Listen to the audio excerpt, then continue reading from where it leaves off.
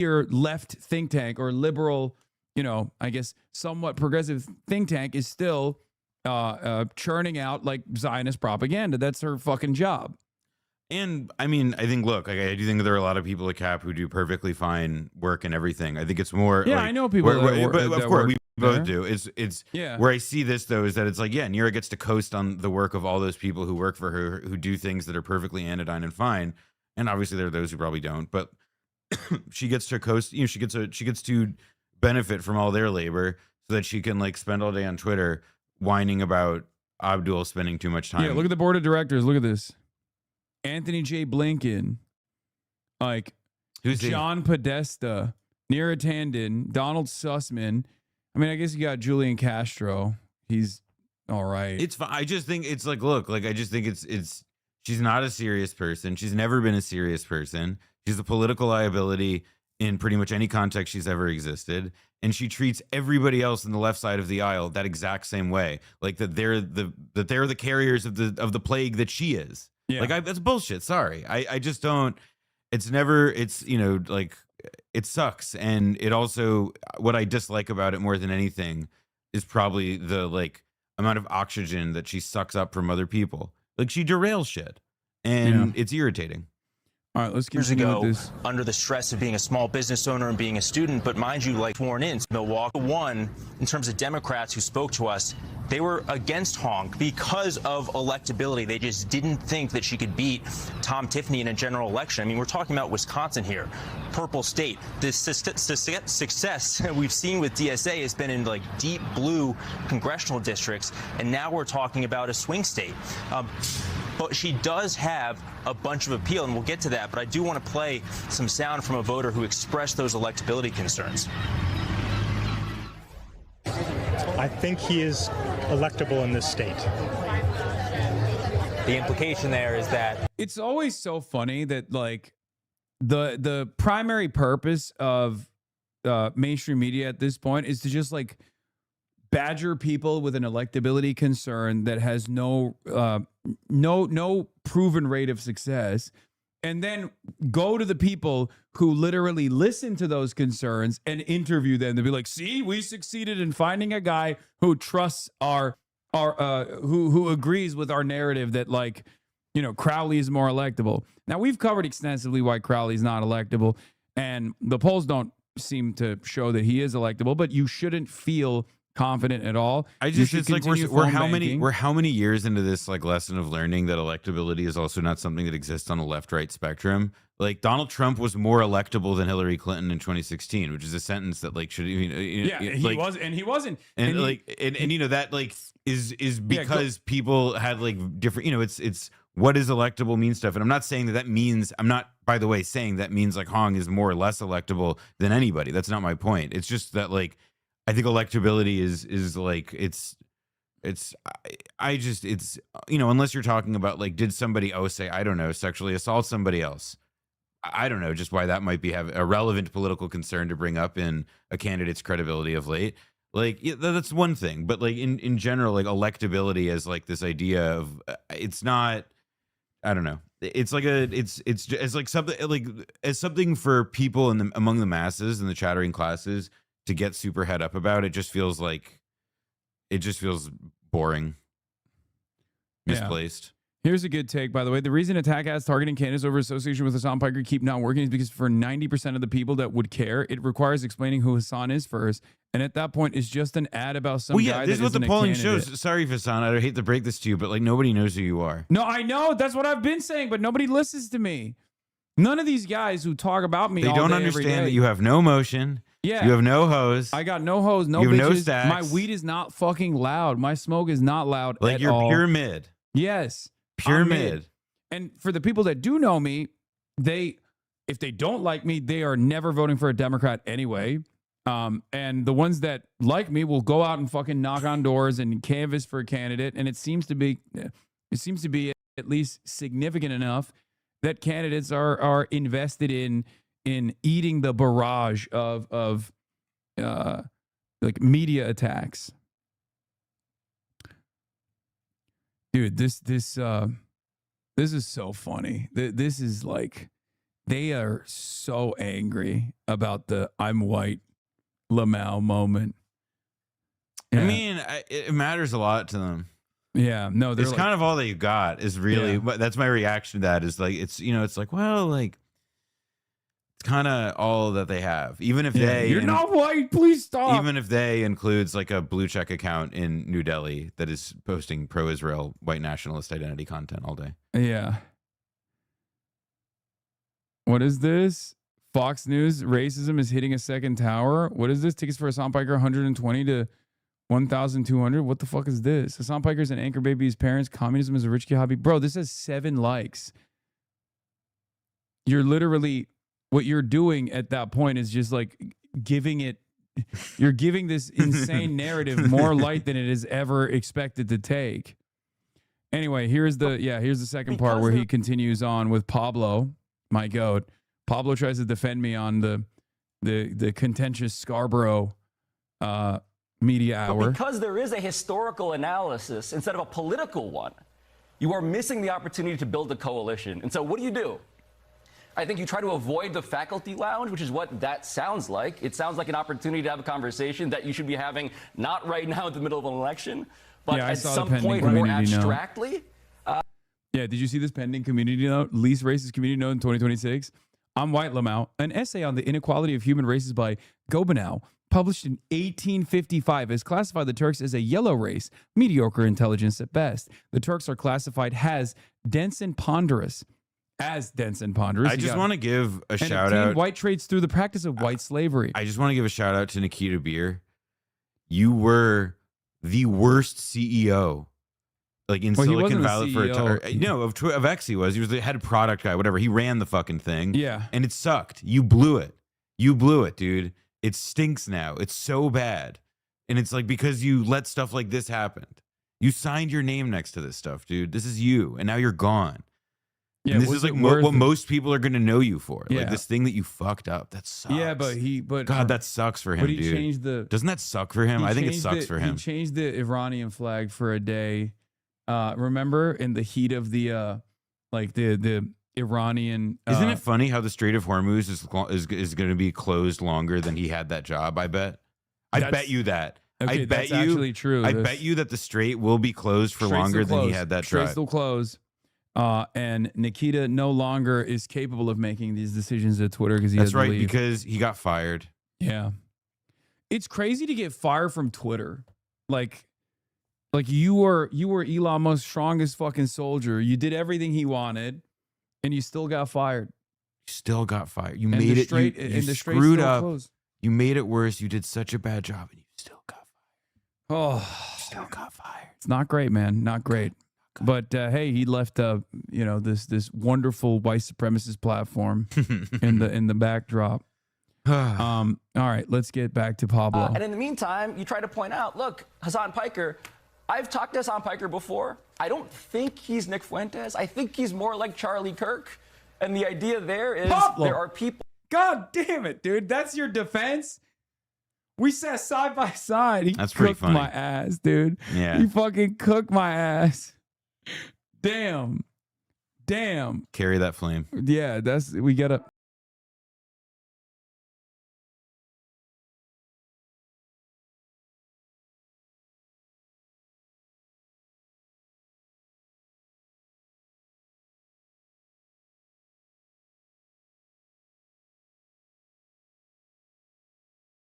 To provoke on the other side.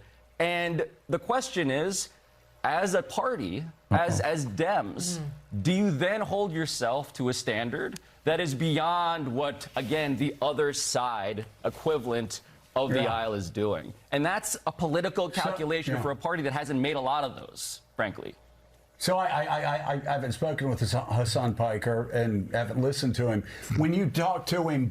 Wait, so you went on this motherfucking rant? That's crazy. He just admitted that he just never watched me. That's crazy. Did you ask him about 9/11, about the justification for 9/11, or him being unconcerned about Israeli women being? No, because normal people don't do that. Like normal people are not like, hey, by the way, like, I know we're hanging out right now, but when you said America deserved 9/11, what was going on there? Like, I disavow you. Like, that's not a normal fucking conversation that takes place. Raped on October the 7th. That's not a leading question. I'm genuinely curious. No. If you had the opportunity to talk to him about that. Have not debated him on those issues. I know that that's stuff that I would never say. And the reality of that analysis that he has is familiar.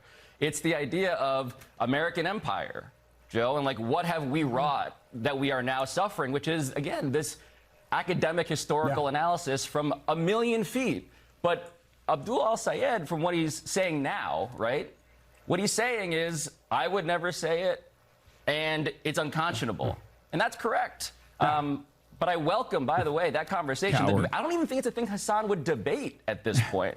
It's something that you say when you're trying to make a point that forces the mainstream to reckon with all of the costs of what American militarism has done. And I would not say it's ridiculous. I just don't know how talking about Jewish women being raped has anything to do with horrible. What America's foreign policy has wrought. And Yeah, I mean, this is the Newsbusters. I don't know what else he said. I don't know what else Pablo said. I haven't spoken to Hassan Piker and haven't listened to him. Joe Scarborough explaining that he has extremely strong opinions that require shouting indoors about a person he's never listened to. Yeah, even Ryan noticed it. Like, he's shouting. Like, it's weird. Yeah.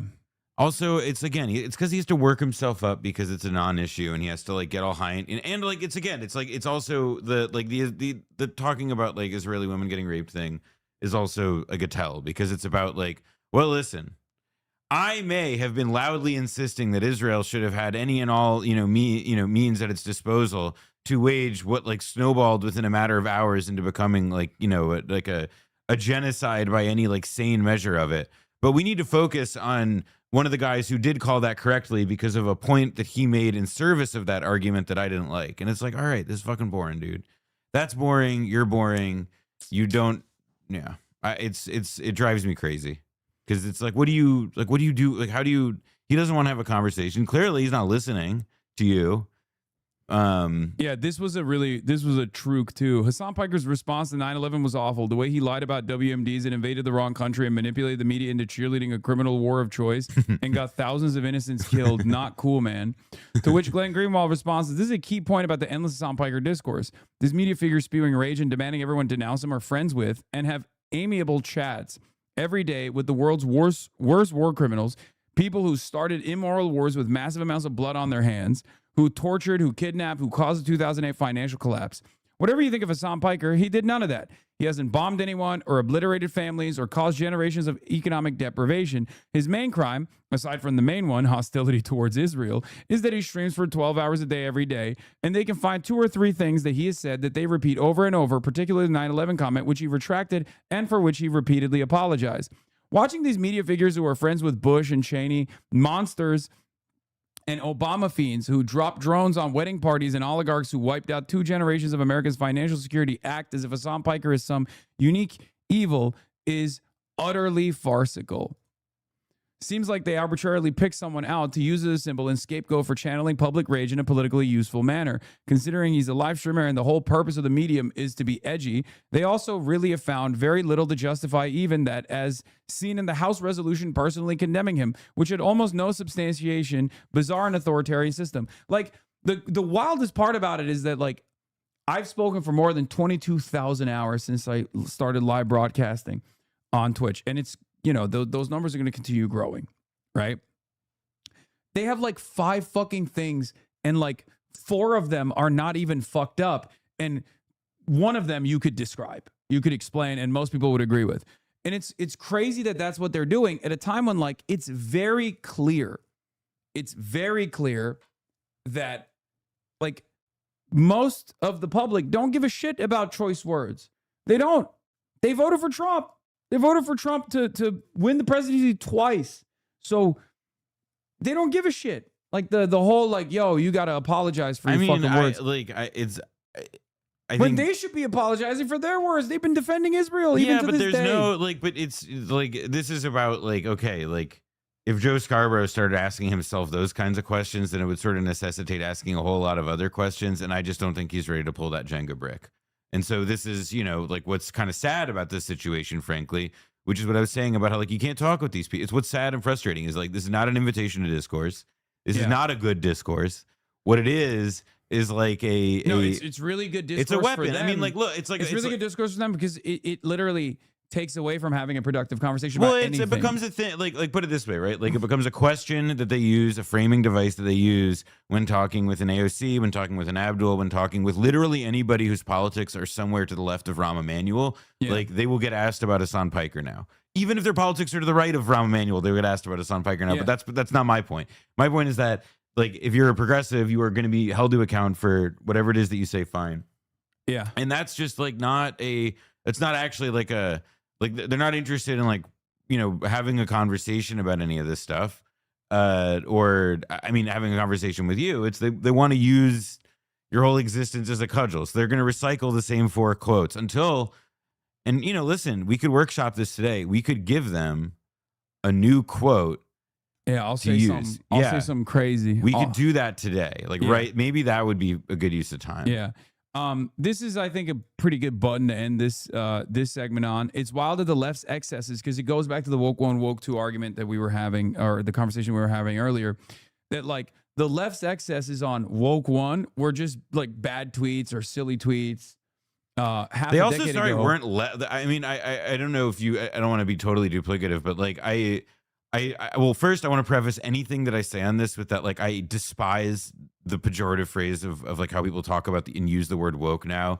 It has felt like racism won in that case, and that like people now use like a piece of AAVE in this like totally like desultory way that I've never particularly liked or found comfortable, and I think it's cheap and lame, but it's just the world we live in now, and so I despise it. So with that preface aside, is also that like I posted this photo on Twitter earlier, but like 12 years ago, I think it was like 12 or 11 years ago, when I was working for Recode, a website that Kara Swisher ran, and a news site covering Silicon Valley. It was later bought by Vox, but at like our flagship tech conference, Jack Dorsey was there sitting with DeRay McKesson on stage, and Jack Dorsey is wearing a hashtag Stay Woke shirt. Like, part of what feels like so frustrating about all of this to me is just like the broad conflation of like everything that people don't like about like, you know, whether they call it cancel culture, what they didn't like about like racialized political consciousness or political consciousness along about issues of racial justice. Either one, take your pick.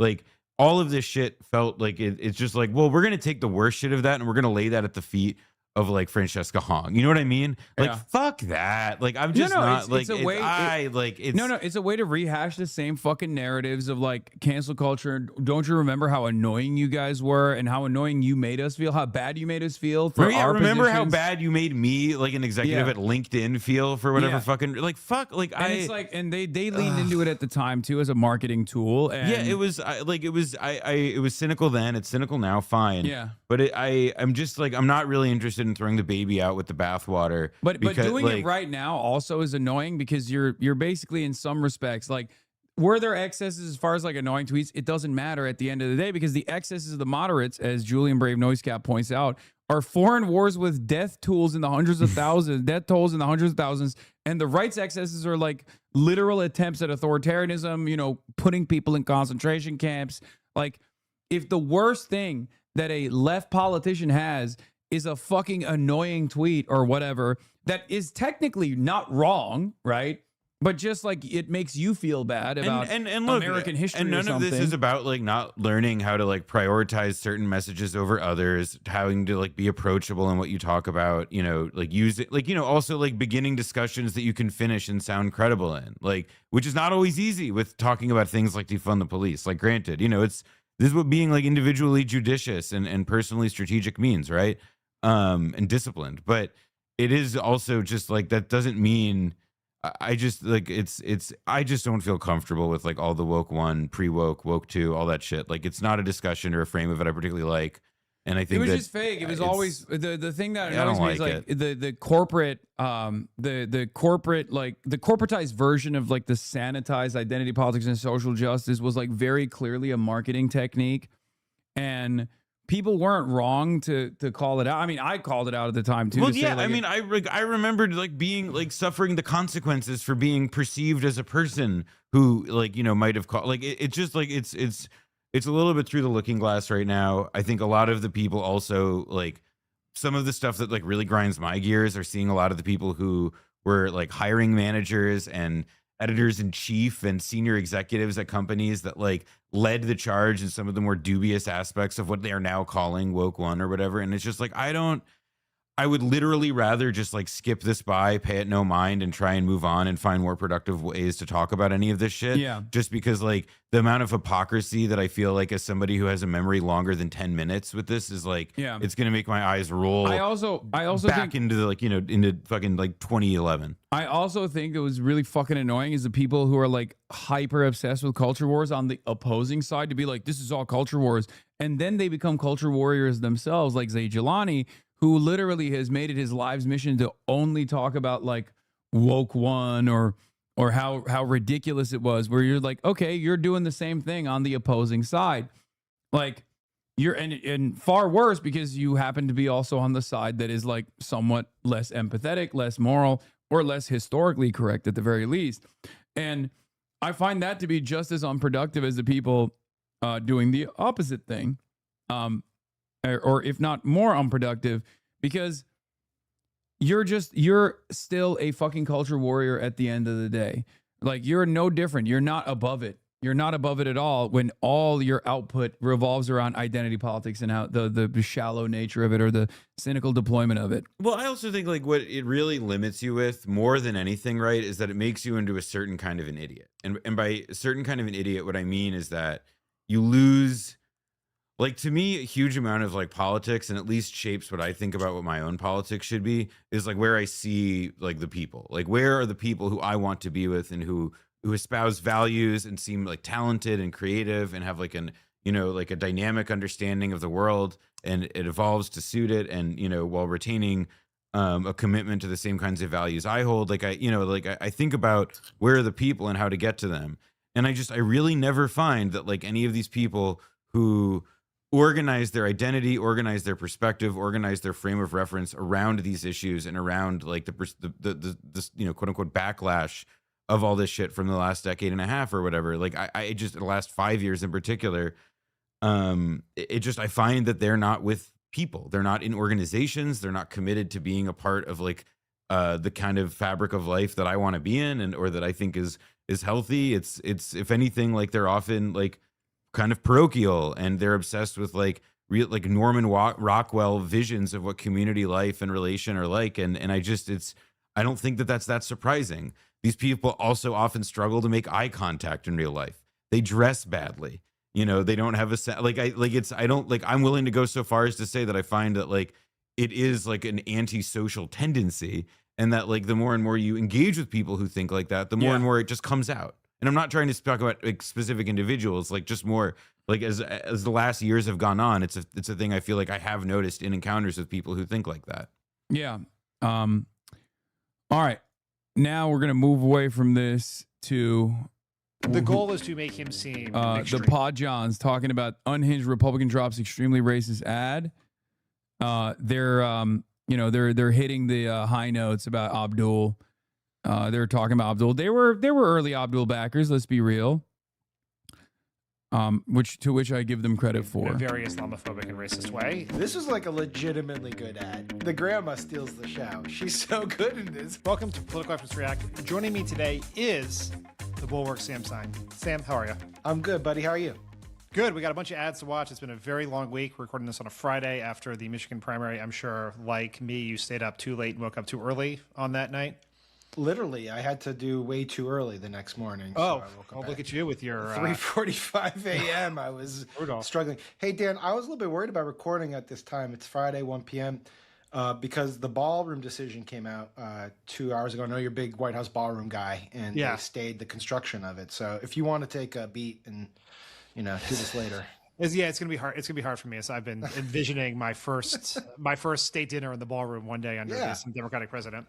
Okay, let's get to business here. I want to start with this, as I mentioned, recording this a few days after Abdul al-Sayed became the Democratic nominee in Michigan. Here is his Republican opponent's Mike Rogers' first ad. I'm not here to disavow people's views. America deserved 9/11, dude. Fuck it. I'm saying it. When I was in college, I took a I wonder what the Bulwark guy is going to have to say about that. He's going to be like, this is a banger political ad. Abdul al-Sayed should bring Hassan on stage and put a bullet in the back of his head. Only then can we do true centrism. True centrism has never been tried. We just have to pivot to the center, and Abdul can only prove that he's pivoting to the center if he does a ritualistic sacrifice of Hassan. He's Muslim. Muslims do that kind of thing, right? Like with sheep and goats and stuff like that. He should just kill Hassan like that. I'm not Islamophobic, by the way. I'm at Bulwark. I'm a liberal now.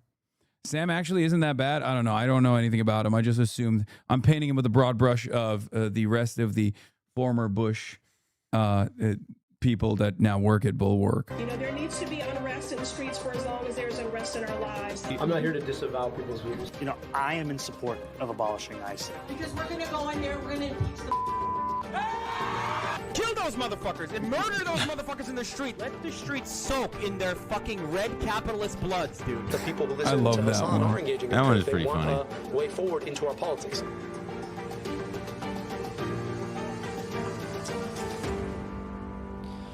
If you were on the al-Sayed campaign or someone who wanted Mike Rogers to lose, how worried would this ad make you? Not that worried, honestly. I mean, it's like basically what you would expect. Okay. I think in he's fact, I right. probably thought it could have gone in a different direction because it did barely featured El Said, right? And it's like a bunch of. So that's okay. Hit characters who pause you real may not quick. know. Maybe we'll talk about this. That's what I was struck by it is that it's like I wouldn't understand the point of that. Like, okay, imagine you're like you're like Grandpa Simpson, and like you see that ad, I would be like, like what?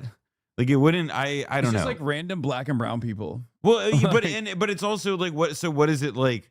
Is it reminding people that there's a Muslim guy on the ballot? Like I mean, I don't know. That is their. But even that is like to me, it's like they're gonna see his name. I don't think it really matters. Like that's my point. Is like I'm not. I don't know. I'm unpersuaded. This is gonna really hurt my chances of winning the Senate Yeah, exactly. That's seat what in I'm Michigan. saying, man. You're really cooked right here. Yeah, I just I had a lot of great ambitions of carpetbagging to the beautiful state of Michigan to defeat Abdul al-Sayed. Somebody's got to make like a supercut of all the ads against you, frankly, and we can probably make from that like an actual ad that is against candidate Piker. Like at this point, there's got to be like hours of candidate be like. I think I've probably gotten at this point since I started moving this community's weight around a little bit to push for Zoran.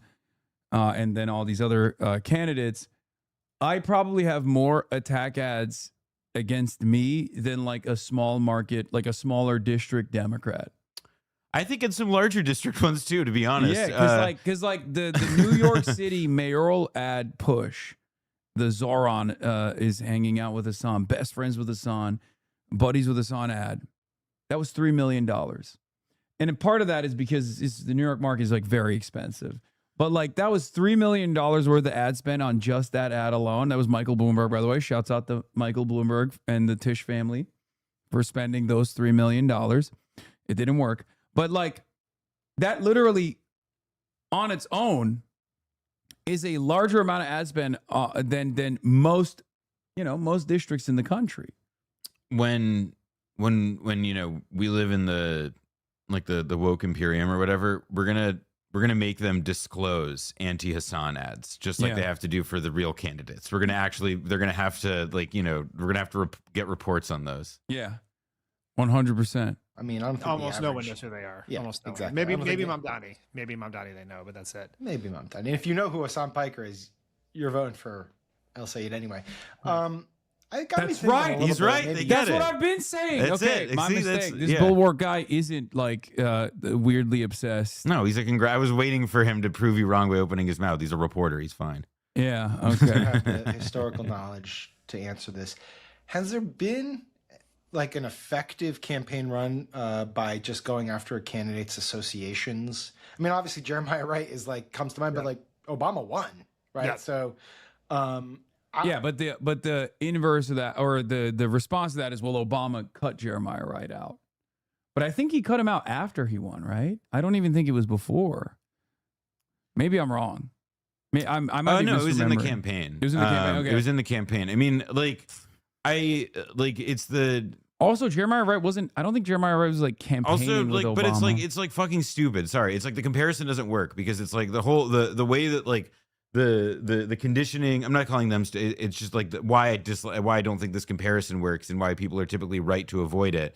And like they're criticized in the middle of criticizing it, but it's also because the thing that people are actually describing is the Bill Clinton Sister Soldier thing, and then the Obama version of that was rejecting Jeremiah Wright or whatever.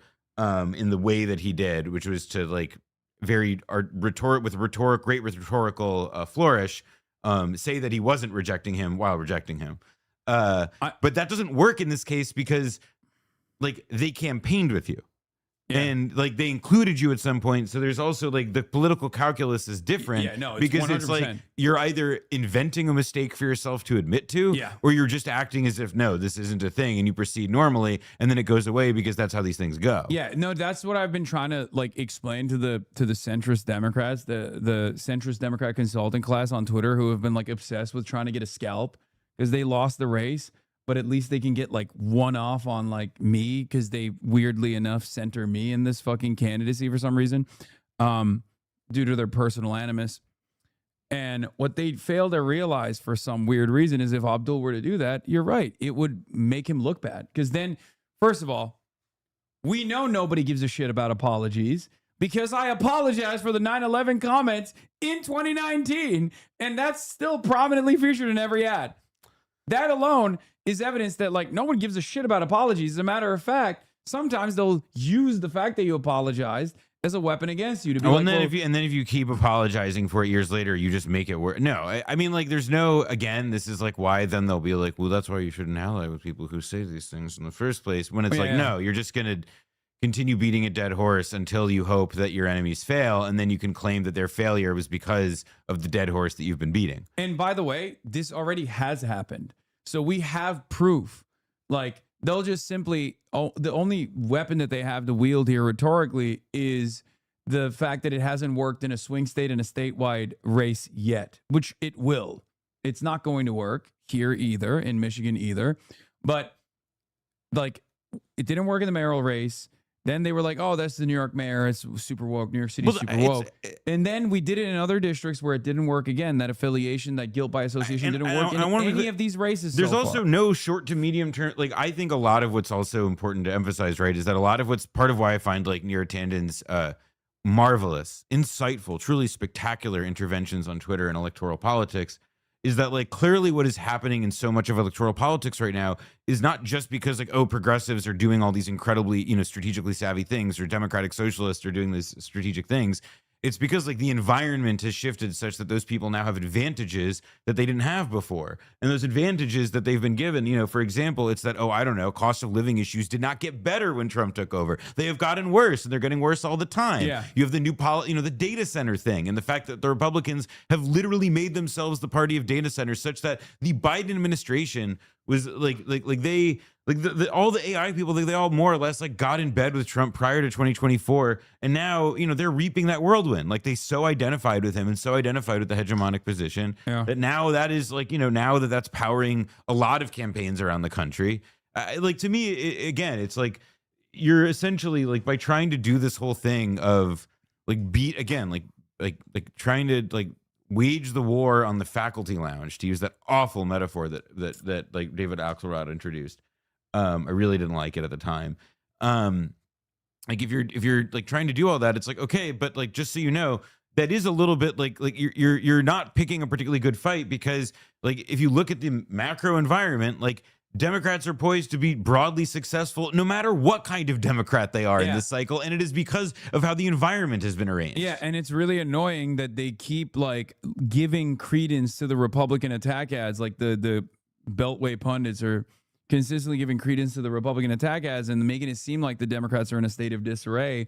And that in and of itself becomes the narrative. And every moment that is wasted on that is a moment where we're not talking about cost of living crisis, endless wars, and all the other and unlimited corruption from the Trump administration for his close allies and associates, including the Epstein class.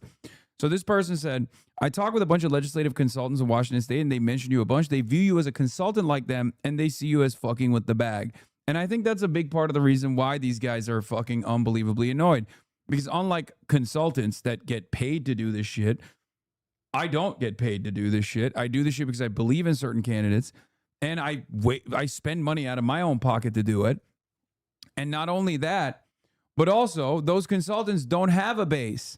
Those consultants don't have like an army of fucking volunteers that will then get primed and activated. So they're very fucking frustrated. And simply put, just as for a lot of the people in the media, they're frustrated with the changes that are taking place and the lack of relevance and lack of attention that the mainstream outlets now hold as opposed to independent media, consultants feel it as a similar thing where they're like, oh, you're coming into my environment. This is my space. I have to justify my level of, my level of knowledge in this field. And now you're fucking it up for me. Well, also just like, I mean, in general, like consultants are, I think, not like, I mean, the election, the progressive victory, I think it's just, you could state it even more simply, right? That the campaigns that have been so successful in the last few months and that have sort of, changed the narrative on its head a bit, like some of them employ consultants, but I think it's extremely clear that what has made those campaigns win is not anything about the consultants. It's about the positions. It's about the organizing. It's about the energy for them. It's about the environment. Whereas I think in general, the conventional understanding, like entrenched in narrative, like the sort of intuitive understanding that many people in politics and around politics have of campaign politics is that consultants and staff matter, like they're everything.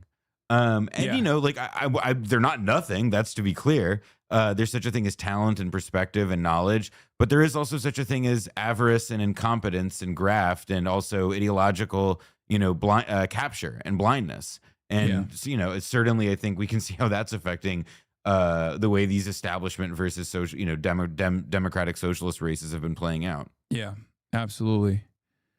All right, let's continue with this analysis. I was struggling to think of like a case where someone got really harmed in a way that the amount of volunteers for Abdul and Donovan that I met last weekend that specifically mentioned you by name as the reason for being there was insane. I know you like to say you're not that big of a deal, and that's what a lot of centrist haters of yours have been saying, but your impact was made known last weekend. I hope you know Hasanabi has showed up and showed out. Yeah, of course. We're everywhere. We're fucking legion, dude. We are. We're impossible to ignore. Cost them the election because of the people they associated with. Yeah, I've thought about that as well, because for Obama it was Jeremiah Wright, but also Bill Ayers, one of the Weatherman bombers. Yeah. And that was a big push from Sarah Palin in the end of that campaign. That did not really work with voters. When there's an association, it usually is association. It's a consequence of a policy decision. The most successful one is obviously Willie Horton and Michael Dukakis. But that's different than just you palled around with the person or you were a surrogate on your campaign. I mean, this ad presumes a lot of knowledge of who Hassan Piker is, because then it says they don't really identify him. And then at the end, you have this hard to hear quote from Abdul saying, something complimentary about Hassan right after Hassan talks about the blood of capitalists in the street, which is not a helpful quote, I would say, generally. But true. But it does, where like the goal is to make him seem extreme in a very Islamophobic and racist way. Also, it's funny because Abdul's like, I'm a capitalist. And I like him. So what's up? Is this like a sincerely held policy position, or am I fucking LARPing with a person that I was talking to in 2018 in a 10-second clip? I just like, what's that about? Like in 2026, I'm literally, I'm literally sitting side by side with a person who's a self-avowed capitalist. Yeah, me. No, I'm kidding. Yeah. Way, and this is a mediocre execution of that strategy. Yeah, I mean, what I was saying is, and maybe it's coming, but like the more effective. All he said is that it wasn't helpful. I mean, it's true. He's also right. Of course, yeah, it's not like ridiculous. I mean, it's a ridiculous quote. Like, what do you mean? Version of the strategy is to actually have El Said saying the stuff. as opposed to just sort of insinuating that he has the opinions of the people who have endorsed him, and none of whom they will know. But yeah, and also it was just like a franticness to the ad where it just jumps around. You have a few F-bombs. It doesn't really say anything about El Sayed other than he says, like you mentioned, that he welcomes Hassan Piker to the political discourse. So, you know, as far as like, and I'm not saying scare tactic ads don't work, because they do, obviously. But I didn't think this one actually delivered much of a punch. It seemed kind of like what is it just scaring people with? A bunch of random people. Yeah. If I were doing it, I guess I would have focused out of maybe just on context one as opposed clips. to five, and then been like, this guy El Sayed apologizes for Hassan Piker, and then just go into the sizzle reel. Yeah, I mean, and even then, I'm not sure it would be effective. There's another version of this ad that is, I can't remember if it's from which Republican super PAC it's from, but it has, it basically shows these people and then has that, there's a quote of Abdul saying, "I'm dangerous," which is about dangerous to the system and the billionaires and all of that, but using that over and over again. That's a more effective version of this. Yes. This strategy they're going to use, of which I think this ad is a poor execution of it, is an interesting test of whether this sort of post 9/11 scare politics still works in America. Yeah, how does it work? So they're going to run this ad, and they're going to see audience reaction to it, and they're going to ask them, "Does this make you more or less likely to vote for El Sayed?" And then, and what rather? Is that it? And then they'll figure out if that actually is sticky. Well, they probably tested it beforehand. Yeah. They probably tested it beforehand. And ad testing, there's a lot of debate in Democratic circles about the effectiveness of ad testing because you're watching ads in isolation. Right. And so if you're seeing, because you see the ad and you react to it, but you're not. Pause this. That's not. This is the other thing, though. If it's also about like you're making ads that flatter the people buying them sometimes, and like I don't know if that's the case here, but I'm sure like this is a phenomenon that people bitched about a lot with like a lot. Like I would say like earlier, like Bernie Warren era, like kind of DSA candidates was that like there were a lot of campaign ads that got cut that people like not cut like deleted. I mean cut like that were made and published that, you know, rallied a lot of people on the internet and felt like they were probably pretty good at raising a certain amount of small dollar donations from you know, across the country. But also there was the problem of the fact that like they didn't register with the people who were actually voting in a given district or anything. And you never really saw these kinds of candidates like take those steps. Like I'm reminded of like Canilla Eng ads, you know, from like like years and years ago. Okay, here's a suggestion. I want to hear your opinion on this.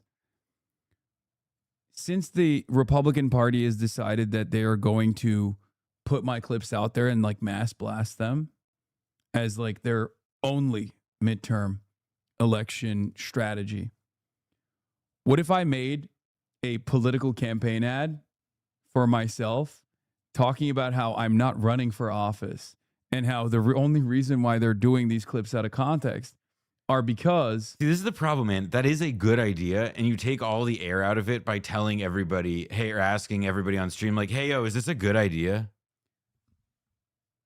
I think they don't watch. They don't listen. They do watch. They take fucking notes. But I was thinking about doing it and then just like fundraising for it, like a GoFundMe or something, like an initiative specifically, and just hit like the peak media. Yes. No, that would be peak media fucking it would be very slots. funny. It would be very funny. Like a real Mad Men. No, that's not how you do it. The way you do it is that Mad Men had an episode where they were talking about Nixon where they like canceled out the JFK ad spend because there's only a finite amount of hours that you can buy TV slots on. Yeah, but like that kind of ad money is like you're gonna put Kaya in the poor doghouse. No, you have to. What you have to do is you got to do what like every company ever does when it's like the Super Bowl, which keep that in mind, which is that it's like what you do, right? Like okay, every company will say like, oh, we cut a Super Bowl ad. And then what they do is like they will buy ad space for the Super Bowl in like one part of South Dakota. And so they've bought an ad that aired on TV in the Super Bowl and they can honestly say that, but then they just publish it on YouTube and they go to like, Ad Week or whatever and are like, hey, look at our Super Bowl ad. And so that's what so when you do this, well, I could also do when you do I do one. When you do this next year, so people can go back to this clip and they'll see. I'll do one small market. I'll do one small market, and then the rest is just all streamers, which is cheaper and like the space that I occupy anyway, like YouTube and all these other platforms, and we just do like a YouTube push. Can you buy ads on Kick and Rumble? Dude, I don't even know if they have fucking. That's what I'm asking. I don't know if they have, if they just gave up on that. Yeah. I'm scared. I don't want to, I actually kind of don't know if I want to know the answer to that question. Yeah, You know what I mean? just ads for 501c4 that exclusively centers its attention on lowering the age of You consent. literally have to be elite. Like the thing that you are advertising has to be illegal for you to try and advertise for it on there. Yeah. Oh wow, they deleted the fucking initial. They deleted their initial post with Chris Hayes and Alex Wagner. I don't know why, and then they re-uploaded it. Since you deleted and reposted this after, I assume, having big feelings about commenters calling you out, adding my comment again. Piker's not being paranoid here. Yeah, everyone, dude. That's the funniest thing about the Podjaws is like their audience is literally like every time I'm on their show, even if they're like criticizing me or whatever, the audience is like, no, we love what he's saying. You're fucking wrong. Well, this is why, like, I think people in general, like, part of why, like, this weird moment that we're in politically, that I do, you know, like, I'm not saying that, like, a bunch of people with, like, you know, like that a bunch of essentially, like, small millions, you know, like 7-figure millionaires getting in their feelings about, like, in the Trump era, all of a sudden means that we're going to have a communist revolution. But it is like extremely clear that there is something like a political conscious shift going on vis-a-vis the Democratic Party and what people are willing to do to challenge power within it. That is pretty novel. And if you look now, you know, the Podjohn's comment section is an example of this. But for years, I've always told people, look at the New York Times comment section. There is no group of people more antagonistic to the editorial output of the New York Times than their own commenters. The same thing, by the way, is also true for the Atlantic. Like a lot of these publications that like aggressively orient themselves toward an imagined center. Yeah, their audiences are just liberals who are mad that they're not liberal enough. Yes, and so then they support leftists. They're constantly fucking rage baiting their audience. Like that's all they do. It was the same with the Ross Douthat interview that we did. I was looking at the comments. They had to like shut off the comment section after like 1,000 comments of everyone being like, Ross Douthat, you're a fucking right winger. What the fuck are you talking about? This is because they know that if they aired the Seth Harp, this is why they know that if they aired the Ross Douthat Seth Harp tape, they know that the comment section on that would move so quickly because of all of the war justification going on that it would ultimately, like, it would lead to the heat death of the universe. Yeah, dude. Shannon Watts, why did PodSafe delete the clip critical of Piker? And then she recorded it on her phone. Dude, what is wrong with her? Yo, Shannon. Well, I mean, we don't know that she recorded it, but I love the idea that she's sourcing its like what, because they reposted it though. Why did they? I mean, do we know why they deleted it? Elijah Cohn says, "Hey, Shannon Watts, we just wanted to make the clip longer and add more context. We do this sometimes. Not uncommon for us. Could have waited to take it down until we had the longer version cut, but it's back up now. Thanks, as always, for the interest in PodSave America." This guy, another one of these like centrist consultant guys, Caven Schroff, Big Hill Dog. Wait, no, I'm not sure. Yeah. Kayvon. Kayvon. No, it's a Kayvon. No, it's a real name. Okay. That wasn't what it looked like from a distance. When's the last time you did it, and what context was so important to add? Last one was a joke about Spirit Air that we felt like wasn't landing on social. For this one, we wanted more of Chris's answer on the assertion that establishment Dems support Rogers over AES. This is the thing, man. Is like these blue anon people. These, I mean, this is actually, people don't know this, but this is actually like a mutation of an earlier strain of a virus called Puma from 08. Dude, they're insane. For the sake of transparency, will you say if there was any request by Hassan Parker to take down the clip? Dog, why would I give a shit? Every outlet is up my asshole right now. You think I care about fucking a Podjon clip that's like half-heartedly defending me? He's lying. Last night, dude, you should have fucking seen him working the phones. Yeah, they're going to clip this and be like, it's proof, by the way. Last night, dude, let me tell you. Yeah. Shannon Watts. I was making the boss Shannon call. Watts. I'm telling you, I'm not lying. I am not making a joke. I'm telling you straight up. Last night, Hassan was he was on the phone for like 2 hours. He was like Tommy Vitor, I'm gonna come for your kids if you don't take this clip down. No, literally. Like you're so cooked. Yeah. No, law. Hassan Piker did not reach out to us and edit a social clip. This was all producers and social people like. Picture a bunch of mid-level people bouncing an idea in Slack, thinking nothing about it, then waking up to it being a thing online. How much is Piker paying you? Is he threatening you? Are you in duress? Blink 5 times if so. This person is a fan of mine. They're making a joke, I think. It is strange you just have a new post ready to go if that was something being talked about in Slack. What the fuck? These people these people are insane. Shannon Watts wrote a manifesto. A manifesto takedown. Why do I feel so strongly about Hassan Piker's rise in the Dem Party? I started Moms Demand Action in the day after the Sandy Hook school shooting in 2012. You know what? I'm gonna be honest, those two sentences do not connect. Just a writing tip. Even if you have a topic sentence that's a bit different than what immediately follows, you are supposed to typically make them connect to one another. Yeah. But that's just a You know what's note. crazy about this? I spoke at one of her rallies in like 2016. And what did she say about that? She doesn't know. She doesn't remember Wait, that really? I spoke at one of her rallies. Yeah. Move more. No, hold on. Move more to the. Oh yeah, towards your- no, I slipped This from is a the professional studio, sir. No, Move more to your mark. Sorry, I got to please. hit my. You've done all this great work blocking, and here I am blowing it. Yeah. So wait, sorry. You played a Shannon Watts rally? Yeah, I did. I spoke at a Shannon Watts rally. I think it was Shannon Watts. Moms Demand Action was a part of it. Yeah, it was like David Hogg was speaking at it and stuff. Back in like 20, like when it first happened. I forget when it. To fight Piker, Centrals will use necromancy to revive Gobenau, Lothrop, Stoddard, and Madison Grant. Yeah. They're old They're old racists. Yeah. No, centrists are unearthing the ancient science of race realism and race determinism, race realism, race science. of different Jamie, can you sorts. pull up the Kalshi odds on the first university to offer a physiognomy course in the next Yeah. year? Thanks. Phrenology is back, baby. Yeah,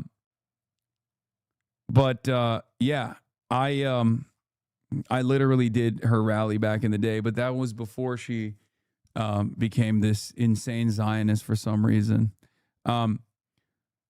Someone's got to be paying her, I think, like, or she's just lost her dang mind. Look, no, we know it. I mean, like I don't want to say that because if I don't know it, but like I think it seems extremely clear these days that there are a lot of people for whom Israel is an incredibly fierce attachment, and they are willing to let their inability to see justice on that issue pollute their ability to see it in anything. Yeah. It's quite sad. Many such cases. She's like comparing me to fucking Alex Jones here, which, I gotta go pee, so I can't even go through this, so I'm just gonna let this run Real instead. world simulation of what people are actually seeing, because you're not, if you're actually seeing this on the news, you're also going to see a pro Abdul ad afterwards, or you're consuming content in social media or conversations that can be counter to the ad. So, and also open question of whether this is a media play and they're actually putting money behind it, which the use of Hassan suggests it might be. You think so? It's too long. It felt like too long for me for that, right? Like if you're going to do this online, you'd want a little bit of like a 15-second clip or something. Well, yes, if you're actually putting money behind it, but if you want to do an ad so that people like us will talk about it and they'll put it on cable news or local news, then it has to look as much. I mean, it's all a fake game that's been going on for decades, but you just say it's an ad, you give it to the press runs $6 behind it. 6 figures behind this one. Yeah, 5. Yes, depending on how many decimal points you go out. If you like this video and you like Pod Save America, I promise you'll love Message Box, which is my Substack newsletter where I break down what's happening in politics, give you real analysis based on years of experience and data about what's happening in the midterms, and actually help you initiate that conversation. Let's look at an ad that he ran in the primary. Where did Abdul al-Sayed come from? Here. We're his grandparents. We helped raise him. He became a doctor. He always wanted to help people. He got all those kids glasses. Eliminated Good crowd medical pop on debt. that one. He buys us groceries every week. He knows what things cost. Now he's running around with Bernie Sanders trying to change politics. We love him, and so will you. Too much. I'm Abdul al-Sayed, and I approve the heck out of this message. Language. I died when I saw that. I mean, look, the grandma steals the show. She's so good in this. She has a future in That was a acting. nice ad. I thought it was honestly, and I know people. Did you say, see that ad? You know, bulwarking the podcast. This was like a legitimately good ad. Is this the ad with his grandma is a new Abdul's character who parents and his actually, grandma? like, this person's funny. I will remember that Nice ad. Like I will remember that ad. And obviously the point here is to humanize. The point here is to humanize. Yeah, I agree with that. I don't know. Political ads are boring. That's okay.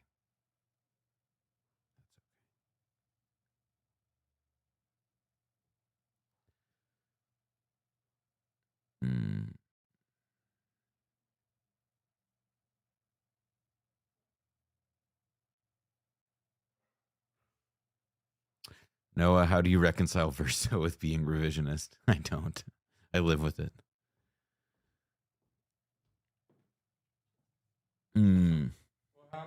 Oh, nothing. It was going further, and they watched a good ad, and like, what do you have to say about a good ad? You know, him to like make fun of and poke fun of the idea that this is some scary on night. This race has become quite contentious, got a lot of attention. Talk about old tweets and positions and whether a DSA candidate can actually win. Francesca Hong is leading this race, presuming the polls are correct. Let's take a look at one of her ads. It's so stressful to get by these days, and I know a lot about stress. I work in restaurants. I started in this kitchen 15 years ago, and you might recognize what's across the street. A lot of people in that building don't get why it's so hard to get by right now. I'm State Representative Are the cameras Francesca split? Hong. I'm a service worker, community organizer. When we look at and each a other, mom. are we looking at each 5 other on years ago, screen? My community sent me to the I Capitol. don't know. I think so. The I think system so. is Kind of, rigged. yeah. I'm running for governor to fix it. I saw Austin Ox talking mad shit on Twitter. Yeah. For years, we've been told that doing better isn't possible. Well, let me tell you, that's bullshit. All we need to do is fight together. We can fully fund our public schools. And I don't have think there is universal into this childcare. ad. We can guarantee paid leave and have cheaper health care.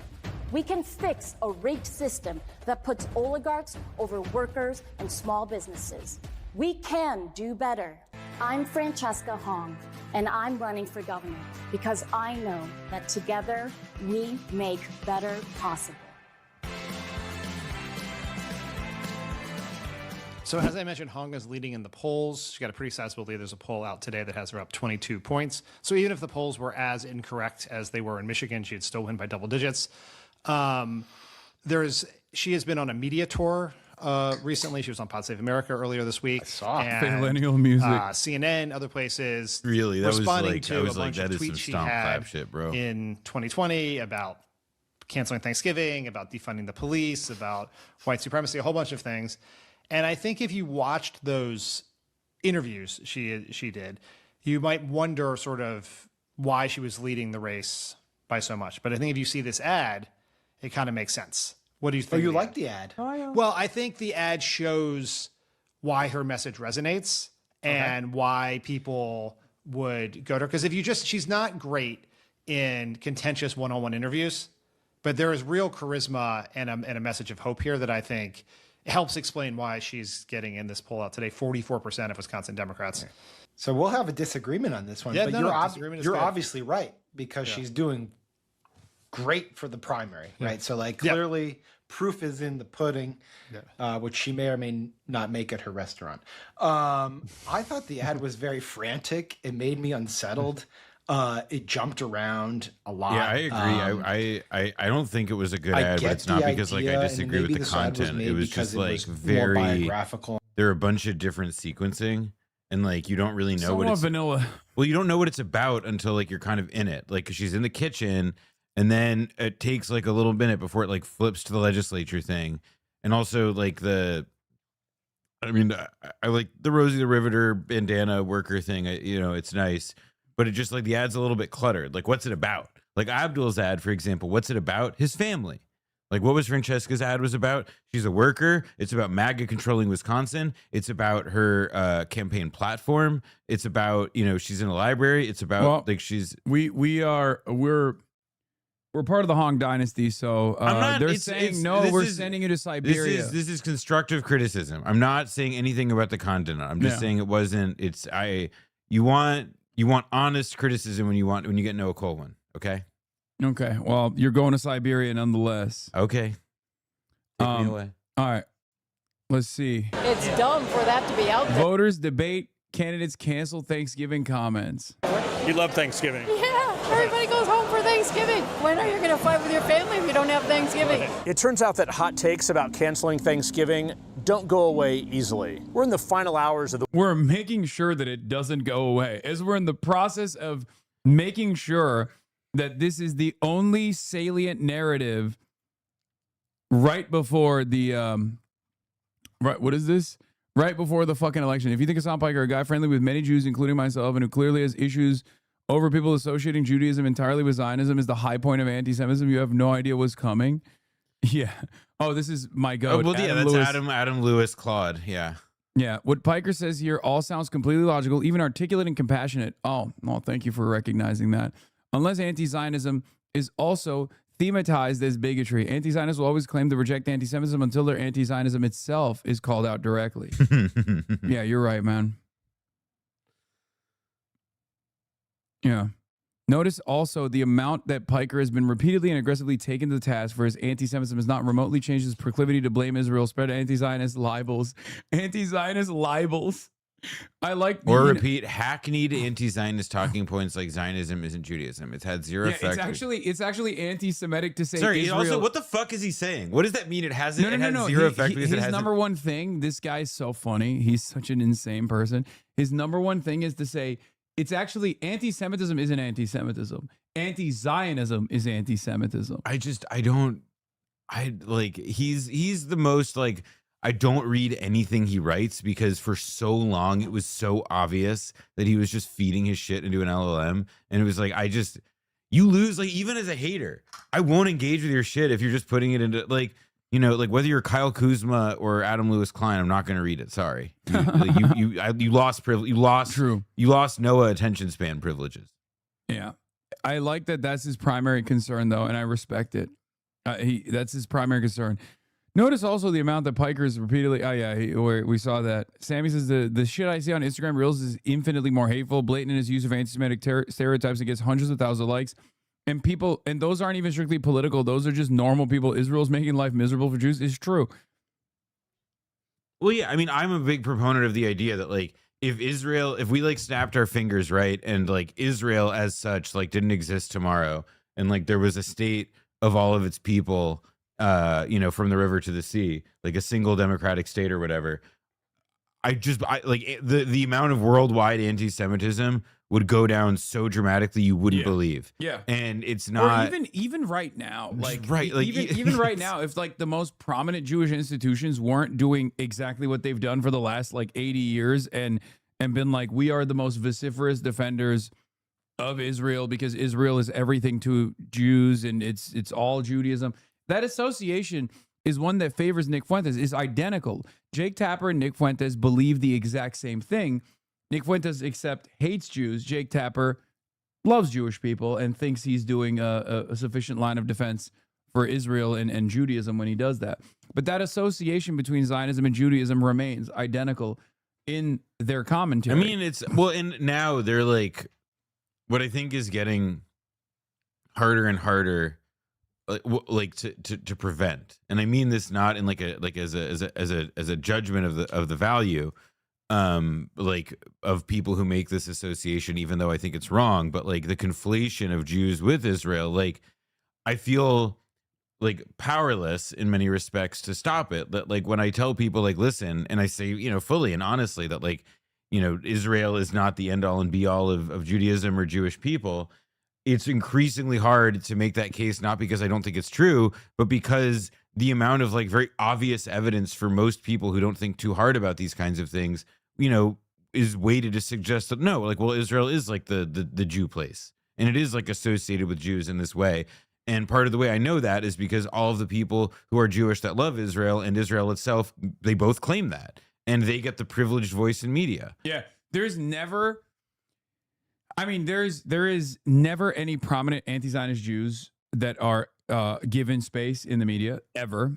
I talked about it earlier, like no Gideon Levy, even like Ilan Pape, Avi Shlaim, Ross Segal, like anti-Zionist Jews are blacklisted openly, like Rosagal was, who I think he won his court case as well. He got a settlement from the University of Minnesota because they rescinded an offer for him to get a genocide studies chair. Yeah, and they had to pay him $250,000. Like Minnesota got to sign one of those agreements. They got to say something that like they're not admitting fault, but they had to pay $250,000. Yeah.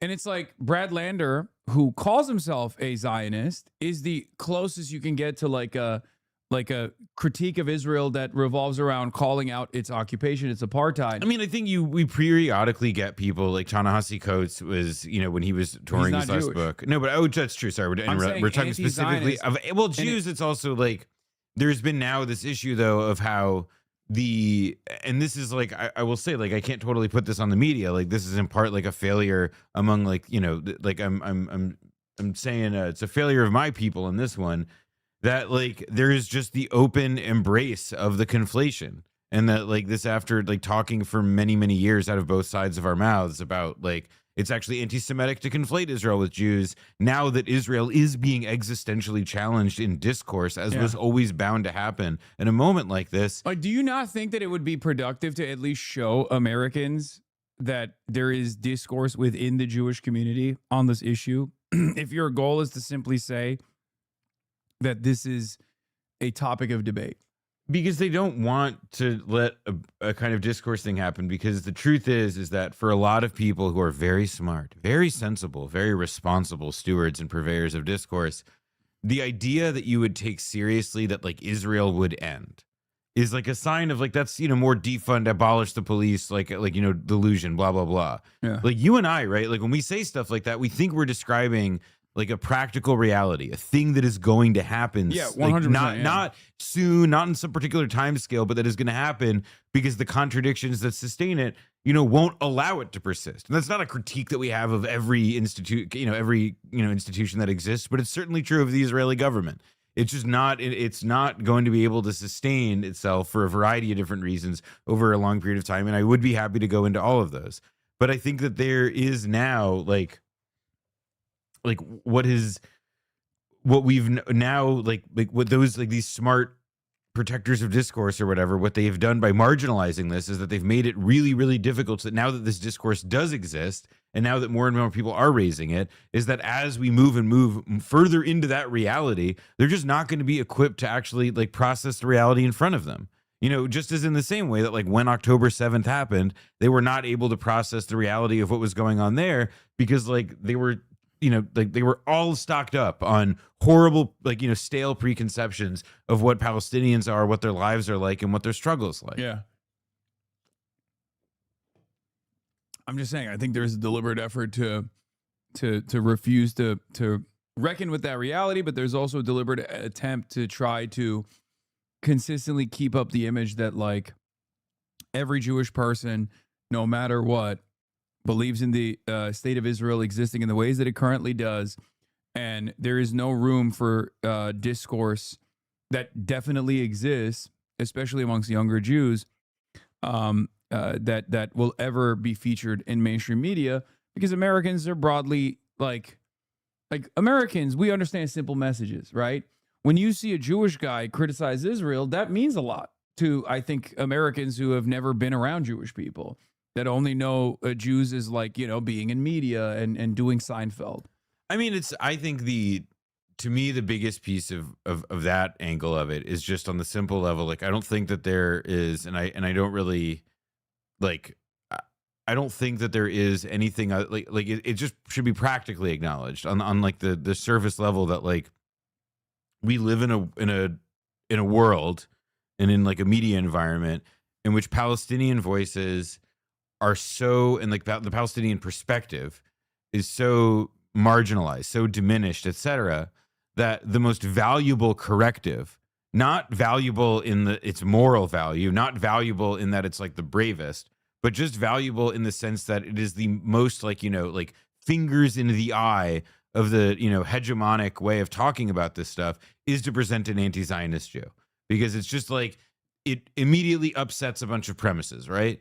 And so it doesn't mean that every voice, far from it, or even a majority or even a plurality of voices on this issue should be anti-Zionist Jews. And it would never even want to suggest that. But it does mean that when we do not represent those perspectives and we don't represent those views, all it's going to do is exactly what you're saying. It's just going to like create this, the idea, the monolith. create the understanding that yes, Jews are monolithic in their approach to Israel, and it would have worked, and it did work for the last like 78 years, but it's just not working anymore. And these guys are still holding out hope that like it'll go away. Like the notion that you can just say simply that something is anti-Semitic and then that stops the conversation in its entirety. That's gone. It doesn't work anymore. I mean, it is also creating an environment for actual anti-Semites to become thought leaders. Well, it's worth splitting the hairs here. Anti-Israel movement. It's worth splitting the hairs here, right? Because it does not work in the sense that like it's not persuading anyone anymore, right? But at the same time, at the exact moment when it has lost all persuasive ability, you've got like just this week, right? Like Haverford College in Pennsylvania, a Quaker college, celebrated for pluralism, social justice politics, things like that. They just did a deal with the Trump administration where they're agreeing to accept that anti-Zionism is a protected belief, like, as a protected class. That Zionism is a protected class, just like being Jewish. Just like on Twitch. And so there is now this, there's a codification of this reality at the exact time that nobody believes it or is persuaded by it anymore, as people. Yeah. And so to me, there is this really sad and kind of frustrating thing that we're going to have to live with, and we're going to have to continue talking about this, because even though nobody's persuaded by this, and even though, it's not like a useful, constructive part of discourse anymore, we're going to have to be undoing damaging legislation, punitive policies. Yeah. We're going to have to be fighting against powers that be for years and years, generations, really, to like undo the damage of this. In a lot of ways, it is more damaging, I would argue, in terms of the long-term correction that we're going to have to try to do than, a lot of what went on in the McCarthy era. Yeah. Wisconsin governor's race, and that is still hanging over it as Francesca Hong, the Democratic Socialist candidate, is still answering questions about that social media post from several years ago about wanting to cancel Thanksgiving. This is what she said about it now. I had some bad takes and some hot takes on Twitter, but like all everyday Wisconsinites, I had to express my frustrations that the system wasn't working for us. And there are several examples of things that she has had to walk back, take back, backpedal on, including defunding the police, abolishing the U.S. Senate, and yes, even saying that Halloween should also be canceled. Now, these aren't the major issues driving this governor's race, but voters are talking about them, and many don't like what they heard. It's ridiculous. I don't know what she was thinking about that. Now, other supporters of Hong say that she was misunderstood, and it's fine for candidates to change their minds. Is there any politician on the planet that hasn't made a stance on something and then realized that maybe that was a bit extreme and I have to back up and understand how the voter population is feeling? It would be a sad person if you just had your ideas at 18 and you kept them all till the day you died. I mean, certainly as you get older and experience more things, see things. Wisconsinites are my favorite people, by the way. Like everyone I met, I mean, some of these people are, attacking Hong or whatever because they're trying to create a narrative here that like her tweets are really top of mind for these voters. But Wisconsin has some of the coolest white people. Let's just say. I mean, Wisconsin has like a really great, obviously great radical history, but it is like a very, to me, it's definitely like, it's a state that like when you're in the right crowds or with the right people, like when I've been in Milwaukee or Madison, it feels like one of the most like pro-social places. Yes. Like people 100%. are like, I mean, that's one of the, like a lot of the Midwest does not feel like that, feels the opposite, but I often feel like the coolest moments that I have in the Midwest. The only other place I felt like that is Minneapolis. Minneapolis definitely like that, and like Minnesota's like that. Wisconsin's like that. I think Michigan to a certain degree is like that for sure.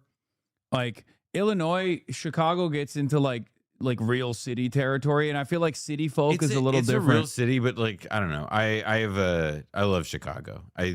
You'll never catch.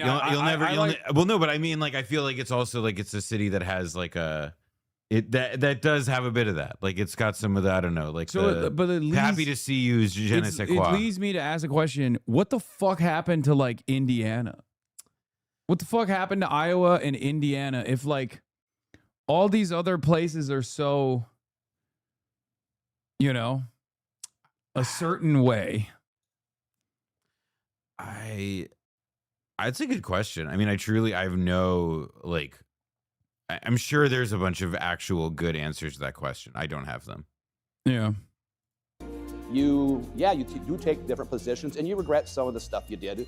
Now, Hong's leading opponent is David Crowley. He's the Milwaukee County executive. He told us this about Thanksgiving. I love Thanksgiving. Oh, come on. Sorry, today in questions we are asking God. a second grader. Dude, I'm sorry. Excuse me, candidate, I'm your thoughts skipping. about I'm Thanksgiving. skipping. Dig deeper. I can't do this. I can't do this. Socialist Oh push my faces God, major twist. bro. Like, that was so good. I'm sorry. Yeah, and then we sit around and wonder why people don't fucking tune into mainstream outlets anymore. And it's like, this is why, dude. You guys don't give a shit about anything.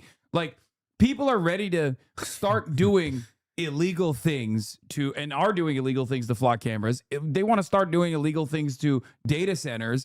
And you guys are out here being like, I wonder why the pro data center candidate is not actually gaining momentum as opposed to the anti-data center candidate who's made it a central fixture of her campaign is doing LeBron numbers. And you know what I will say? I do think what I find very interesting, right, is that like I think the media is actually kind of lagging behind a lot of some of the other parts of the establishment political base here. Like, I think I see a lot of the people in the think tanks that are attached to the AI industry and attached to a lot of the, sort of foundations that are interested in studying from a pretty industry sympathetic perspective, like how to do build outs that can accommodate the data center stuff. And like, those people are freaking out about this data center backlash, and they're not underestimating what Francesca Hong represents or anything. Yeah. That's why they're taking it quite seriously. And I think it is like, it just shows how bad our media is, that they're not even picking up on the gravity that people are associating these campaigns with. They're instead just arguing about Thanksgiving because, again, it is their only way of processing and understanding like what an election is, which is just a relative question of competitiveness. It's not like an evaluation of what like motivates how people engage with an election, what people participating in the election consider the stakes of it to be. It's like literally they're asking some guy, so is the guy who doesn't have a statistical shot at winning this election more electable or not? What do you say, Mr. Voter? But they did this with Haley Stevens, and it fucking worked to a certain degree to get her up there. So, I do worry. I do worry a lot. No, I it do did to worry a point. a lot. It did to a point, but like it wasn't the only thing. And I also think that like that was a case also where like I think the polls really clearly shaped a lot of the narrative making that was going on there, which is why the Noah Colwyn rule is no polls. Get rid of them. Francesca Hong's policy positions, the ones that she thinks aren't a good or a bad take, we don't know. The Wall Street Journal's lead editorial today, though, Francesca Hong, the socialist next hope. It argues even a fraction of her agenda would be ruinous. That's what the GOP's presumptive gubernatorial nominee, Representative Tom Tiffany, is saying. And that's what he'll tell voters if their other option is in November and it's Ms. Hong. And he would be correct about that. What an opening for Republicans after 2 terms of Governor Tony Evers. Power panel now. Cassie Smedley, Republican strategist. Megan Hayes, former director of message planning for the Biden administration. Great to see. It's so 2 anti-Hong politicians. I mean, but this is fine, bro. I mean, anti-Hong. I'm not. The other people, I'll like get a little more head up over, but like this is a little like, yeah, water be wet, dude. It's Fox News. They're not gonna have on. Yeah, Fox News quoting another Murdoch-owned outlet, Wall Street Journal, to fucking complain about radical socialist Francesca Hong. They always sneak your name in all these segments, of course, because that's because look, whether Francesca Hong wins or not, like, of course they would love to make her lose in the primary so they don't have to deal with it in the general. But I'm not going away. So that's the reason why they have to keep peppering these attacks in every conversation they can, because this movement is not going away. And this movement, they understand something that many others, unfortunately, in the edges in the liberal side that Also, are like, they're allies. just mad that she's good at speaking to the people that want to support Yeah. her. Sorry, that's like a lot Yeah. of the, like, what I get irritated with about the Hong stuff is that it's like, I mean, one, I do think, I agree with my friend Jay Kang. I do think a lot of it is frankly racist. And just like, that's like all the faculty lounge stuff is like, I with her specifically, I find to have an edge that I don't love, because it's like, huh, like, why are they racing to assume that this candidate is a books person but not a service industry person? I think we know the answer there. Yeah. But it is also like they're just completely discounting from the jump like what it is that people do see in her that is not tied to the environmental, you know, component, the structural components of this, right? And it is like, you know, like, why do they view her as like a credible avatar for a bunch of these ideas? And that matters, and they're just not considering it at all. I just don't understand why these guys also do the same thing that they do to China, where it's like, even if you hate China, it's probably important for you to understand like what the fuck's going on there. You know what I mean? Otherwise, it's going to catch you by surprise, as it kind of has. Like, China's rise as a global behemoth has like caught many Western analysts by surprise. Many of those who like wrote extensive foreign policy mag articles about how like they were building ghost cities and shit like that are now going, how did we get here? Why do they have so many tier 1 cities that are like, you know, massive? Well, yeah, they believed that we just believed that they would always be better at quantity but never at quality. And but I don't get it. 'Cause shocker, it's that like, wasn't gonna last. At this point, even if your goal is to you know, defeat China somehow in this war that we're waging against them, then like you should probably try to do a better job of like understanding what their ideology is, what motivates them, how they operate, rather than just like consistently hit the same notes over and over again. Not dissimilar to the argument that I was presenting with the anti-Zionist movement growing, and like how Zionists are still deploying the same techniques of like not trying to understand where people are coming from and assuming that the animus driving this counter narrative against Israel is, of course, by it's an incredibly, it's because they're like, you know, what these people share in common, right? Like anti-Zionists or China hawk, or sorry, not anti-Zionists. I've been making that mistake lately. Zionists and China hawks is that they're both like hardcore idealists. Like they believe in like they have like these idealized notions and they act according to those notions.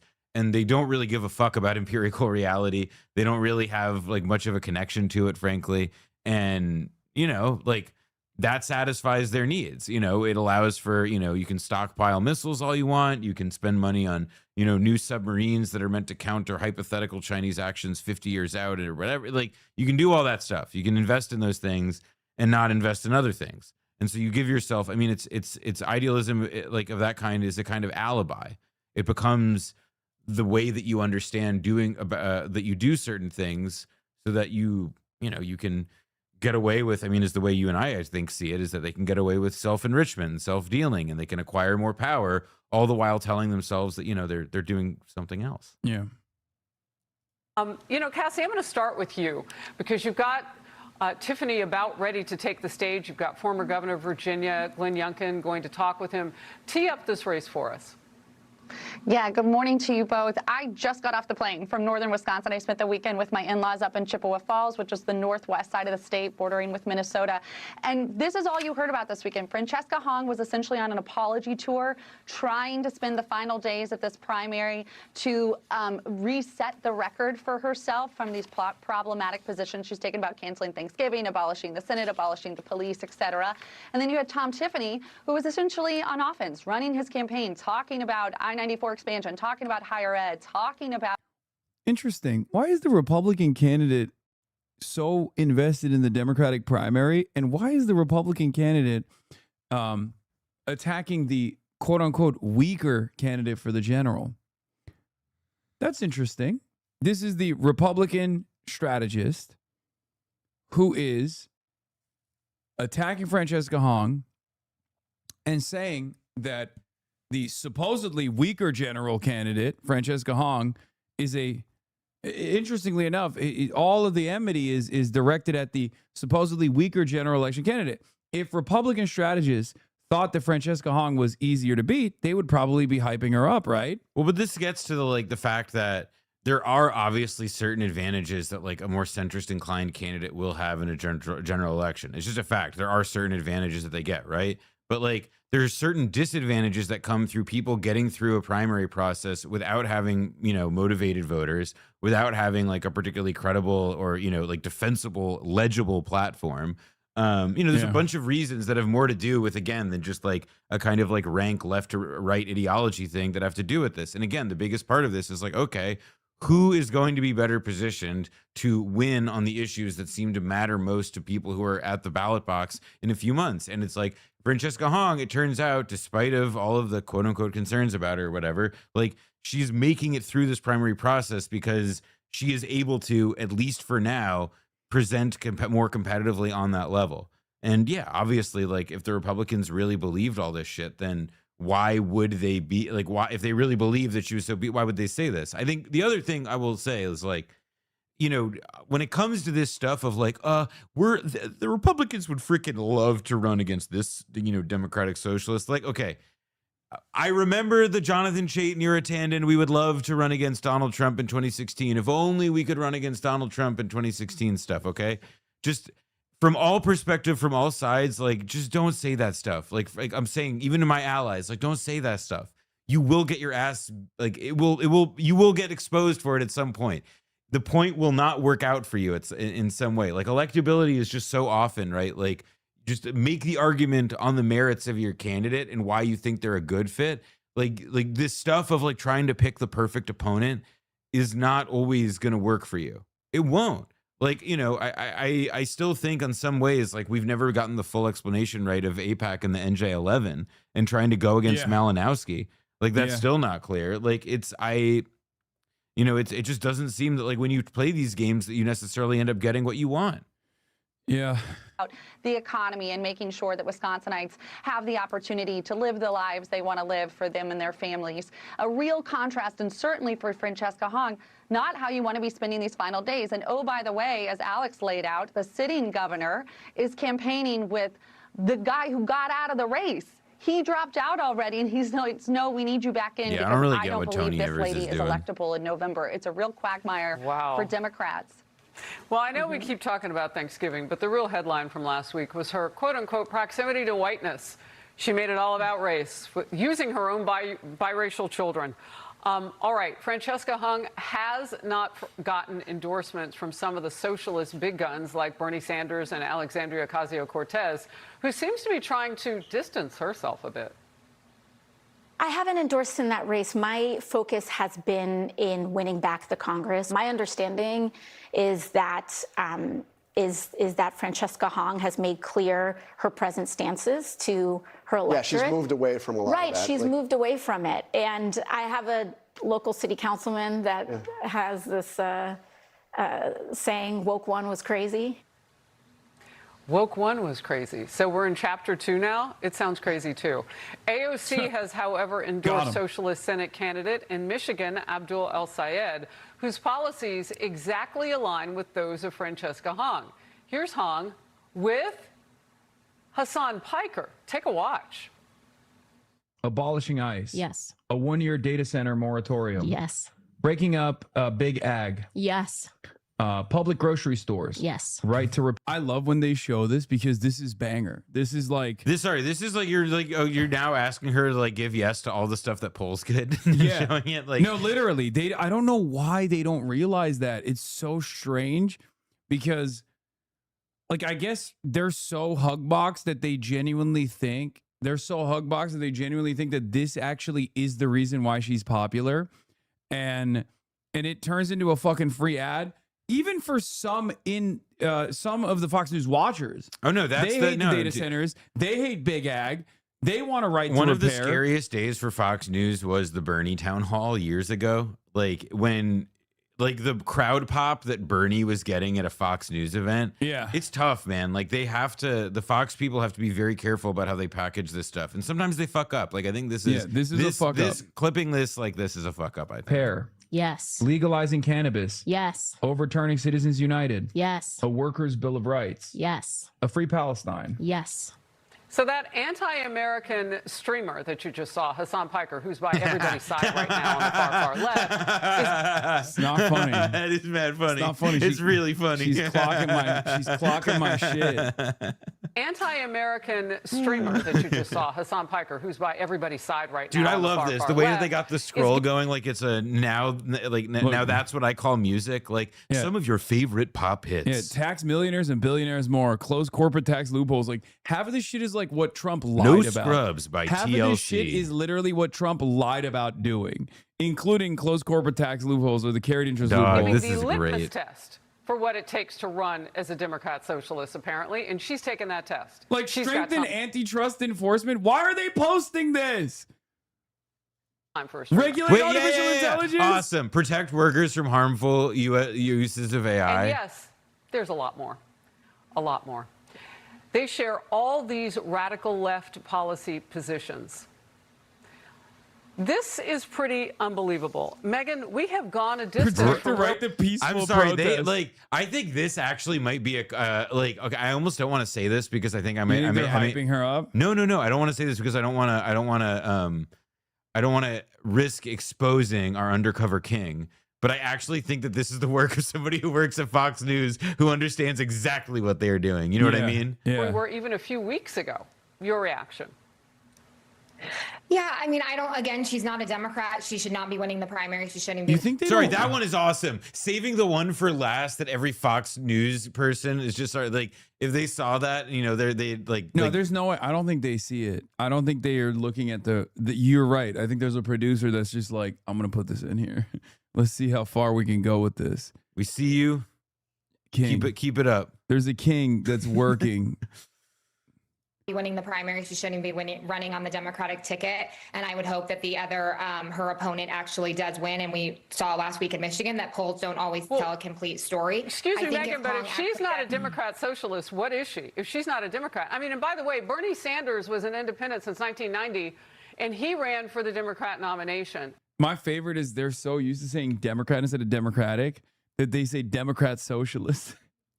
I didn't even notice that. Oh yeah, no, they always say these are Democrat socialists. It's my favorite. This is like one of these things too, where it's just like how like Trump just like completely like controls their brain now.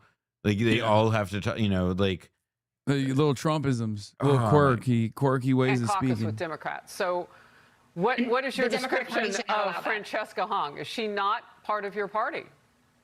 She absolutely is not part of our party. Democrats are I have actual some news capitalistic for you. I have some news for you, lady. It's just such a sad state of affairs. You're gonna want to sit down for this. It's a sad state of affairs for a lot of these Democratic consultants that like we are literally more the party than she is. And I think that's at the end of the day, that's what the problem is. Cause like she represents fucking Aetna and Blue Cross Blue Shield, where we represent the actual fucking voters. So much so that in spite of the barrage of money that they dump into these races, the voters still actually overcome all of those smears and still go and vote for the insurgent left candidates. I mean, you know, like these things come and go the other way, etc. What I just find like, you know, I can easily imagine a world in which, you know, like, you know, again, these tables turn. Like, you know, our side may have less sway within the Democratic Party at some point. It's, you know, these big wheel keep on turning, whatever. The thing is like, I can't understand the hubris here. Like to say, like, could you imagine any left winger right in this moment saying like, seriously, like you're saying like the party represents her less. You're not saying, oh, you're not in the party. You're not part of this. Like, there's not like a, like there's there's a recognition that you, I do say that for people who actually lend their support to the Republicans. well, that's, yes, supporting Mike Ross. I think that's Like a bit of a, Mike that, LaRosa, that makes it like that yes. Mike LaRosa fucking yeah, the guy dickhead. who fucking like was essentially pushed out of his job in Biden world for being. There's a daily Google Michael was it LaRosa. LaRosa. I Michael LaRosa. LaRosa too, but it's Michael LaRosa. LaRosa. Daily Mail. There's a story that has the details on what went down with him. fucks. Oh, I'm sorry. I didn't realize it was illegal to fuck. I'm sorry. a lot. I'm sorry. It's illegal to be cool. Yeah, it's illegal to be a cool guy on a work trip and bringing Yeah. back people that I want to hook up with to the Secret Service. to a Secret Service protected floor where members of the first family is staying. Ooh, Yeah, that's a big problem deal, big deal. now. I didn't realize. And Yeah, now this I is work for all- Ballard Partners, which literally has contracts to represent Libyan warlords and the Trump administration, I think, right? Well, not that. Well, you don't lobby. You can't represent the Trump administration, but I think he's representing the UAE or Saudi. Oh, I forget which, but you get the idea. No, but like the Well, Like, I don't. The point is that, like, I just don't think these, representing like, the Trump administration. I don't know a single like DSA person who just like doesn't subscribe to like the reality principle that these people are clearly rejecting. Yeah. Live in a free market society. Nobody in the Democratic Party with So any El sense Sayed believes is not that in your party either.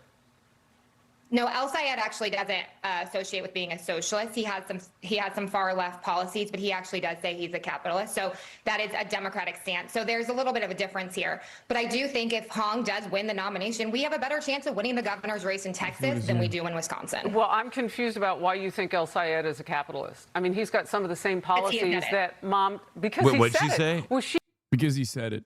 Oh, because he said it. She says she loves Thanksgiving, but she's also anti-American. Oh my God.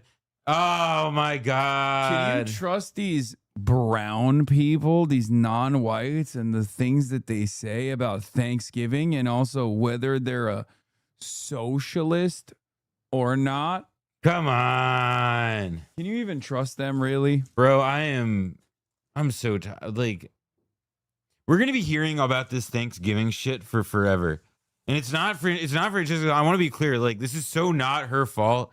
Like, she did, like, vindicated. Like, she's doing fine. This is like, I feel Shit so. about to make me say cancel Thanksgiving. I mean, seriously, dude. Now, like, my, any feelings of like oppositional defiance that I have are just like kicking in. I just want to be like we are doing, like, at this point, I want people like, you know how like with Zoran, they wouldn't invite him to the 9/11 memorial, or they're trying to get him. Yeah. They're gonna be like, Wisconsin is holding a Thanksgiving turkey dinner, and Francesca Hong is not invited. They're gonna do something even dumber, where it's like, we asked for Thanksgiving turkeys, and they don't want Francesca Hong at their dinners. Like, yeah, I'm calling my shot on that one. Somebody's gonna do a version of that. Yeah. Love it. I mean, when does it count when you say it? It doesn't make it true. You got to show us through your policies, and he's aligned with Mamdani, which is all day long taking from the rich to spend on whatever he wants to spend it on, whether it helps the people or not. At least that's what it looks like if you live in New York right now. Cassie?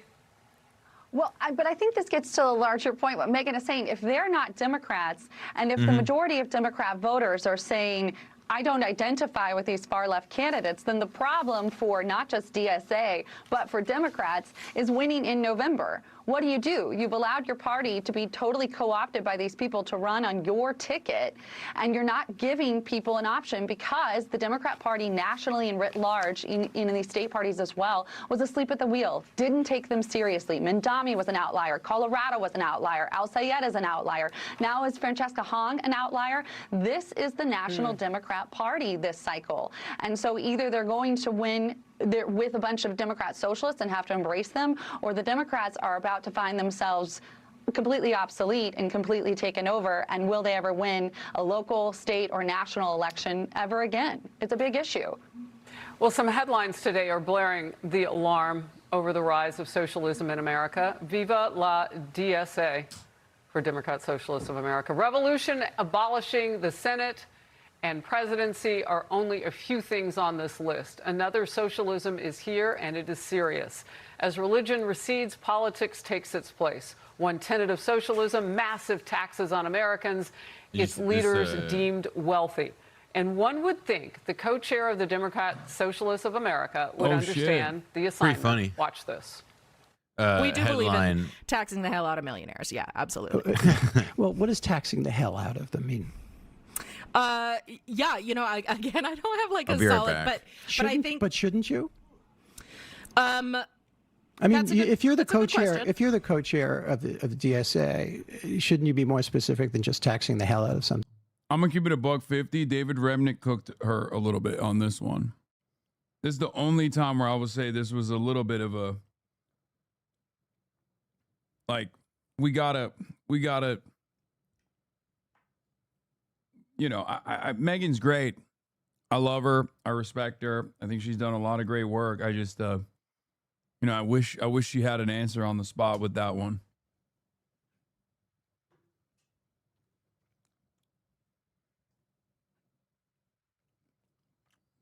What exactly do you mean? So yeah, we need to look at what we need to pay for in the interim, what sort of tax base we need for that to happen, and then and build from there. So, Megan, we have to take... Because here's the thing. This is not a friendly conversation.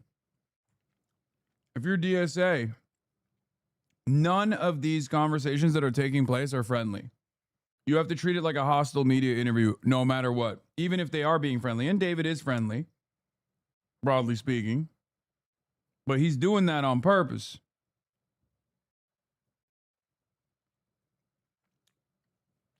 He's doing that to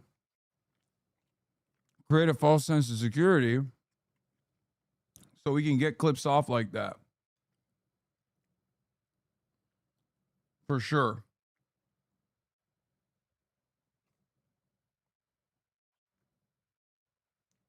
There's got to be precog to pre-canned responses for all of it. Their word for it. We have to believe what they say, according to you, but can you even make sense of that? No, absolutely not. Again, these people are not Democrats. They should not be allowed to run on a Democratic ticket. And I agree with Cassie that the national party should have stepped in long ago. What are you saying? Like, does more than half of the fucking voter base, is the plurality or the majority of the voter base? Like, what are you talking about? Who's we?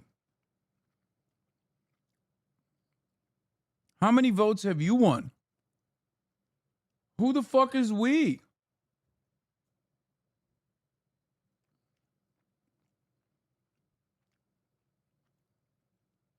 What elected position are you in? How many Democratic voters have voted for you or your platform? Because we can look at the numbers. It's the voters that are making these decisions. It's the Democratic voters that are making these decisions, and they like these candidates. That's why they're voting for them. It's very strange. But we're in this situation and we have to figure out what we're going to do now. But again, these people have extreme policies that do not make sense. The governor is a different animal than, of course, people running for Senate. It's much harder to make laws when you are one of a body of 100 in the Senate, like El Sayed. But the problem here is that she's running against That's someone. why you all are arguing. I want to give Cassie the last 10 seconds before we have to go. Thank you, Megan. Cassie? Listen, I don't envy Megan's position. I don't envy pragmatic Democrat voters' positions. But on the Republican side, there's an opportunity here that history tells us we should not have right now. And I hope that all of our candidates, I think we are, Tom Tiffany being a great example of one. Oh, is it because your president sucks dog shit? Like it's his only source of substance?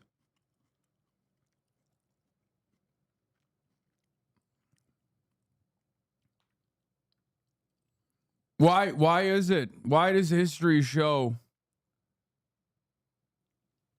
Why does history show that the Republicans shouldn't have an opportunity here?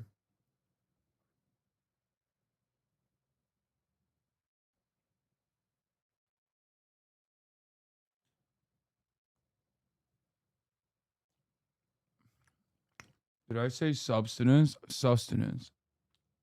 I apologize. I'm eating. How much longer until they start yelling at voters? This is a way to yell at the voters. Yelling at me is a way to yell at the voters. Who's taking the issues head on, meeting with the voters, and not having to deal. And we would welcome the opportunity to debate the people like Francesca Hong and put these issues on a November ballot so that they can be settled once and for all.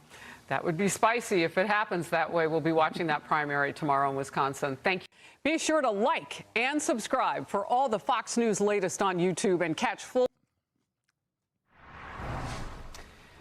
The big dim stars are out. Democrat heavyweights rallying behind far-left Senate nominee Abdul El Sayed after he won the Michigan primary last week. And he was campaigning and going around with a guy who's got that toxic stream. Even so, El Sayed now is scrambling to distance himself from his friend, influencer Hassan Piker, who, among other toxic things, has said America deserved 9/11. El-Sayed said he spoke with former President Obama after his Michigan primary victory. He said it was a really warm and inspiring conversation. The night before his victory, El-Sayed was hanging out with Piker at the pool. Watch El-Sayed play dodgeball here. Do you plan to continue to campaign with Hassan Piker in the general election campaign? Look, I'm less concerned now with who I'm campaigning with, a lot more concerned about who I'm campaigning to. Do you disavow those comments that America deserved 9/11? Of course. Of course it was a dumb statement. And of course, I think Hassan himself would say that was a dumb statement. He disavowed it. So yes, America didn't deserve 9/11. Saying something is dumb does not even elevate your disavowing it to where it should be. It was cruel. It was thoughtless. And it could have been true. We still don't know. Wait, what did they want him to do? Kill me? Yeah, clutch your pearls harder, Fox News. It's so funny because it's exactly the type of the kind of statement that I would expect Trump to make, and then Fox News to defend endlessly.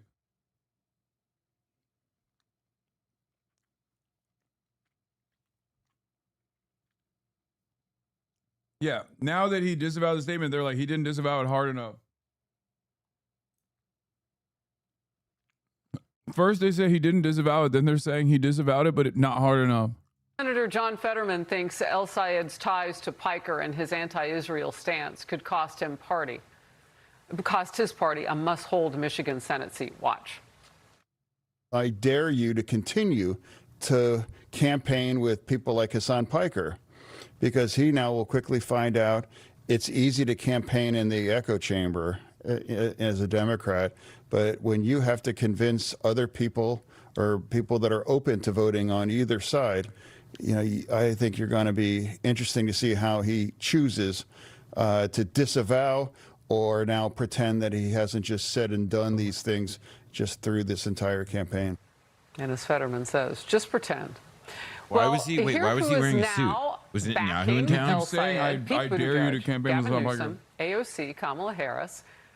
Now notice their names are being thrown into the pile for, well, they might run for president next time. So of course they have to cozy up to the guy who just won Michigan. Veteran strategist, or the primary there, veteran strategist James Carville, you'll notice is not on that list.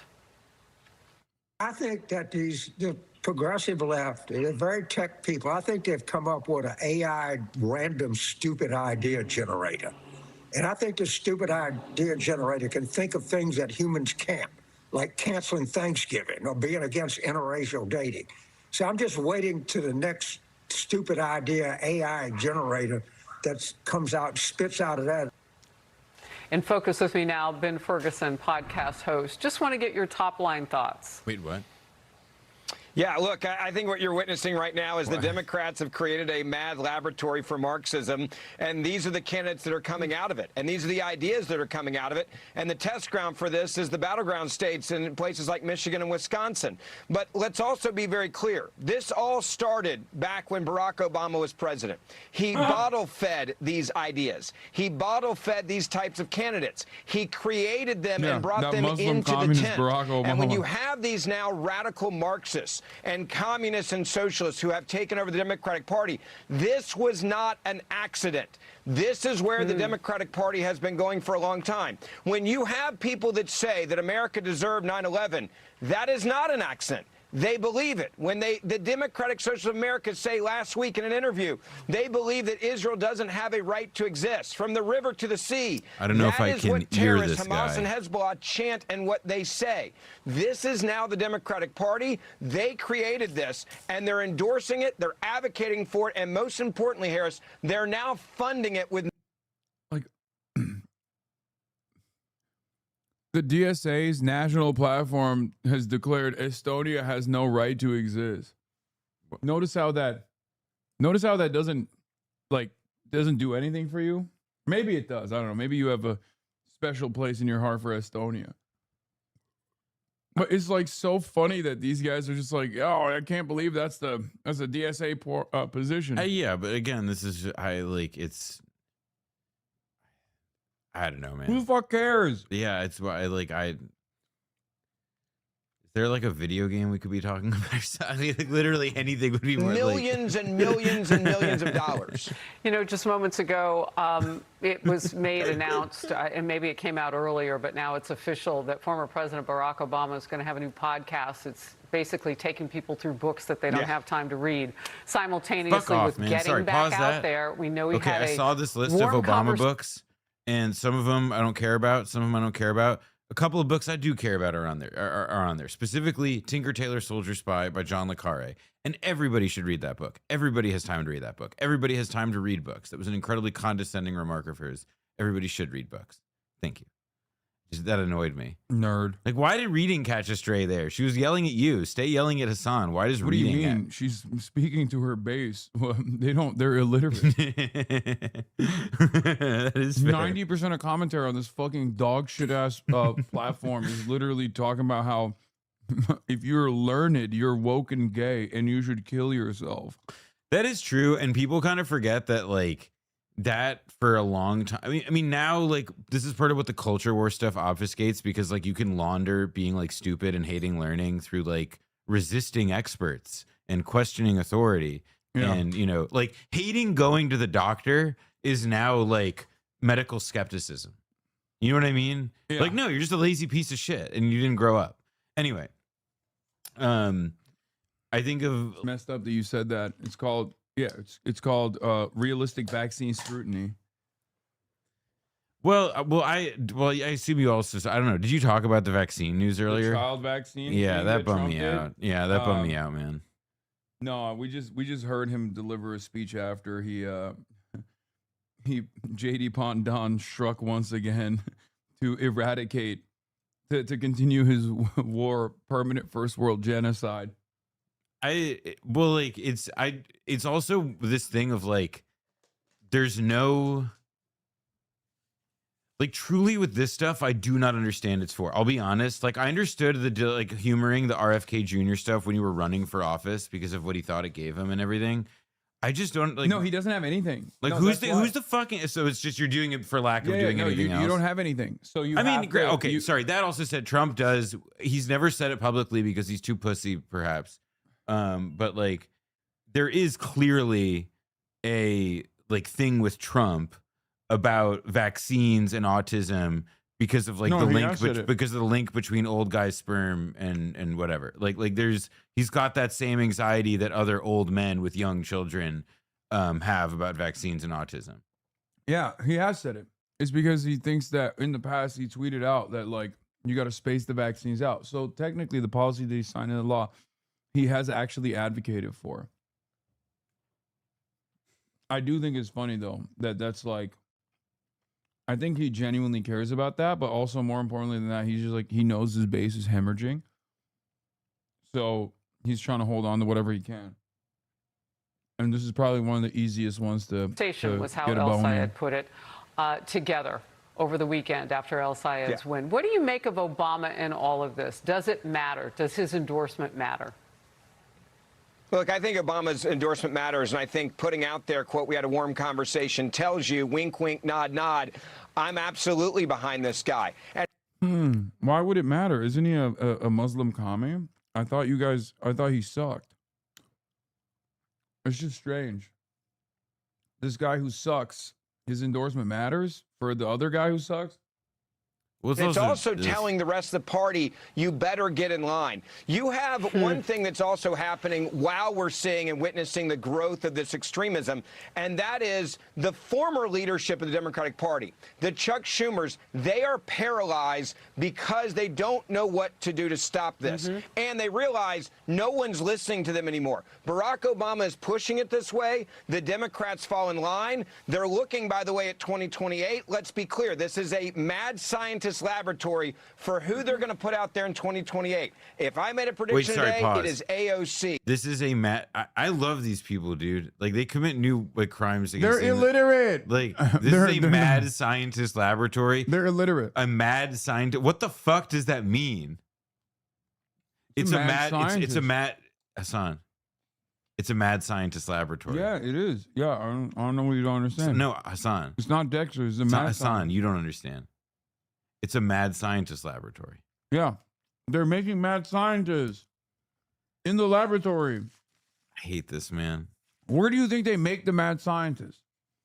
In a laboratory. In a laboratory. Where they work on mad scientists, like in the invention of new mad scientists. It is Chuck Schumer hoping she gets a nomination so maybe he can stay in charge as a figurehead for a little bit longer. Otherwise, she's probably going to primary Chuck Schumer. She says, oh, I'm just looking at Congress right now. No, she's not. The Democratic Socialists of America are saying we're coming for the entire country. We are winning and winning often now with the...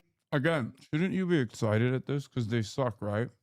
Well, yeah, this is their I mean, well, this is like, I mean, admittedly, this is like an age-old, like, reactionary, like, anxiety, right? Which is that, like, they're powerless, they're feckless, they can't deliver possibly on any of these, like, ridiculous dreams they have, but also they're a direct threat to our way of life, and our tolerance of them is a sign of weakness that we must suppress at all turns because we have to exterminate them. But I don't understand, because it doesn't seem like they're it doesn't seem like they're confident they could defeat the socialists. Kind of feels like they're worried. These types of candidates and ideas. And the message is also clear. We hate America. We think it's fundamentally flawed. We want to destroy what it is now. We hate Jews, by the way. You're not welcome either. We also believe America deserved 9/11. This is who they are. When they tell you this, believe them. Look, you mentioned AOC. It's interesting because part of the far left, those Democrat socialists, they want to get, not part of it, part of their platform and the DSA platform is to get rid of the U.S. presidency. So what are you running for? Yes. I mean, it just sounds like a bunch of made up stuff. El Sayed, by the way, if you're keeping score, is sticking to his support for government-run socialized health care. Watch this. Yeah. We don't have to live like this. We have an opportunity to guarantee cradle-to-grave health care. Would you need to increase taxes? As I've said across this campaign, I am for taxing billionaires their wealth. You are effectively acknowledging that people making less than $1 million could see their taxes go up. I just want to be very clear. Is that a yes? Damn it, I hate them so I'm saying much. that we'd be paying for health care in a You different know, less way. than $1 million, that number that a lot of people make a year. But also, all she's doing is soundbite mining. Because he describes how... No, it's about they just want to fish for the answer of, like, will you raise taxes on the middle class? Yeah. Like, that's what they want. So they can hit, like, so they can hit that in attack ads. Like, she's trying to farm an attack ad clip moment. I mean... And it's really fucking annoying. Well, because, listen, man, it's like, only, it's clear, it's only Meet the Press, you know, the marquee interview program in NBC. Yeah. It's important that we not ask questions about the, you know, budget implications of something. It's important that we frame it like this incredibly. No, this is after I listened to the interview. He very clearly describes that you pay so much in premiums right now, and all so this is actually just the farming clip because she did the substantive part, and now they're she goes, okay, that's even worse. You've brought up the that's fact shameless, that dude. That's even worse. She literally goes, okay. She goes, okay. You're saying that, you know, your statement at the end of it, like your what is this? I thought Abdul's campaign promise was more money in your pocket. This sounds a lot more. This sounds like a lot like more money for the lot government. like I know more it's money complicated for for you, the Habibi. government. I'm happy to teach you how this works at our next debate if you're not too much of a coward to debate. Damn, 50K likes. Dude, his whole like Taylor Swift dancing, like everything that he does that I think is like cornball shit, I think plays so well for like the millennial moms and stuff. What? Which part? Him dancing to Taylor Swift, doing the Blues Clues shit, like even his like Roger. I mean, look, like I think people underestimate the degree to which like charisma is like just not like a, you know, it's a thing that like not everybody has it. Sometimes it hits you, and like, you know, like because like look, like right, like if I'm Mallory McMorrow, I'm pissed because like I did the dancing ad and everybody made fun of me, and Abdul El Sayed dances and everybody likes him. And, you know, you could say that, like, there's probably something that's fair to be said about, like, men and women and representations of them in media and misogyny, sure. But I think we have to, if we're being honest, right? Like, we know that it's because, like, Abdul Sayed, he's a charismatic guy. He kind of exudes it. It's natural for him. It doesn't look forced. He, like, sells it. And not everybody sells it. And that's okay. You know, there are people on the other side of the aisle who unbelievably, like, in fact, there's some people, like our president, who in the act of how little he tries to sell anything is like his own kind of authenticity that people relate to. You know, that's a kind of charisma too, and that's not taught. So it's like, to me, that's part of the like Abdul magic in that situation, or like that piece of it, right? Is that like, it's not just that like he's corny or whatever. It's that like, it's the hello human resources. Yeah, exactly. There is just some guys, like, you know, people are happy to talk to him. Yeah. Well, Haley Stevens was that charismatic, but the voters made the wrong decision because they're stupid. I see Israel in my dreams. He doesn't know the answer to that question. Israel, I mean, come on. me in my dreams. Yeah. Glad we're on the same Slogans page sound great, there. but we know nothing is really free. And also, even if you tax the blank out of the billionaires, like that one far left socialist said, it's still not going to be enough to cover this. Government-run socialized health care would mean a massive new tax burden on just about everybody. Estimates put the increase from $1.5 trillion to more than $4 trillion, taking the middle ground of those estimates equates to roughly 15 to 21,000 per tax return every year. Nationalized health care would also reduce employer contributions. They're so nasty. One, the concept of a moral hazard is never mentioned. She didn't even bring up moral hazard because that's like old school Republicanism, but the concept of a moral hazard is never mentioned when it comes to unlimited corporate welfare. And two, on that same exact same wavelength, they never talk about how many billions we are fucking burning to fight Israel's war against Iran. Well, this is though where it's like, I think in this case too, it's like, do I trust the Mercatus and Paragon Institute? I know what Mercatus is. I don't know what the Paragon Institute is. And their presentation of this, like, no, I don't especially do. And also, like, do these expenditures create savings elsewhere that are not accounted for in these particular estimates? Like, I don't, you know, like I trust the estimates that come from the people with whom I'm ideologically sympathetic. Sue me. They typically bear out on the evidence more because that's why I share that disposition. Anyway, point being as well, like, I think that there is just like you're never going to get like a particularly, it's Fox News, man. You know, you ever see Chinatown? Have you seen that movie? No. There's a line in it, forget it, Jake, it's Chinatown. Forget it, Hassan, it's Fox News. Yeah, it makes sense. And take away choices for family. Remember that stuff that Obama's camp used to say, you can keep your doctor. No, you can't. You absolutely can't, because you can't afford for everybody to keep their doctor under their plan. Why? Yeah, this is the largest tax increase we've ever seen in the history of this country that's being proposed now by these socialists. But this is about control. And if you can then take away everything, the populist counter to this is so easy. And it also automatically makes them look like weirdly technocratic and therefore on the losing side of this argument. You're like, we're burning $1 billion a day. Yeah, no, that one is simple because it is just like, if you believe that money is this, that like our resources are that finite in this, then it's like, why are we, why is the strait closed? Yeah, we're burning. Why is straight close? We're burning $1 billion a day. Shut the fuck up. We have enough money for healthcare. You just want to make sure that it reroutes back to, you know, corporate pockets. Which is, you know, there is truth to that as well. So like the cost saving that the average American will face, instead of paying sky high premiums, they'll be paying a little bit of it as a, let's say, national insurance. Well, also there's just access that will expand, both on the level of like, you know, there are people who, if they're not uninsured, like they're insured like I am. And it's cheaper with policies that are it's cheaper overall. The admin costs are way more efficient. I mean, there's no, I don't know. There's like, but that's the problem. Yeah. GDP fucking diminishes. Well, but this is like there's a joke about, like, you know, two economists, and it's like, what? Do you know the one? Everyone always makes fun of me for using that joke. It's a good joke. That's why I look at chat.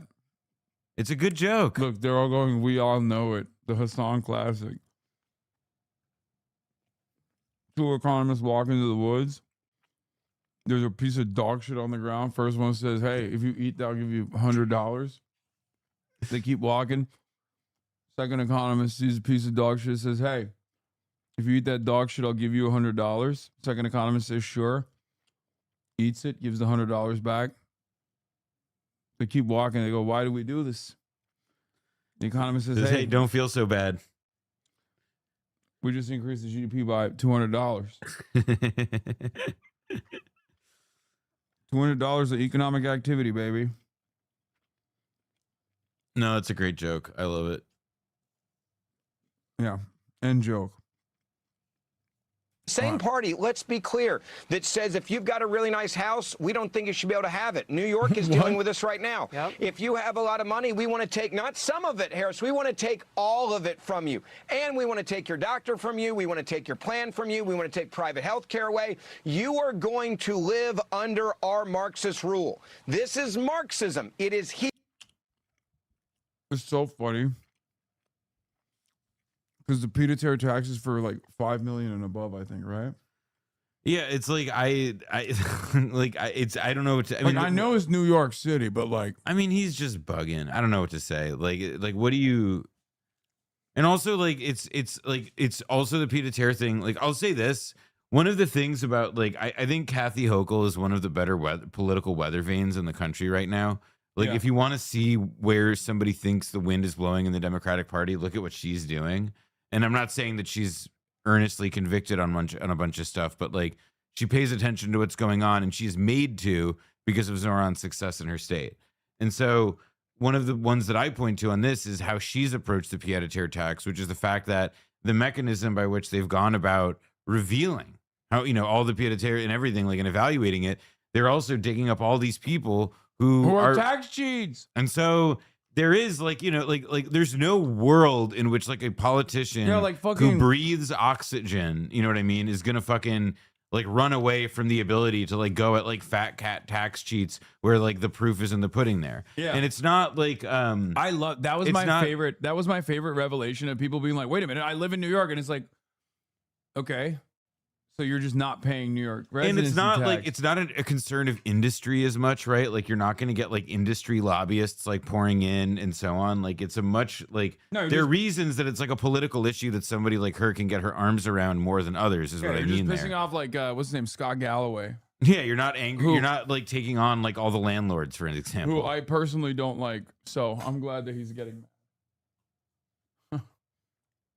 Well, he's just mad because his whole thing now is that he's a guy who tells people, like, pay attention to young men. Like, young men need role models. Yeah, and now young men are saying he's also another one of those guys who's like weirdly very invested in Israel. I don't. 10 years ago, Scott Galloway was an NYU business school professor of marketing who accurately predicted that Amazon would buy Whole Foods, and then like his media profile blew up, and now I read about like what he thinks about like the crisis of masculinity is. I'm just saying, it doesn't need to be that way.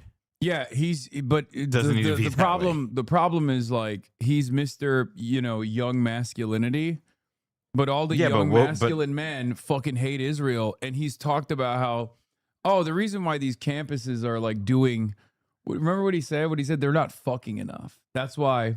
Young people are not having sex. That's why they're doing these college encampments. I mean, look, he's most of his insight is pretty self-discrediting, but like I think in this case, a lot of what he seems to offer and the reason that people seem to respond to it, aside from just respecting him for the platform that he already has, is that it's because he is offering a way of like talking about the masculinity crisis that isn't right coded, but is instead like meant to be coded for like MSNBC style people. Yeah. Here, it is the Democratic Party. I said this on your show a couple years ago. I believe the Democratic Party is dead. I believe it's been taken over, and they lied to the voters. They say, oh, no, we're Democrats because they didn't think America could handle the word Marxist or communist. But now it's in your face. They're telling you they're going to take your money, they're going to take your businesses, they're going to take your homes, and they're going to tell you that this country is a disaster, so therefore we have to remake it. This is why Democrats like James Carville are terrified. Or as another one put it this way, we quote, we're in mortal danger. I wrote it down. There was a Democratic strategist that said right now the Democratic Party is in mortal danger. Why? Because they understand their party is dead. They are now the Communist Party of America. Well, Megan Hayes on this very program a couple of blocks ago, earlier this hour. They aren't us. She doesn't claim the socialists as Democrats. It's fascinating. Yet they give them money to run in these races. Yeah, they're funding them. Follow the money. If you're sending them money, you believe in them, you support them, you advocate for them. Be sure to like and James Carville fantasizing about leaving the party. I'm like, oh, this is a debate. He hates America. James Carville versus Hassan Piker and Tucker versus Trump with Vinny Oshana. Sorry, that is not a legible fucking caption. What does that say? Abdul Sayed. They're talking about Abdul Sayed. James Carville is like duking it out. Oh, so it's like because everybody. Look at this squad. It's Piers with James Carville, Vinny Oshana, and I guess like Dave Smith too. I don't know if he's on it or not. Hang on. Don't you ever just want to watch like, I don't know, like an old firing line or something? No, this is awesome. Talking about Hassan Piker for almost 30 minutes is tiring. Get the man and let him explain himself. Piers gives Churchill a pass on the millions who died from famine in India. Vinny, where's your daddy PBD? The irony in Vinny and Lindy mocking Abdul for his name when they both changed their real name. I went in directly to the comments because that's where the good stuff is. you're sweetening the deal. Why does anybody still listen to James Carville? All these people do is sit around and talk about how no one talks about James Carville anymore. If you respond to stupid people, I you've been love doing third person. Yeah, I'm going to skip the James Carville interview. I'm sorry. No disrespect to you, Mr. Carville, but I really don't need to hear from you. Is Cenk Uygur, the founder and CEO of the Young Turks. Dave Smith, host of Part of the Problem. Vinny Oshana from the PBD podcast, Met him last Angry night. Patriot. And Lindy Lee, the former DNC fundraiser and author of Unburdened. Whoa, Lindy Lee. Yeah. Oh, what a blast from the past. He met Chunky Weigert last night, and he was like, "Thank you so much for your service on the third party initiative with Tucker Carlson." It was crazy. I was like, "Damn, no, I didn't know you fuck with Tucker Carlson and Marjorie Taylor Greene like that." And he was like, "Yeah, no, it was absolutely, that was what we talked about, and not at all just like mostly like talking about how much we like New Jersey." No, it was mostly about the third party. Yeah, no, he was like, "I love New Jersey, the state of New Jersey, which I'm from, but not as much as I love Marjorie Taylor Greene, Tucker Carlson." That was and Joe I was like, Kent, and the idea of like taking all the like doing like a Justice League style thing with those guys, but with all like my people on the left, Yeah. And then it's like we bring them together. That's what he said to Jack. That's what I said. I was like, listen, I'm with it, bro. Yeah. All right. Yeah, we didn't talk about New Jersey at all. It reads, a self-described Marxist with an NSF MS Now vocabulary. He's become famous as a peddler of incendiary tapes. Wait, NSF? Not so much moving me over to MS Now. Oh, I thought he meant like National Science Foundation for a second. No. I was like, that was so like the you're Rolling a science Stones guy? The Rolling Stones reports that NSF MS Now. That's clever.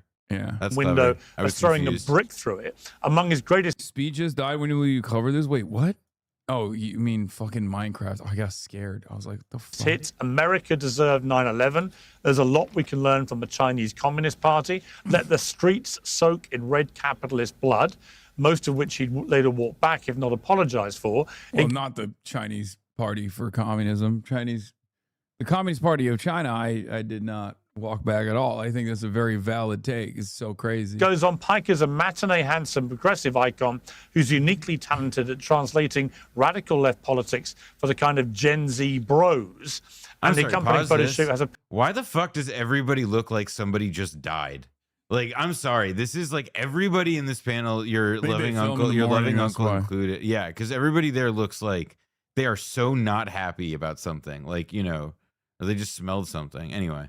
Picture of him on a motorbike and by a pool looking like a movie star. Have they ever invited you on? No, Piers invites me on all the time. To be fair to Piers Morgan, he asks me to be on all the fucking time. I'm the one who doesn't go on Piers' show.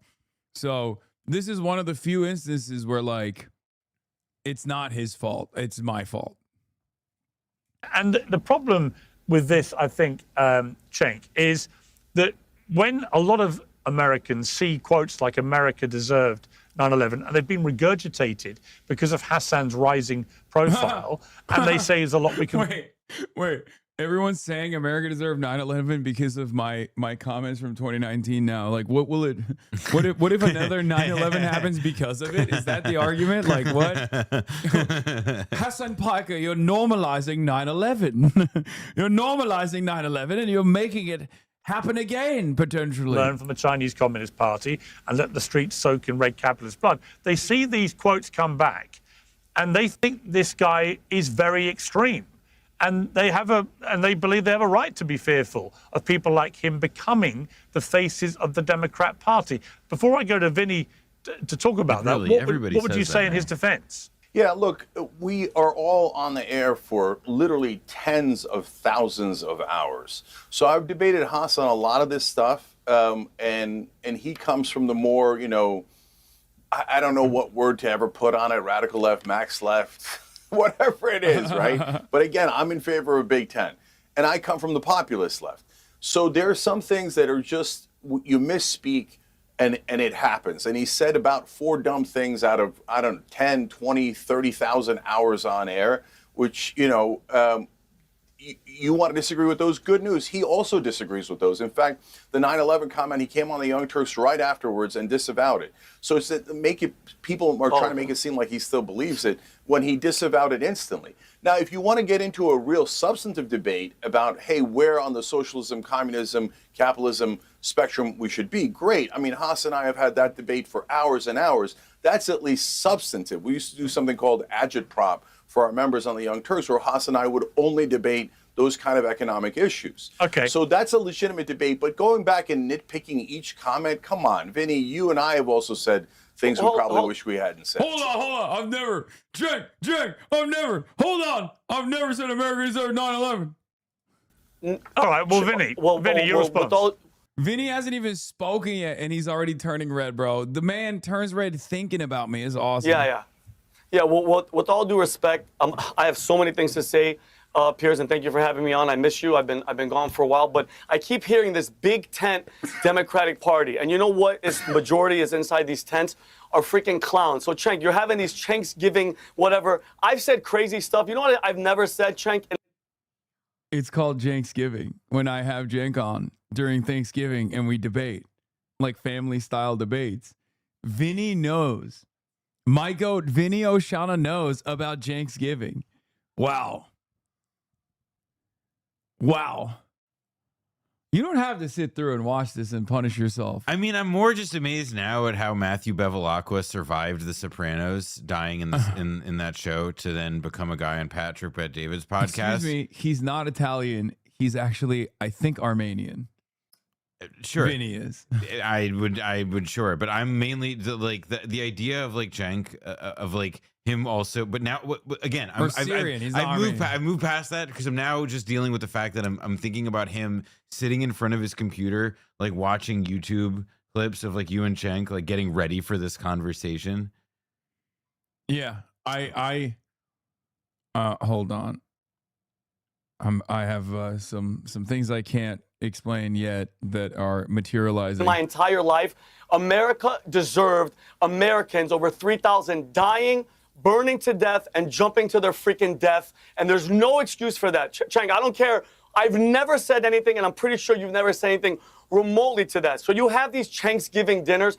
Do you ever talk to him about this? About the saying, Wait. What is he supposed to say? Every Thanksgiving, Cenk is supposed to be like, do you still disavow your former comments? I mean, also, like, I just don't know what he's expecting. Also, like no, these guys are so funny where they're like, no, you have to kill yourself. Like you've done this heinous crime. You've done this heinous crime, so you just have to die now. And I'm sure he has more choice quotes in here. He's gonna start hitting the Hamas and all this. Kill shit. them, kill those mother effers, and those mother effers. Let the streets soak in their effing blood. If you cared about Medicare or Medicare fraud, kill Rick Scott. My nephew, who's 5 years old, said the F word, and my brother called me the other day, and I told him off, like as a child, but like in a respectful. He's goated. He's so goated. Personal anecdote about your 5-year-old nephew. You know, he's establishing that he still has relatives that talk to him. This is very important to establish. I said, don't you ever use bad words and don't do that. I'm curious in these little Don't you dinners, ever use you're not bad talking words. to him about that? Chang, to say that as a New Yorker and how embarrassed and how ashamed I am that these people like AOC are like, no, yeah, he said he's sorry. There's some things, Piers, that you can say you're sorry for, that deep down inside you're saying that he's over it. He just removed one of the photos he has in his stream room, and he put the World Trade burning. Okay, so don't give me this, he forgot. But you know how we got to this point, Piers, as populist, whatever, all these Hassans and everything, is because people like James Carville, for the past 10 years, all it's been is Trump. Trump is Hitler, we're Nazis, we're deplorables, and Bro, hold now on. when Do the they TDS does also dust everybody has shout settled, on TV now? look who they're left with. Look who they're left with. This is literally why I don't go on Piers' show. Like, it wasn't just him, though. It was I mean, Joe Scarborough, who's not exactly a shrinking violet. You know, he was also up and at him. It's a lot. It's a lot is all I'm saying. It's a lot of shouting. Yeah. The AOCs, the Mamdanis, the El Abdul, whatever the hell his name is, that want to abolish ICE. They want to You can't defund be the saying police. that, a They Syrian want baby. open borders. And when you mention the SAVE Act, it's racist. How dare you ask people to prove that they're here because Kamala Harris and the Biden administration left the border open for 4 years on purpose. And this is it, okay? So I'm sorry, but I'm not sorry. When you say stupid shit like America deserves 9/11, Well, I thought and cursing AOC was yesterday bad. was like, I'm yeah, sorry. but he said he's sorry. I'm sorry. I thought Nonsense. cursing was bad.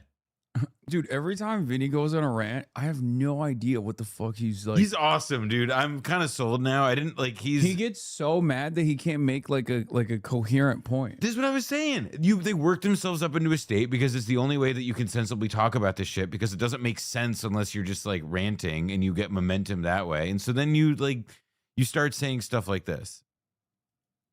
Wait, what is this? On PBD podcast, Vincent O'Shana praises Nick Fuentes and supports him with his feud with Tucker Carlson. Vinny, how are you processing this here when you're hearing Tucker and Nick? Brendan, by God. the way, has an extremely good PBD impression. I'm a numbers guy, all right? And I'm a big fan of Patrick Bet-David because I love to do valuetainment. And that's why I'm always thinking to myself, I'm going to ChatGPT it, I'm going to grok it, and I'm going to learn the truth. I'm going to skin Grimace to make my suit. I mean, this is fire. I would wear that suit. I mean, listen, people can say whatever they want. He's openly racist. He does whatever. You have to give credit where credit due. Nick Fuentes is really good at what he does. He's very, very. He's really good at racism. Yo, credit.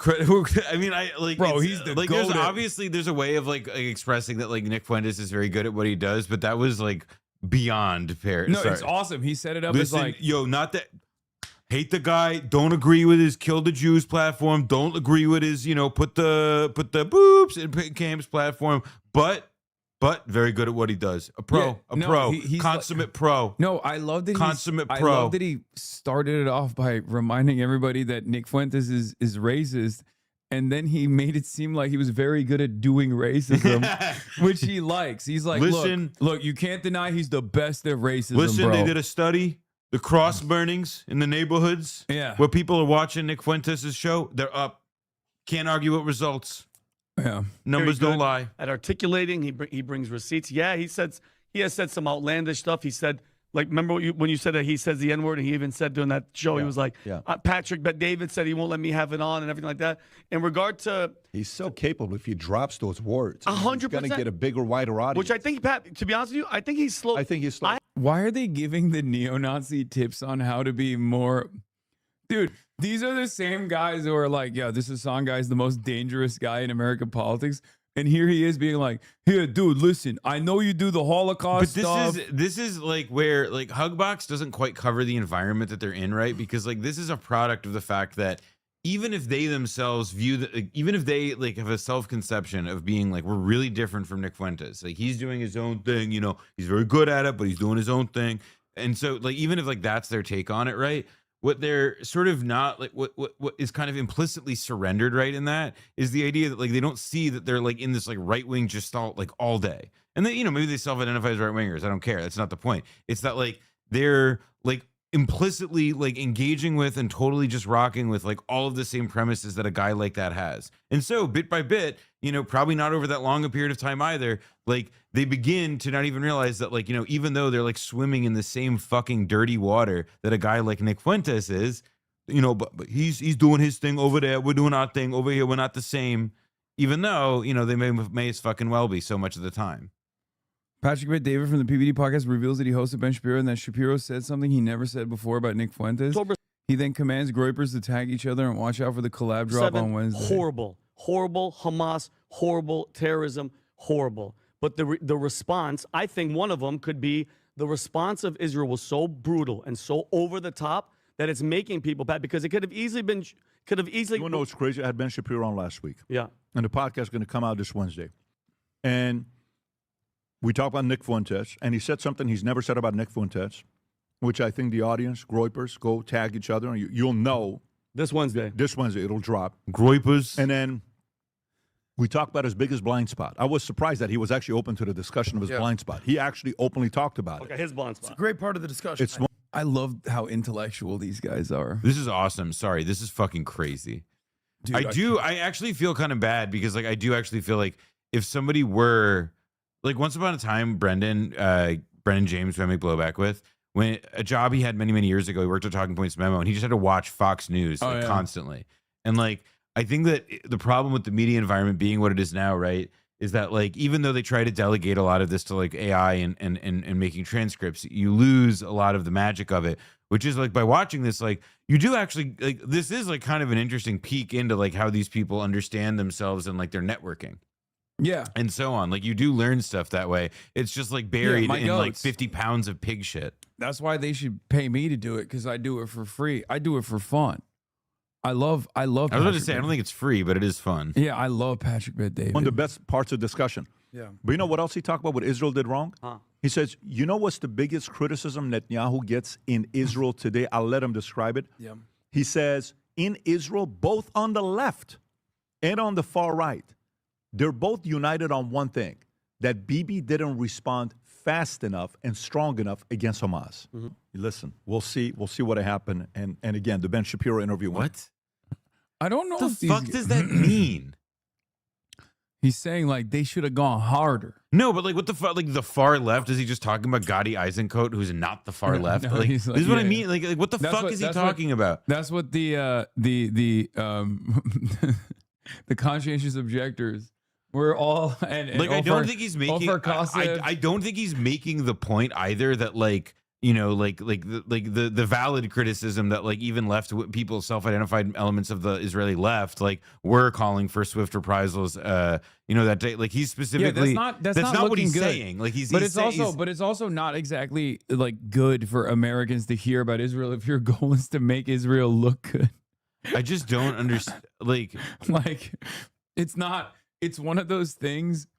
Oh, well, yeah. Yeah, it's one of those things that normal people hear and go, oh my God, they're monsters. Well, and also there's this really difficult, I think, problem where Israel is seen, particularly for people like Ben Shapiro, no doubt, as like a place where you get the real straight dope on what's going on.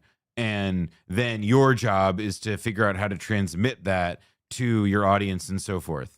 And so it means that like you become obviously like quite stupid that way. And so you say stuff like that, and it's just like you pass it on to even dumber people, and it just gets, you know, it's shit out into the toilet bowl. It's hilarious. It's a waste of everyone's goddamn time. They should have started genociding the Palestinians faster is not exactly a great point. Not sorry, because he believes it. He says he's not patriotic. He dresses up like Mao Zedong, like that's his hero, cosplaying a freaking mass murderer. It's a joke. Mass murderer. It's a joke, and people like James Carville saying, "Oh, I'm excited, and we got talent." Gavin Newsom is your number one, AOC's number two, and Kamala's number three. Talent my ass, Piers, and I'm sorry for. Why are you so mad about Kamala Harris? Again, this cursing. But also, I just don't understand. Like, if you're a Republican, like, why are you mad that the Democratic Party talent pool is ass? If that's the case, well, because like, you should be doing a different reaction. You should be like, ha ha ha. Like, you should be laughing that the Democrats are going to lose or something. Like you could only be this mad if you were a Democratic voter and you're like angry that those are your best options or something. I think this guy got his doctorate at the wrong place. That's the Democratic Party for you. Vinny, I've missed you too. Okay. Love the passion. I love Dave, you. Dave Smith, welcome back to our session, Dave Smith. Can I address this is that? truly, I've got to say, it is a fascinating time for people like me that love American politics who are not actually American. Because on the right, you have this enormous split between the Tucker Carlson side, Marjorie Taylor Greene and Thomas Massey and others, and the rest of the MAGA. I love the universe these guys live in where this is like a huge seismic split taking place in the Republican Party. Yeah, not just like this is purely an online phenomena, and obviously the online world is vast, and there's like different ecosystems, different echo chambers, and it's funny that there's like this one very specific plank of political commentary where they're like, there's a real movement. They want to pretend like it's not just some undifferentiated masses of stupids and like stupids politics. Like, Yeah. I know that there are like, you can draw distinctions and slice them, and you can be like a bit more nuanced, but like at the level of conversation these guys are talking about, like they're having to pull so much shit out of their ass. It's it's so. I mean, I'm excited though because we're about to get Master of Disaster Lindy Lee. I hope. Crowd, and She's on the the reason I'm left sticking you have around. this. I think you're wrong about why they're focusing on socialism left candidates. This news cycle is the most my Republican parents have tuned into politics for weeks. This is how they plan to win. Fear mongering with red scare tactics to energize the base to vote because they're worried about low turnout and can't point the wins on economy. Yeah, I'm gonna say that the key part here is that phrase "for weeks." Let's let's see how many more months of $5 gas makes that go. I just don't. Sorry, it doesn't pass the smell test for me. No, guys, the real problem is not the fact that we're waging war on Iran at the behest of Israel, and now now gas is $5 a gallon, and groceries are more expensive than ever before. But remember these guys on the other side that want to give you health care, and some of them have funny sounding names. Like I don't think that's gonna. Well, that thing is like, to me, I will say like a tell about like where people like this are just getting their information, and where frankly probably that guy is putting into AI to get his talking points, which is that like you're leaning on these like really stupid, glib, like racist jokes, like Abdul, like whatever the fuck his name is, hey, I'm walking in, like that crap. Like I hate it. Like it's like cheap and it's lazy, and it tells you that these guys aren't actually like it's just they're getting it from like the slurry. Like they've nothing. They're getting it from YouTube autoplay. I don't know what to say. Enormous split now between the Mamdanis, the Al Sayeds, the AOCs, and the more mainstream Democrats, the Carvilles of this world. And it's very hard to predict how this all plays out. But what do you make of what is happening here? Yeah, well, I mean, certainly, I think the Democratic Socialists are ascendant on the left, and I would really largely agree with I think both Cenk and Vinny's critiques of the establishment of the Democratic Party, and it's just so obvious to me. And it's amazing to watch an interview with James Carville where he talks about how like, oh, why are people embracing wokeism, or why are they embracing democratic socialism or anti-Israel feeling, and as if we're supposed to ignore what the Democratic establishment's been doing this entire time, which was all through the Obama years, embracing and expanding George W. Bush's failed war on terrorism, giving us record high government. Yeah, Dave Smith, that's why you should keep voting for Donald Trump. That's the smart thing to do. I love that this guy always snaps back into that position. Like, oh yeah, I hate the Democrats because they love doing wars. That's why I voted for Trump twice or 3 times or however many times he fucking voted for Trump. And spending, record low artificial interest rates, which created a cocktail that was just a gift to Wall Street. It was nothing but bailouts to the politically connected and to Wall Street. As Vinny pointed out, they had the open borders. They went the establishment of the Democratic Party back to back to back, went all in on Russiagate, the lockdowns, and the COVID vax, and got all of them completely wrong, while smearing the rest of the country for not buying into it. I mean, just everything. The war in Ukraine, they went all in and got the whole thing completely wrong. I mean, so obviously the wind is at the back of everyone who just simply opposed the genocide in Gaza, or just simply opposed the open borders, or just like, this is where all the energy is now. But I gotta say, I really find a lot lacking in kind of Cenk's broad defense of a lot of this stuff. Look, there's something so inherently dishonest about this entire democratic socialist movement, starting with the fact that Bernie Sanders, who first popularized it, is not a democratic socialist and doesn't even know what democratic socialism means. I mean, Cenk, you must have seen when he was on Bill Maher's show, what was it, last year, a little over that, and they asked him about the difference, his position between equality versus equity. He had never heard the terms before. He was completely deer in the head. Like, I have no idea what the fuck this guy's talking about, but I assume these are all clips that I suspect he has seen that have done numbers on America B Twitter, America B YouTube. Like, you know what I mean? You know when someone is like popping off about shit and you're just like, and you're like, I have no clue what the fuck you're talking about, but you seem very passionate about it. Recently, Brendan and I were kicking around like he and I were bullshitting about something in a project we were working on, and it got me thinking about like later on, and I've been like really thinking about this lately, which is like, what is like the median, like if you were to just think of like an average American at this moment right now, and like what is it, like what are they doing at a given point in time? For me, it is this like, it is somebody sitting like scrolling at their phone, like kind of half paying attention to the person in front of them, and then realizing at some point in the interaction, like, I don't know what the fuck you're talking about. And it's not just because you're not paying attention, but it's because you realize like this person exists in a different reality than me. And like, yes, everybody, like, I feel like that is that interaction I just described. That is like the default, like status of communication between like two individuals in this country. Yeah, no, the coworker like, conversation. That's crazy, bro. There's a lot of coworker conversations that are taking place that would blow your fucking mind. Okay, that would.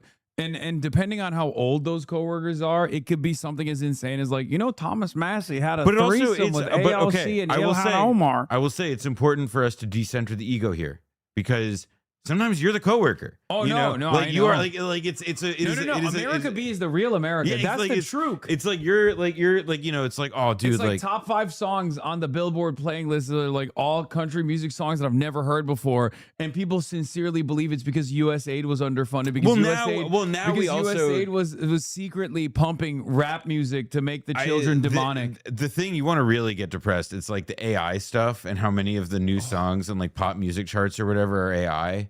Or have like aggressive AI. No, we are full cattle. We're moving beyond the point of cattle, where cattle has sentience, and moving into the Matrix world where they're gonna put us in the pod. It's like we're gonna be in the cuck pod, like cattle cubed, literally. Yeah. America B is just Love Island. Is that what it is? Is that what? There's a whole new. There is like I should say there is like a Substack people are reading that came out that people are like is like trying to delineate this, and I do want to read it, and so I should give it its due before commenting too further about the framework, because I don't know what the proper heuristics are for America B, and I don't want to lie. Okay, I respect these kinds of this conceptual work. It's important to take it seriously. Dave Smith criticized you in the stupidest way.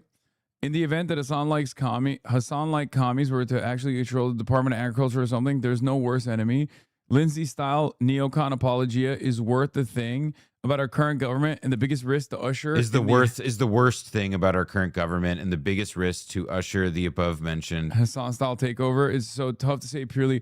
Oh, he's doing the left is too radical for me. I mean, I agree also with the left think on the anti-war message, but I can't say that because then my entire subscriber base would plummet. one of my favorite things that like people do on Twitter sometimes, it's the equivalent to me. It is in writing. It is the same thing. Like the reading version of this is moving your lips when you read, but it is people who write as they are thinking.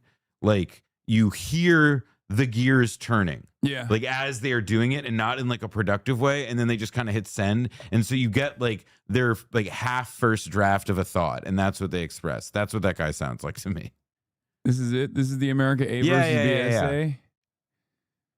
Unspoken cultural allegiances are polarizing this country more sharp than class or gender, even politics. What's America be? Past point of reconciliation. It's a long thing. Who is this guy? Liam. Okay, whatever. Well, I'll look at it later. I'm not going to read it right now. We got real content on. I was about to say, I'm sorry. We need to hear Lindy Lee. It's like if you asked me about the non-aggression principle and I hadn't heard of it. What are you talking? This is your entire life's work. Bernie Sanders claims to be a Democrat. I love his whole like his whole criticism of Bernie Sanders hinges on Bernie Sanders doesn't understand what socialism is. Yeah. But here I am, libertarian guy. I'm going to explain how I understand it and why it's dangerous, as opposed to Bernie. He's just a stupid guy who's spent 80 years doing this shit.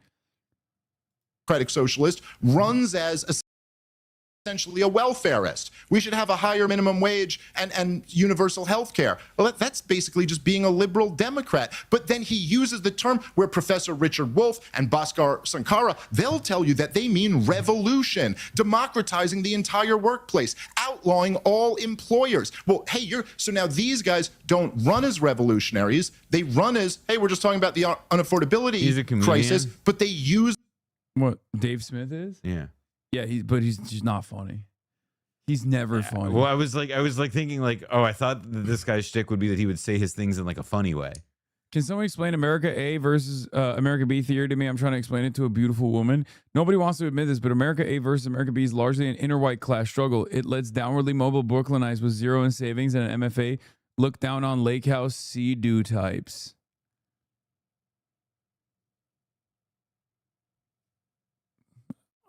Okay. I mean, yeah, I guess. And they're doing a lot better than the downwardly mobile Brooklynites. Yeah, I mean, broadly. like it's, you know, like in the way that like the guys at the end of the movie WALL-E, you know, were doing. Well, they have, you know, like they have things. Doing better. People, yes. Sure. People in America B, they have things.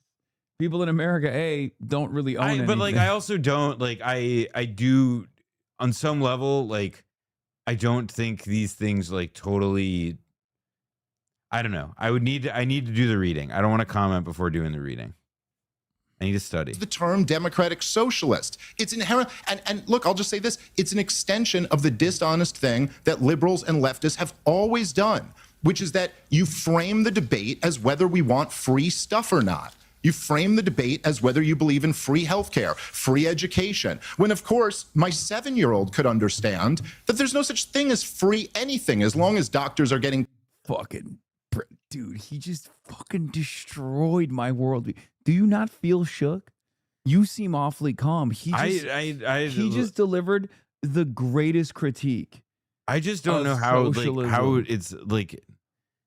I don't even think I just don't even think he believes what he's saying. You don't believe how one comedian can be so clear in his message and so great. Give me like Rob Schneider, like ambling through like the world's worst like impromptu comedy routine, you know, in front of like a bajillion people at CPAC. He just said a like, 7-year-old understands socialism doesn't work. I just don't like. He's just a Twitter bot come to life. Like, you know what I mean? It's awesome because it's like it's a rehashing of virtually every single talking point that you know, PragerU, from the American Enterprise Institute's you know, archives to PragerU. It's always the same rehashed statements. I mean, but over it's and like over again. it's like also his. And it's funny because he's a libertarian, which is the most like 7-year-old ideology you could have. Well, it's to me the idea that like it just also falls apart. Well, when it's you like in this think about the concept of roads. Well, I just think of it in this country more especially. It's like, yeah, man, like look at all this liberty and how great things are going. Like, I don't know what to tell you. Yeah.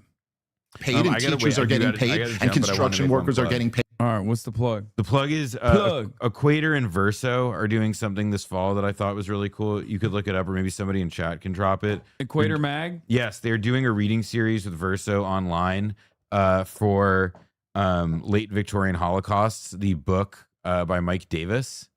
Let's see if somebody pulls that up. Somebody drop it, please, so I can click on it. I'm not leaving until somebody drops it. Fine. I don't want to use your computer anyway. Get back to the but I'm getting back in the cuck spot. Jeez. But it's they're doing a really, really cool looking reading series. It's moderated by two great guys, Gavin Muller and Dennis Hogan. And then they have a lot of really cool guests who are going to be a part of it. Great scholars like Rebecca Carl, one of the great China scholars of our time. Look at this fucking guy. No amount of your unpatriotic words can surpass what I did in Abu Ghraib. I win. Abu Ghraib participant. Ugh. Sick, dude. Anyway, from the nice evil to the sublime. Yes, this is it. This is the book, but they're doing a reading series over 5 sessions with a lot of really great scholars, and it just looks like the kind of thing that I think people in your chat may be interested in, and I encourage them to sign up and participate. All right. I'll see Noah you. Colwin, I'll see you later. Ciao. Later, everybody. Okay. Noah Colwin suggested reading a book on this broadcast, not realizing that many of you are carrying on the tradition of being firmly committed to real Americanism, which is being illiterate. But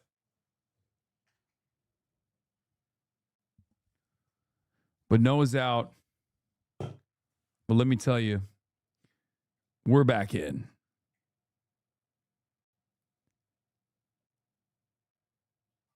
We're back in.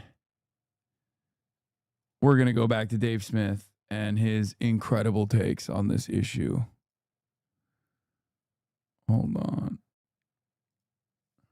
Someone's paying for it. The debate is over whether you think that the violence of the state ought to be used to confiscate your wealth through taxation, and then bureaucrats and politicians will decide how to give it back to you, or you believe in a free market system. But as soon as you start going to this free healthcare, free education, well, then why shouldn't the Democratic Socialist run to the left of James Carville and say, I'm for more free stuff. I'm for all the free stuff you're for, plus a whole lot more free stuff. It's just really funny because this is an argument that literally only works in the United States of America, and it shouldn't work at all, because only in the United States of America do people fail to consider that there are other countries out there, mixed economies, which ours is a mixed economy as well, but like with higher degrees of socialization, publicly owned industries, like state enterprises and the like, and also a bunch of these quote unquote free things that the government is offering unconditionally to each individual citizen. But again, because most Americans forget that there are countries beyond the United States of America, they just fail to consider that what Dave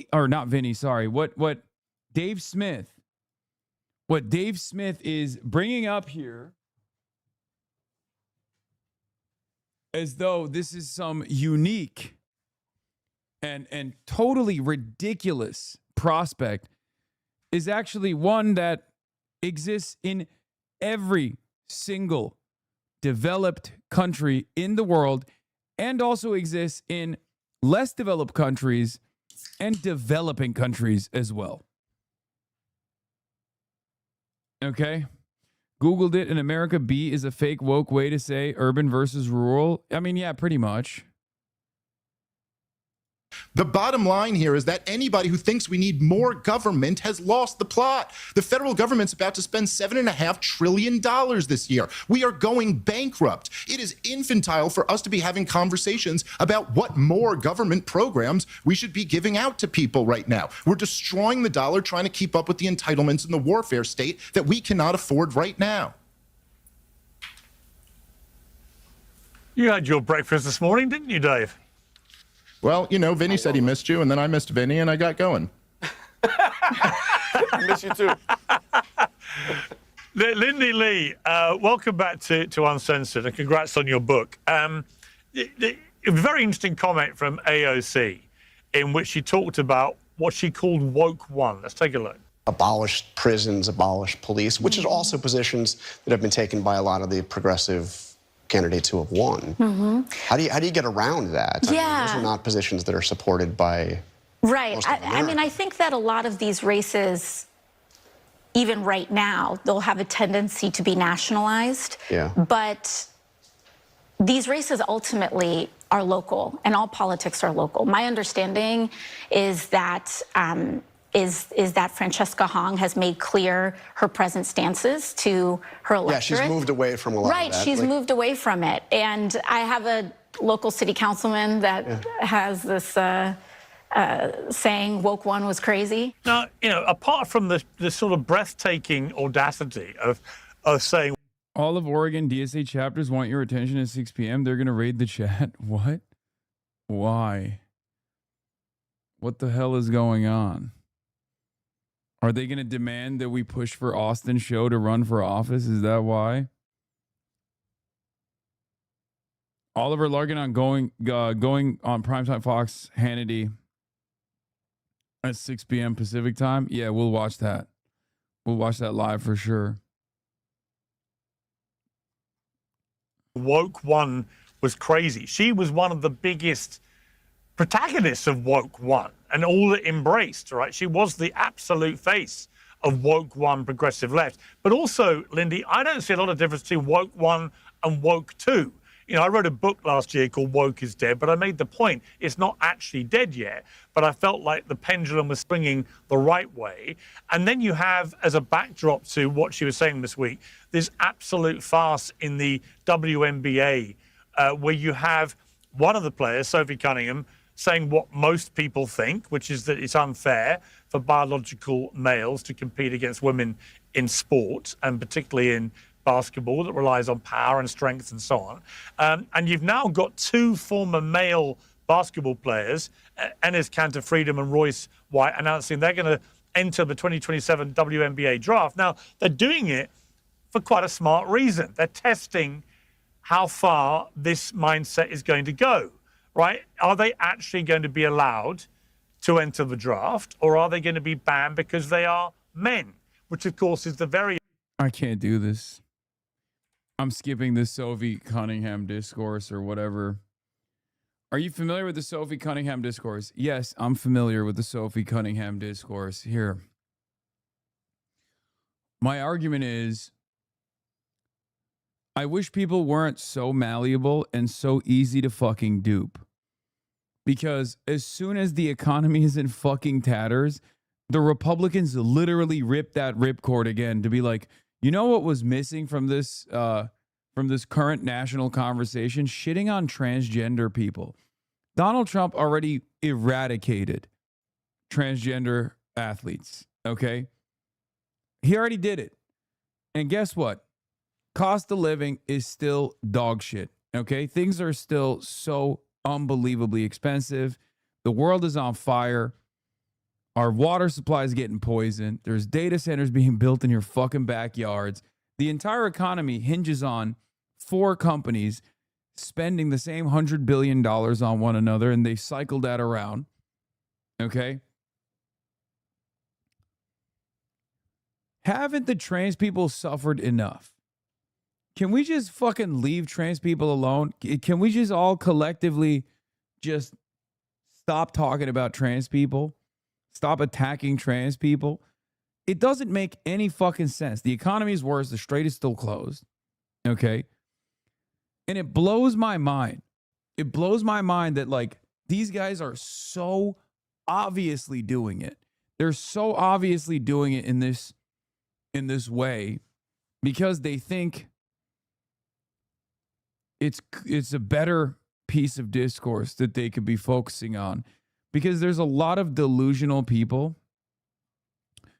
There are a lot of delusional people who will go back to that attack and be like, nope, that's it. It's perfect. I've decided that this is the conversation that I would like to have. Van Lathan, co-host of the Higher Learning podcast, reacts to transphobic remarks made by WNBA athlete Sophie Cunningham. If you cannot give trans people with visibility, humanity, and acceptance, could you at least gift them with silence? Could you at least shut the fuck up about it? Could you at least leave them the fuck alone? You guys are doing your victory lap on this shit, fucking up the country. You mean to tell me there are wars happening in the Middle East? Food prices are crazy. The environment is in the shitter. We can't eat lettuce without crapping in our pants. And all of this stuff. And you're still picking on these people after all this time. No, literally. And that is precisely the reason why they're picking on trans people. Okay? That's precisely the reason why they're picking on trans people. Sophie Cunningham comes out and is like, oh, no men should fucking participate in athletic competitions with women or whatever the fuck, okay? Loser shit. You're a goddamn loser, okay? Focus on basketball. You know, shut up and dribble. Remember the shut up and dribble? You can technically say that in this circumstance because it's not like trans people are actually harming you in any way, shape, or form. Whereas like when Laura Ingraham said that to LeBron James was talking about police brutality and how it impacts black people. Okay? There's no equivalence here. So yeah, I don't want to hear about geopolitical issues from Sophie Cunningham, and I certainly don't want to hear about trans issues from Sophie Cunningham, okay? So yeah. And then what happens? The two biggest fucking losers, the one guy who is too afraid to go on flights, who used to have MAGA tatted on the side of his head, and the fake Turk, former Turk, NS Contact Freedom, CIA asset, part of the Gulenist movement, comes out and they want to make a name for themselves because they're not getting enough attention. They're like, "Ooh, I'm going to join the WNBA as a man." Sick, dude. Oh, you really did it this time. Here's the problem. This kind of stuff is so stupid. Is so unbelievably stupid, but it still works. It still works because people want to be deluded. People want to be deluded, and hate in the direction of trans people is the easiest way to get them primed and ready to go. So as long as you still think trans people are the reason why, food is more expensive than ever, gas is more expensive than ever, it's going to keep happening.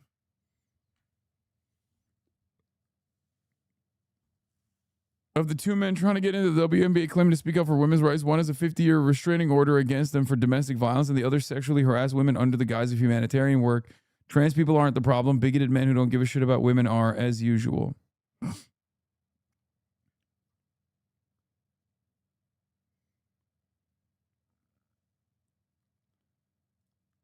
EDP called you his biggest op?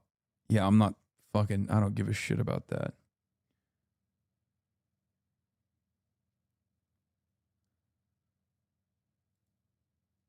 Bro's worse than Tony Snell. Yeah, Royce White really stretching the definition of former NBA player here.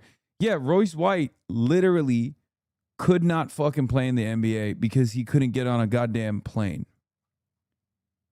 Okay? That's it. How you feel about NS Contact is how I, as an Irish American, feel about Conor McGregor. Yeah.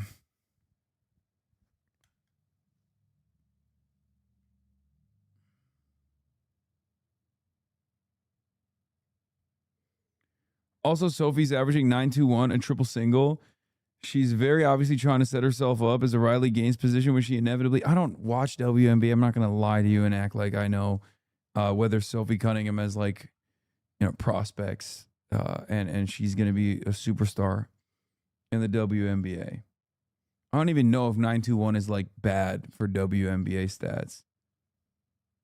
And I'm not dissing WNBA. I just don't really watch. I don't even watch the NBA. No, she's a bad player. I do watch. I mean, makes sense.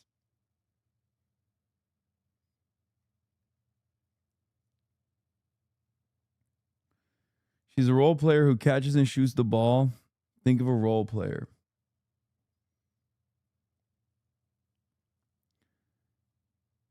I just find this stuff so insane. There is a significant percentage of Americans in the heartland and in the cities that are just bullies, that are weak and insecure fucking bullies, and they're constantly looking for new targets to bully so they can feel powerful. And the transgender issue is a constant moving target that they can go back to. It's so sick. It's so nasty. It's so stupid. And Republicans are so shameless about doing this too. They just lean into it every time. It's a great way to boost your career. We live in a sick culture and a sick society that weak and insecure bullies like this can maintain prominence by literally doing this. By just, hitting the propaganda line. It sucks. It's so nasty.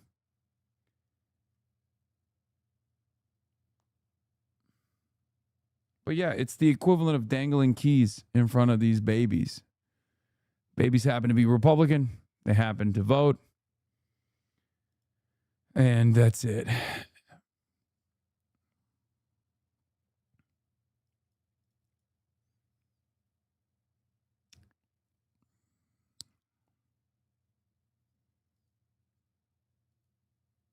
That's my Sophie Cunningham opinion.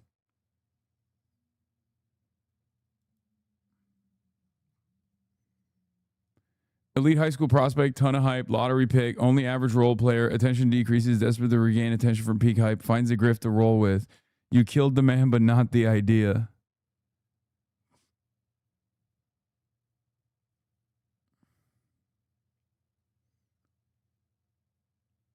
Mr. Take, is there a way to rewind? Great question. All you need to do is subscribe to the People's Broadcast Service, Piker Broadcasting Service. If you subscribe to the Piker Broadcasting Service, People's Broadcasting Service, you can rewind and watch the parts of the broadcast that you missed. He is not sorry he said that. He's only sorry he got caught. It's his true belief. It's I got caught. I wasn't saying it in secret, you fucking idiot. I said it on a broadcast. what's in his heart. And there are You millions guys are of making Americans. things up. He's only sorry because Sorry, but you are. You're making things up. No, Why did he Chang, say you have that? to stick up for him Can because I- that's your nephew. Let her finish. Don't. I know you have to stick up for him because he's your nephew, he's your blood. But don't. A guy that hates America like that, don't do it. Let her finish, please. Cenk, I didn't interrupt you. But she's making things up. Go ahead, keep making things up. He literally about said it. I Hassan's state didn't of put the mind. words into his mouth. You don't know it. He was an adult. He was an adult who said those words. You should be held responsible. Like, what's the? I really want to entertain this further, and I want to be like, what? So, what's your suggestion? Said something in 2019, apologized for it 2 days after.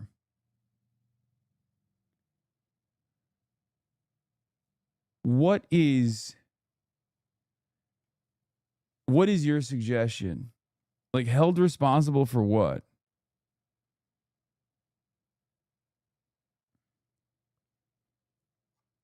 Like, I got banned for 7 days. Oh shit, hype train incoming. Keep subscribing to the Piker Broadcasting Service. Punish me by subscribing. This is the same party that espouses cancel culture, but suddenly for Hassan Piker, we just give him a pass. Why?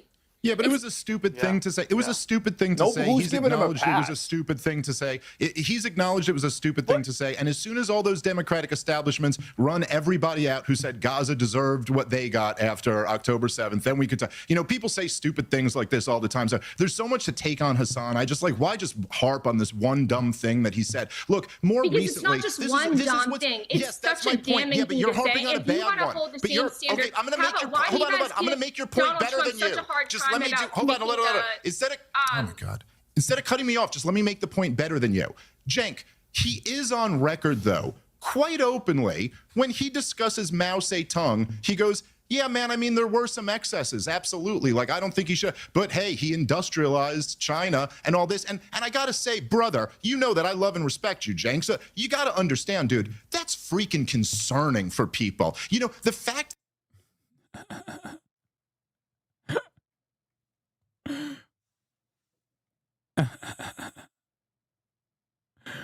Brother, it's concerning. It is concerning. That these types, whatever you want to call it, the left maximalist types, if they were to look at the industrial. Yeah, we're gonna, yeah. No. Is he about to say, I am going to do the great leap forward in the United States of America in 2026? Okay, low key. You could say that that's what Donald Trump is trying to do. What do you think? What do you think rebuilding the American industrial base looks like, King? Revolution in England or in the United States of America. They have nothing to say except for exploitation, capitalist wage theft. Wait, that's not true. I have the exact same position on the American Revolution, which was a progressive revolution nonetheless. It was you know, a revolution comprised and led by bourgeois landowners, but it was good. You know, but there were also some excesses in the aftermath and before, indigenous genocide and also the continuation of chattel slavery. Like that's you got to take the good and the bad.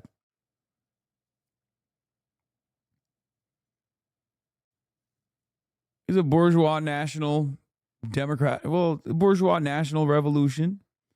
But I just don't understand, like, he's talking about the Industrial Revolution? No, I think he was talking about the American one, too. Grueling labor conditions. But when it comes to Mao Zedong, who's slaughtering people by the tens of millions, pointing guns at people's heads. And wait, does he think leftists think the Industrial Revolution was bad?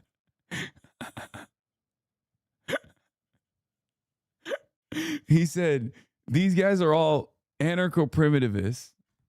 Okay? These guys are all anarcho-primitivists. They hate the Industrial Revolution. Famously, that's what the Marxist literature says. That's what the Marxists say all the time. For a guy who just shat on Bernard Sanders for apparently not knowing a thing about socialism, brother, I don't think you know anything about Marxism. What the fuck? Who amongst the left says the Industrial Revolution was bad? He's like, the Unabomber, famous socialist, the Unabomber, classic. He's a Marxist. Forcing them off of farms into factories. We go, well, hey, man, I mean, he did build a factory at the end of that. I'm sorry, dude, but like if someone was talking about Adolf Hitler that way, you would immediately have alarm bells going off, going like, whoa, what? And this is a thing that people are creeped out about. There's something in Mamdani, there's something in a lot of these guys where, why do I see a video from you 5 years ago and you have a thick African accent? Why were you a completely different person a few years ago? What's going on here? It's a reasonable question for people to ask. I have to say this. I'm sorry, I have to say this. Cenk, do you know who else Mao Zedong murdered? He murdered my great-grandfather in cold blood.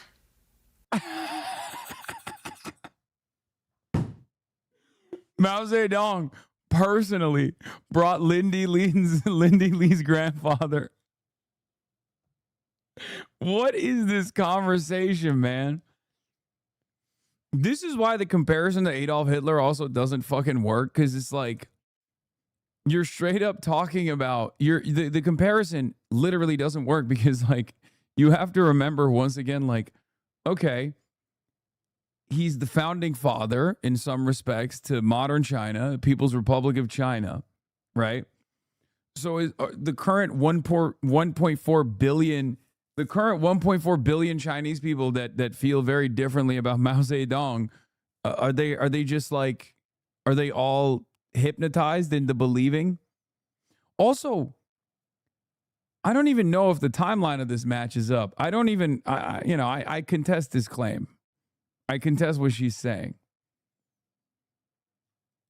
Because he had the bravery to actually stand up for He's the worst person who ever lived. Mao Zedong is the worst this is somebody that your nephew was cosplaying on a daily basis. He murdered my family and countless other people, tens of millions. In fact, he has more blood in his hands than Hitler and Stalin. This is the guy that... Mao Zedong is worse than Hitler and Stalin. He's the worst person who ever lived.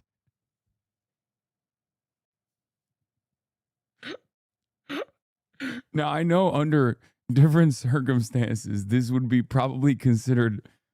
I mean, this used to be considered Holocaust revisionism, the double Holocaust theory, famously cultivated by the Daughters of the Confederacy version in Nazi Germany after World War II. That was like immediately what they tried to do, to be like, don't you think that Stalin and Mao are far worse than? Don't you think that Stalin and Mao are far worse than Hitler? Actually, like. It is a way to minimize the Holocaust. Can you please explain instead of laugh? Fox News is watching this. I mean, I'm sorry. It's tough not to laugh at Lindy Lee. Is what he did. Lindy, Lindy, you're supposed to be cool with it because he's gonna say he's sorry. And Lindy, forget about her. Forget about her because just because he dresses like her, like a I just don't. I also don't understand. Like I think I have a pretty fair shake, on Mao Zedong, but these guys are just literally like, their expectation is that I'm supposed to be like, no, you don't understand. Like, this is the worst person that has ever lived. No, I think Adolf Hitler is worse than Mao Zedong. Controversial. Wee woo, Controversial alert. Same with fucking the fuck. Same with Stalin. Adolf Hitler is worse than Stalin. It's not even a question.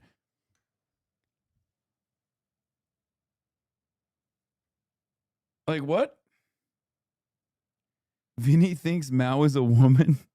I don't think Vinny thinks. Mao Zedong goes to China. Yeah, let him. It's okay because he says he's sorry, Lindy. It's okay.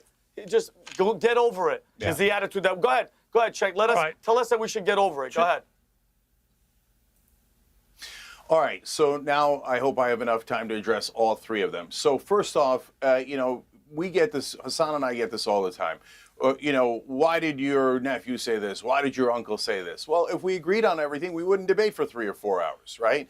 So, okay, we're not the same people. That's a given. Now let's bifurcate the two different things that we're talking about. Dave is right about clarifying the issues, right? So when we're talking about stupid statements that he immediately took back, you guys are inventing what's going on in his head. Oh, he doesn't mean it. He's secretly lying. He's this, he's that. No, did I talk to him about it? We talked to him about it instantly. He came on the Young Turks instantly back then and said, look, obviously I didn't mean it that way. And Vinny, the irony there is that what he meant and what he clarified is something that you largely agree with, which is that we're in the Middle East too much. And there's no need for us to go and provoke people there. There's no need for us to waste our military, lose American soldiers' lives. Brother, you really got to work on that message discipline. You're making unnecessary clips. Brother, what the fuck do you want me to... Like, guys, I should just end the broadcast. You know what I mean? Do you want... Is that what you want? Is that the goal? Because that's their goal. Their goal is to make it so that it's like virtually impossible to talk ever without constantly having to think about like what is going to be clipped. Like, what do you mean messaging discipline? I'm just fucking live reacting to a dumbass panel show. Like, I'm not allowed to laugh at like ridiculous statements.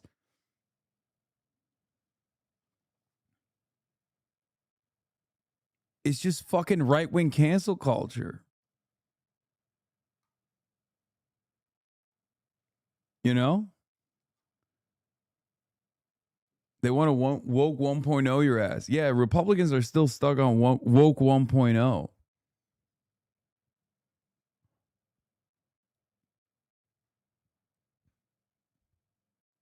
It's fucking ridiculous. I mean, all this is fucking ridiculous. There is a current panel going out for approximately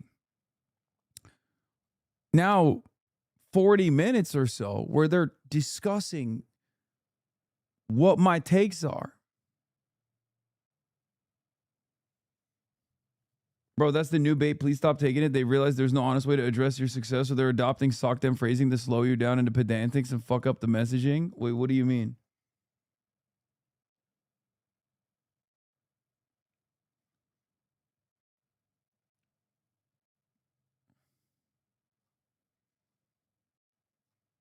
They're going to clip me burping. I need you guys to understand something here, okay? What the fuck do I have to do with Mao Zedong apparently murdering Lindy Lee's grandfather? Like, what an insane statement. Okay? What the fuck?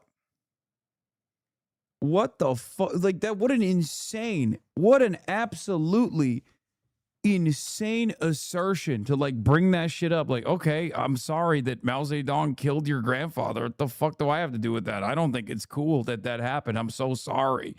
Like, what do you think? I did the deed? Like, what? Yeah, I don't care about what Mao Zedong did. As far as like, I don't think it's defensible. I don't think he did that, for the record. I don't think he personally killed your grandfather. I think you're just trying to make it seem like that happened, but I can't know.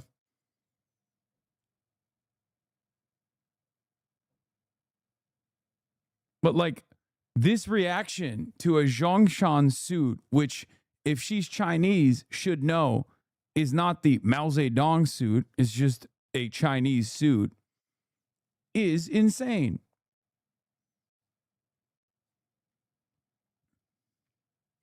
Anyway, we're moving on to Oliver Larkin. getting talked about on the big leagues with Sean Make Hannity. your blood boil, including his apparent efforts to conceal a serious risk for pregnant women surrounding the COVID vaccine. Also tonight, Kamala Harris angry that voters might have to actually prove who they are. Imagine that. Take a look. This Democrats president put men with fake breasts is on the trying to South Line. push Yeah, I this hate Lyndon Lee SAVE so much. Act, which basically would require that for people to register to vote, you're going to have proof of who you are. The horror. Proof of you want to buy a beer. Come on, she you was better have reacting to proof. things I guess Anyway, he said about Senator Mao. John Like Kennedy will what? That the weigh in on fucking the SAVE Act and more Great Leap straight ahead. Forward was a disaster. The Plus, Cultural more Revolution had massive tremendous drama from excesses. The WNBA. Wow. Take a look. Do you think she was reacting was to a my hot foul. honest assessment on Mao?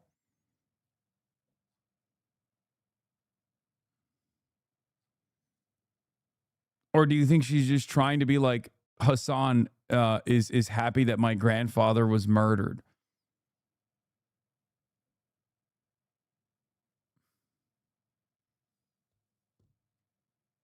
You know?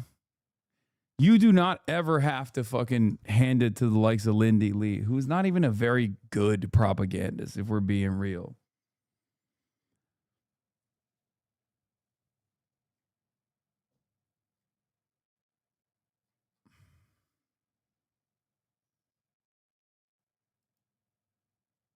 Rashida Tlaib confirms she will join the Chomped Oligarchy rally for Angie Nixon, Oliver Larkin, and Elijah Manley on August 14th. The Florida Democratic primaries August 18th. 8 days. I don't know. I don't really care. I was just saying it wasn't just about the suit. No, their ties, their argument is that I wore a Zhongshan suit and I said Mao Zedong was a great man of history, and I jokingly said I would never criticize Mao Zedong, and then immediately criticized Mao Zedong in the same clip that they always point to.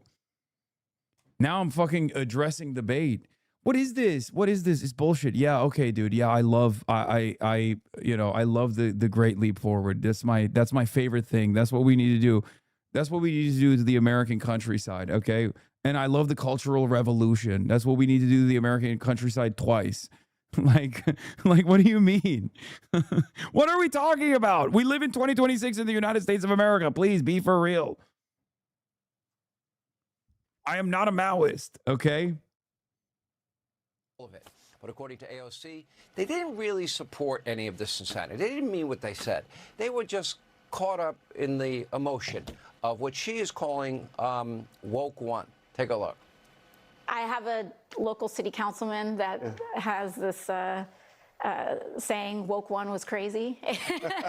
Was it? I mean, did the movement go too far with some of those positions? I mean, you briefly supported the idea of defunding the police. Well, I think that during this time and especially so Oliver's not even on yet? He's going to be on later, halfway through the program.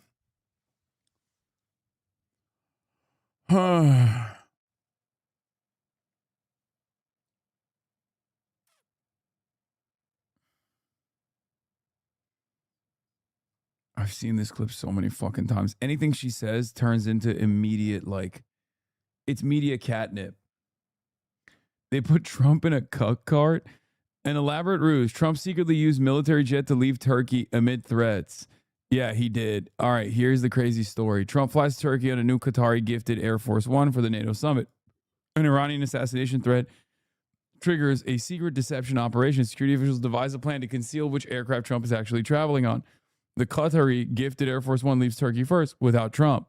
Trump publicly boards the legacy Air Force One in Ankara, walking up the stairs and waving for the cameras, creating the appearance that this is his plane home. Trump secretly exits Air Force One through the other side of the aircraft and gets into an airport catering truck raised to the plane's door. The catering truck drives Trump to a smaller Air Force C-32A, a modified Boeing 757 parked nearby. Trump secretly boards the C-32A. Defense Secretary Pete Hegseth also boards separately. Reporters of some White House staff board the legacy Air Force One, apparently unaware Trump is no longer aboard. They are instructed to close their window shades. Remember all that reporting from the time?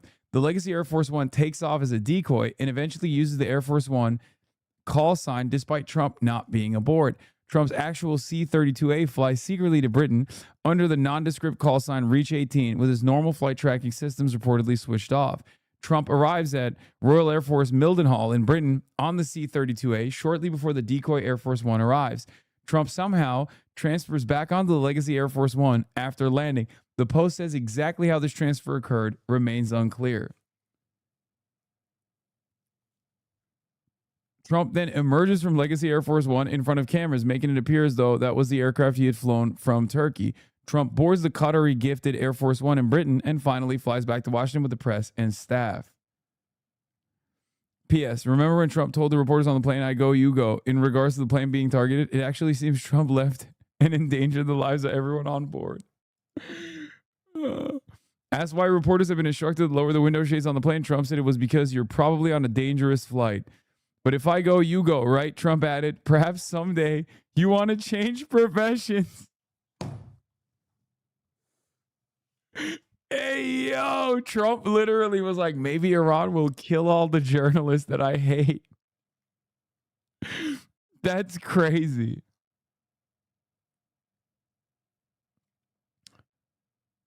He's talking about you right now. Who? Sean Hannity? This man can't kick my name out of his goddamn. I'm campaigning too. We got a lot of work to do to continue to build the coalition that's going to be Mike Rogers. Would you welcome him though? On the campaign trail with Like I said, I'm a lot more focused on who I'm campaigning to. Now, not a mean word for Hassan Piker, who seems to glorify 9/11. But Abdul El-Sayed has doubled down on his hatred for Michigan's world-famous Mackinac Island, and he has even expressed disdain for the big guys who drive trucks in the middle of nowhere in Michigan. El-Sayed, who refers to himself as a medical doctor, never practiced medicine in his life, also hates America's healthcare system. He'd like to replace that with the single-payer system like they have in Canada. By the way, why do all those Canadians come to America for healthcare that they pay for out of pocket? And it doesn't matter if your taxes go through the roof on top of it. Take a look. Imagine instead of paying that to your health insurance company, whose CEO makes $20 million a year, instead you paid a little bit more in taxes for health care that you wouldn't lose if you lost your job or turned 26 or got married or got divorced. I think all of us would be a lot more interested in that kind of a system if we knew that our health care would be free at the point of care and would be free without having to worry about losing it in general. Just to be very clear, you're describing this trade-off. You are effectively acknowledging that people making less than $1 million could see their taxes go up. I just want to be very clear. Is that a yes? I'm saying that we'd be paying for health care in a different way. Now, the Democratic Party is now promoting some of the worst, most extreme candidates we've ever seen in history. Socialism, communism, not popular across America.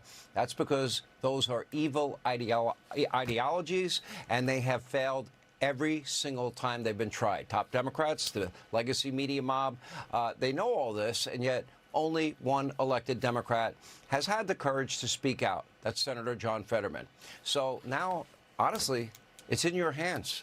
It's 85 days till Election Day, the midterm. Your vote will be the only thing to stop this looming threat of socialism, communism in our country. Here with reaction, White House Press Secretary Caroline Levis with us. Congratulations again on the new baby. Good to have you back.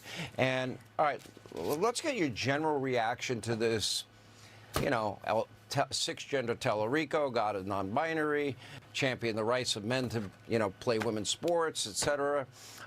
Then you got El-Sayed. We just went through that. You got this lunatic. They were accepting Graham Plattner in Maine. Now the lunatic is accused that replaced him of throwing a water bottle at a woman and having a horrible temper.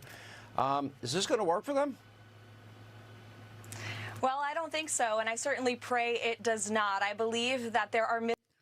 Okay, boo. Put Oliver on. Put Oliver on.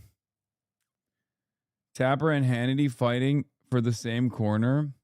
Michigan Attorney General Dana Nessel joins Jake Tapper to respond to criticism of Michigan Democratic Senate nominee Abdul El-Sayed. Oh, gross. Gross. God damn it, Jake Tapper. You are so fucking gross, dude.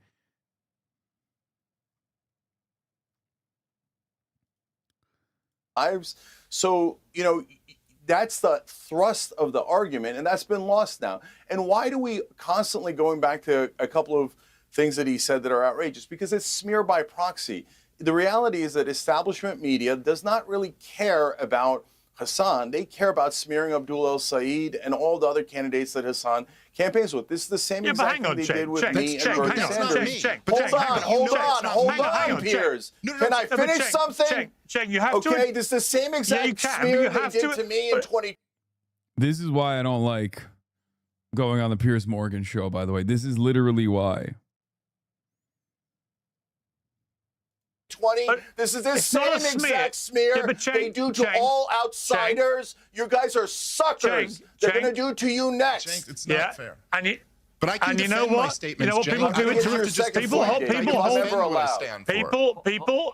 Look, here's what I would say, Cenk. People hold me to account for what I actually say all the time. If I had said America deserved 9/11, trust me, people would still be talking about it and demanding that my visa gets ripped up. So these comments matter. It is good that he withdrew them, but the defense, not a defense. Bullshit that they matter. Can I explain?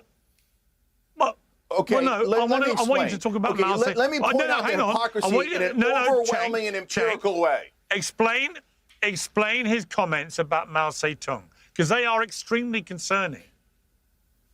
Okay, that's a second issue, which I'm going to get to in a second. But first, on the smear by proxy. Okay, no. Why isn't anybody asking Mike Rogers, hey, do you denounce Benjamin Netanyahu? You're taking, not only are you campaigning with the Israeli lobby, not only are you associated with the Israeli lobby, you take money from the Israeli lobby. You are legally bribed by the Israeli lobby. So do you denounce the butcher of Jerusalem that has murdered 23,000 children? That is a very legitimate question, but somehow mainstream media can't ask that question. Why didn't they ask Kamala Harris, do you denounce Dick Cheney, who brought torture back, who got hundreds of thousands of people killed? Instead, they're like, oh, you're so wonderful for bear-hugging Dick Cheney. Why didn't anybody get asked, don't you denounce Henry Kissinger? So these are actual murderers who have slaughtered tens or hundreds of thousands of people, but yet mainstream media doesn't do smear by proxy there. They never ask that question. Oh, what did Hassan say? What did Cenk say? Well, by the way, what did Tucker Carlson say? What did Marjorie Taylor Greene say? Notice that they always do this to outsiders,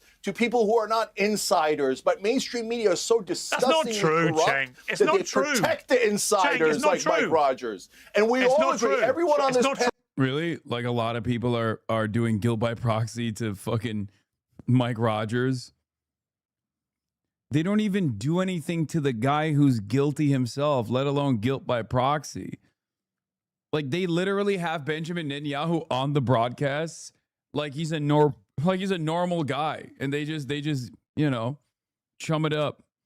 They yuck it up. Agrees to that. Everyone on this panel agrees the real welfare queens. Everyone on this panel agrees that the real welfare queens are Israel, who have been robbing us blind. Can we all agree? By the way, Hassan agrees with us that we should all stop the robbery. And look, Piers, I am in the anti-war coalition. In this coalition, hold on. In this coalition, we have Tucker Carlson and we have Hassan Piker. They don't agree on a lot of things, and I don't agree with Tucker Carlson's LGBTQ issues. I don't agree with Hassan on the Mao comments, but we're in the anti-war coalition. Let's stick together. Let's get Israel out of our government, defund it, end the wars, get money out of politics, and then we can go back to these nonsense fights that don't matter because can you have once one you pick conversation the truth on the left or the right, it's so easy to tear it down.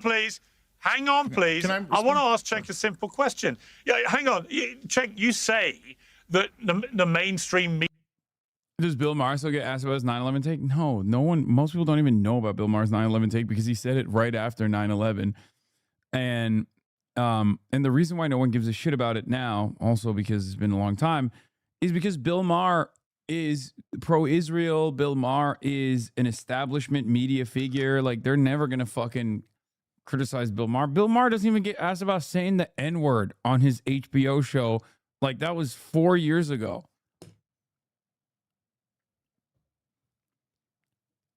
That's kind of the point, Ben. That's kind of the point that Cenk is trying to address here, where it's like these guys say fucking awful shit. You know?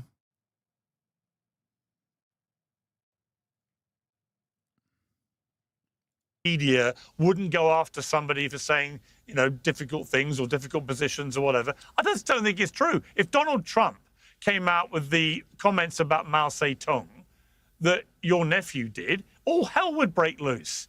And what Dave Smith rightly has asked you is, yeah, he said a dumb thing. He said a dumb thing about America and 9/11, and he came on your show immediately and retracted it. Okay, but as Dave said, the mindset which goes out of its way to minimize the actions of the most genocidal monster in the history of planet Earth is very concerning. And as your nephew's star rises and he gets a big feature in Rolling Stone magazine and becomes the face of the progressive left and so on, it is completely legitimate to ask why he would seek to minimize what Mao Zedong did. Wait, why? What is the minimization? Also, Trump praised Kim Jong-un. He would praise Mao if he was alive. I know, but what have I minimized? Like, this is a conversation that's taking place on a totally separate reality at this point. Like, what am I minimizing? Like, what am I supposed to say? Like, yeah, he should be murdered on the spot or something? Like, what the fuck? I'm like, yeah, no, it's awesome. They should have killed more sparrows. Like, what? They didn't kill enough sparrows. Okay?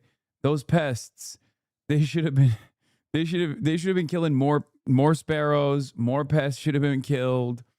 They didn't go hard enough on the rightist forces in the country. The Cultural Revolution was not finished, the job is not done. Like, what the fuck? The bird lobby's gonna clip your ass.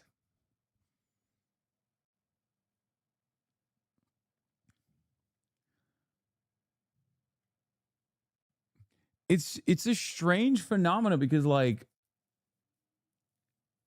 this goes back to what I was talking about with respect to, like, even if you don't like China, you should probably understand China. And understanding the People's Republic of China revolves around understanding Mao Zedong, revolves around understanding the conditions that China was facing when the revolution took place, when the Civil War happened, the Japanese invasion of China. Like, all of this stuff is very important historically. Okay?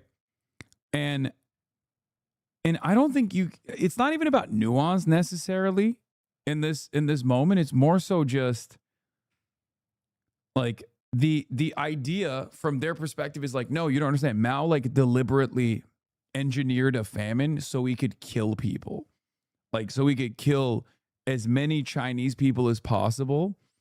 And then he loved it so much, and then he was like, you guys should also go and, like, the Red Guard should go and, like, murder people for doing math. And also Hassan likes all of that.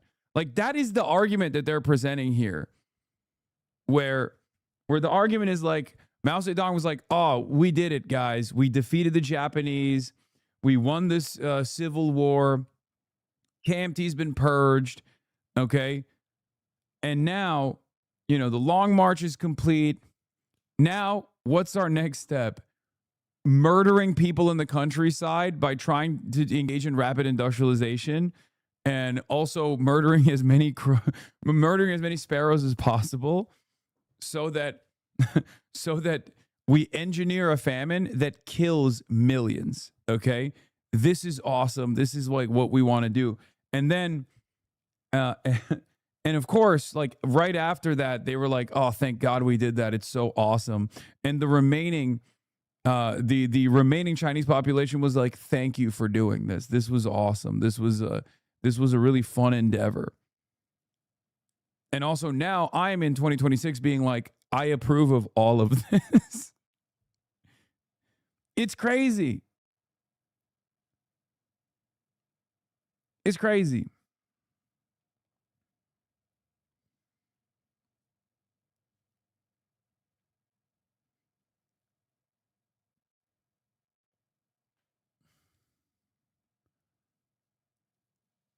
This all came up because you wore a Zhongshan suit. I know. Like, the tortured logic behind connecting me to, like, atrocity propaganda is so weird. I don't know how to respond to it. I'm like, I have no, like, I don't know what you want me to say. If you want me to say, like, no, he was a bad guy, he's the worst guy, he's the most genocidal guy in history, it's like, that's a fucking ridiculous statement. If you want me to, give you a truthful analysis, like, there were a lot of excesses that led to millions of deaths. Okay.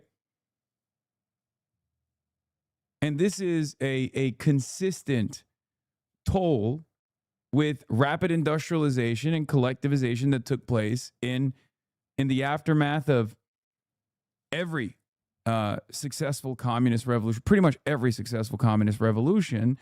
And part of that is because that collectivization and the industrialization didn't happen with 400 years of colonial exploitation and chattel slavery. And there were tremendous amounts of mistakes along the way.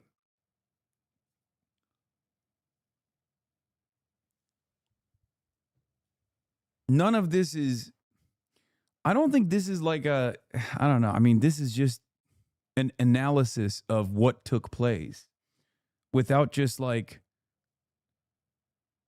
I don't know, without just being like Mao personally did this because he just hates people. He hates Chinese people.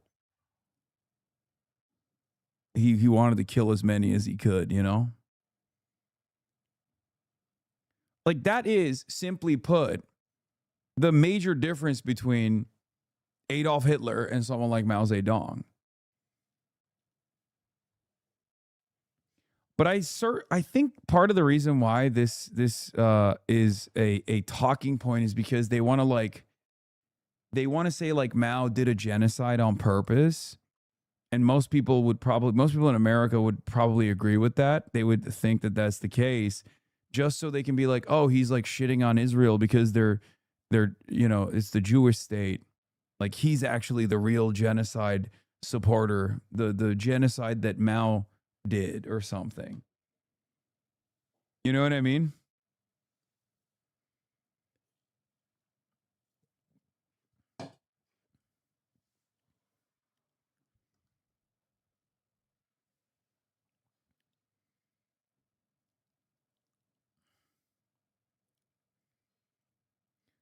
Also good to point out that the violent industrialization efforts were a response to severe technological embargoes we put on China, then the then poorest country in the world. Yeah, especially after literally a genocide that the Chinese people withstood in the hands of the Japanese, which we pardoned the war criminals who were responsible for doing the genocide. Like, when people talk about Mao Zedong being this like genocidal warlord monster or whatever, no, there was a real genocide that took place, equivalent in industrial scale, and also equivalent in the intentionality of that Japan did to China, to the Chinese population. Like, there is a genocide that took place there, but Americans don't know. Americans don't know about that either. Like, that was an actual genocide. And the people that committed that genocide, we pardoned so that we could take all of their research on biological warfare, research that we then deployed in Korea, where we did what I would consider and what many others would consider a genocide.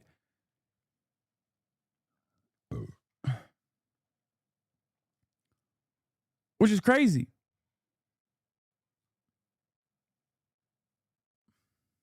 And I'm curious whether you, as his uncle, have an answer to that question. Again, we don't speak for one another, so I don't like my attitude on Mao Zedong is not dissimilar to like every other non-genocidal figurehead throughout history, where there's a lot of violence that took place. You have to look at why said instances of violence took place. Okay. Like, I fuck with the founding fathers. You know what I mean? And those guys literally had slaves and committed genocide on the indigenous population.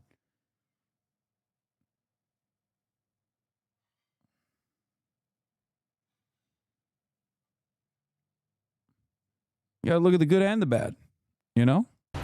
And tonight, the scandal surrounding Dr. Anthony Fauci continues to unravel. Now, as newly released text messages from... Come on, bro. Get to Larkin. Get to Larkin. What the fuck?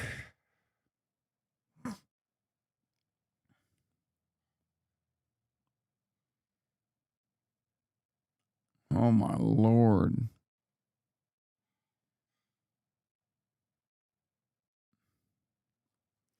Yeah, it is also not, the irony is not lost on me that fucking comedian Dave Smith's entire output is like railing against cancel culture.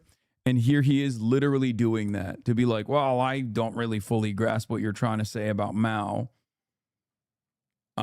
So I think you should be canceled for that. Mao at all. I mean, to Lindy's point, my wife's great. When Lindy Lee was younger, she protested in favor of Mao's China and railed against what she called slander against communist China. It wasn't until she did a right-wing pivot that she claims Mao is evil. Yeah, she's a huge grifter. She also was a Bernard sister. She did the right-wing pivot being like the anti-Bernie like Democrat, and now she's like full-blown right-wing grifter. Grandparents on both sides, grandfathers on both sides, were in Chiang Kai-shek's army. They were generals in that army. They fought Mao, right? Yeah, this is true. My aunt is literally from Taiwan. So, okay, but you put family aside. I just don't agree with that. But guys, I don't agree with Tucker's positions on feminism. That doesn't mean I'm going to reject him as an ally in the anti-war movement, in the American sovereignty movement. You guys are doing cancel culture, but remember, cancel culture is used against all of us. But Jake, so, okay, you don't agree with him on Mao. I don't agree with him on Mao. So what? No, but it's not, again, the point I was getting at, it's not to smear him or to cancel it. I just want people to stake out their positions clearly. And look, I get your point. Yeah, here, do you want my position? I don't think we should do the great leap forward in America. I don't think we should do the cultural revolution in America. I'm not a Maoist. There you go. That's my position. Not only am I not a Maoist, but I don't think that you could do a Maoist formation in this country anyway. You could do a Maoist revolution in this country in any case. So, like, what the fuck? What? That's, okay, there it is. Like, that's my position.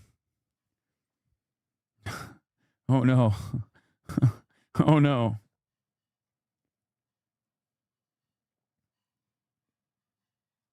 Brother, like, I think I probably agree with almost everything you said in that rant. It just never addressed, like, my concern. And, like, so listen, like, what is your concern? That you think I'm going to make people, like, you think there's going to be a significant shortage in, like, grain that is underreported by provincial leadership back to the Central Committee, and that, like, millions will die in the process?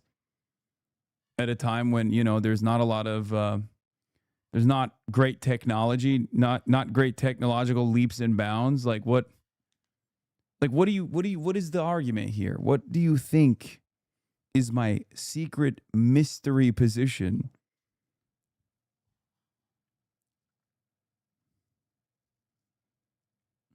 I mean, I think we're closer to that becoming a reality under Donald Trump, ironically enough, in 2026, which is far more impressive. You know, that's like with our current surplus of food, we could still engineer a famine here. That's how bad Donald Trump is. And these dumb fucks are talking about Mao, dude. What the fuck? Obviously, as you know, I'm not the guy who's trying to smear someone for being an anti-war critic. And of course, you know, that, of course, a huge percentage of the opposition to your nephew and to Mamdani and all of this is just blatant Israel supporters who want to ruin him over that, and then will find any other thing they can to discredit them. I mean, that is true, though. That's literally true. Come on. The point is that Hassan has also given him a ton of low-hanging fruit. And I'm asking the question about the mentality here because, brother, yeah, you're saying it's working on me. Like, yeah, it's working on me. It is working on me.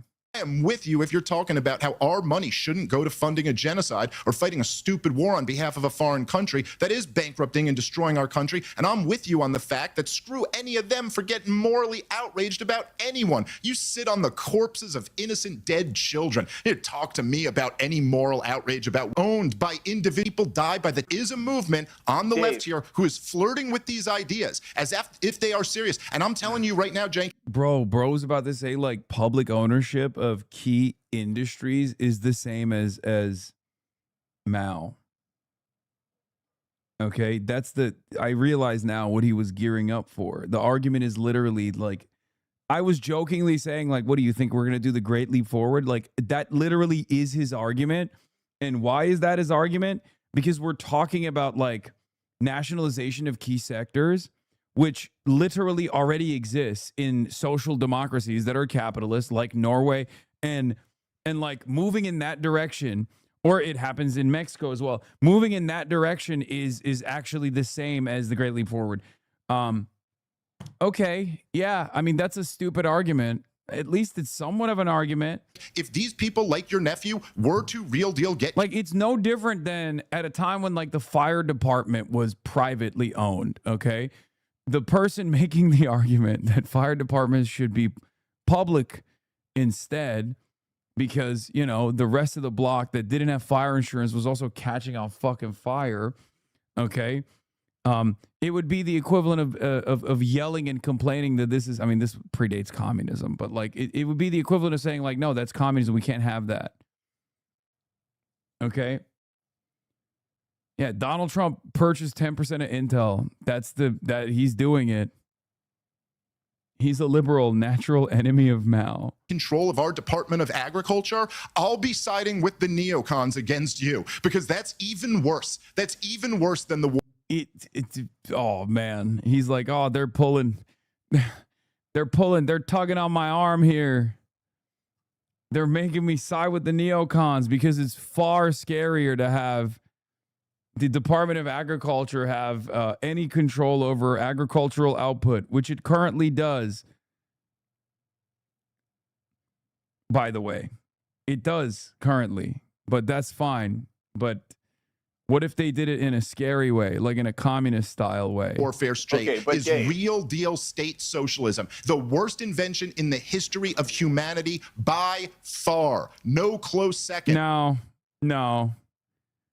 Podcast mics. Come on. Bar none. No, is the SM7B. Sure microphone. Let's be real. Atom bomb? No. No, podcast mics. Hitler invented the microphone. Yeah, that's what Kanye meant.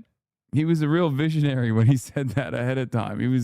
That was an anti-podcast take. That wasn't a, people thought he was being pro-Hitler, but he actually meant he was saying something far more important. He was saying he's anti-podcaster.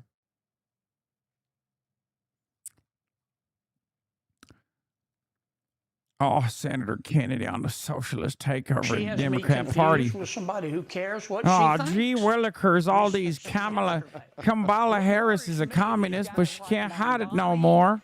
And Dr. Al Sayed and AOC. It's a real dog and pony show. I mean, these people.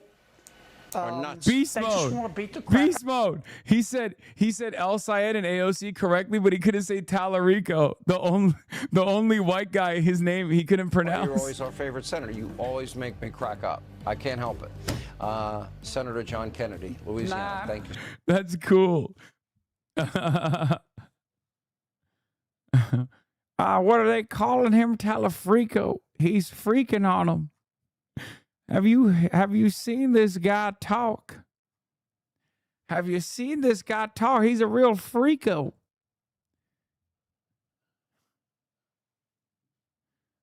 I don't know what his name is. I don't care.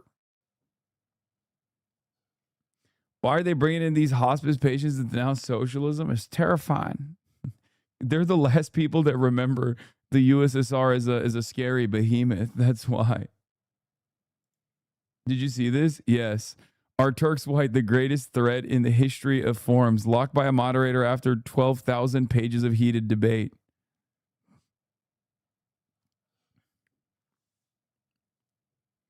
Moderator is Turkish. He declares white people are Turkish, locks the thread permanently.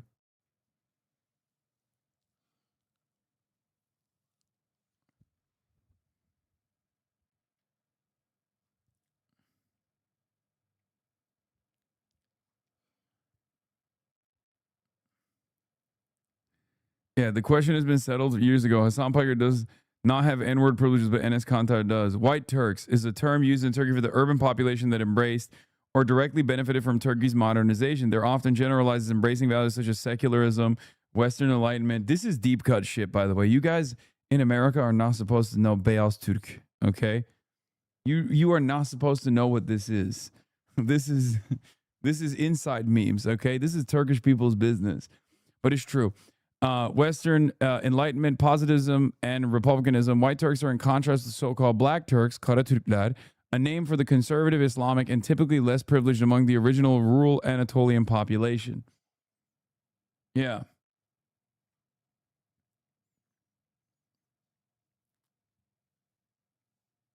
Is this AP racism? No. It's not.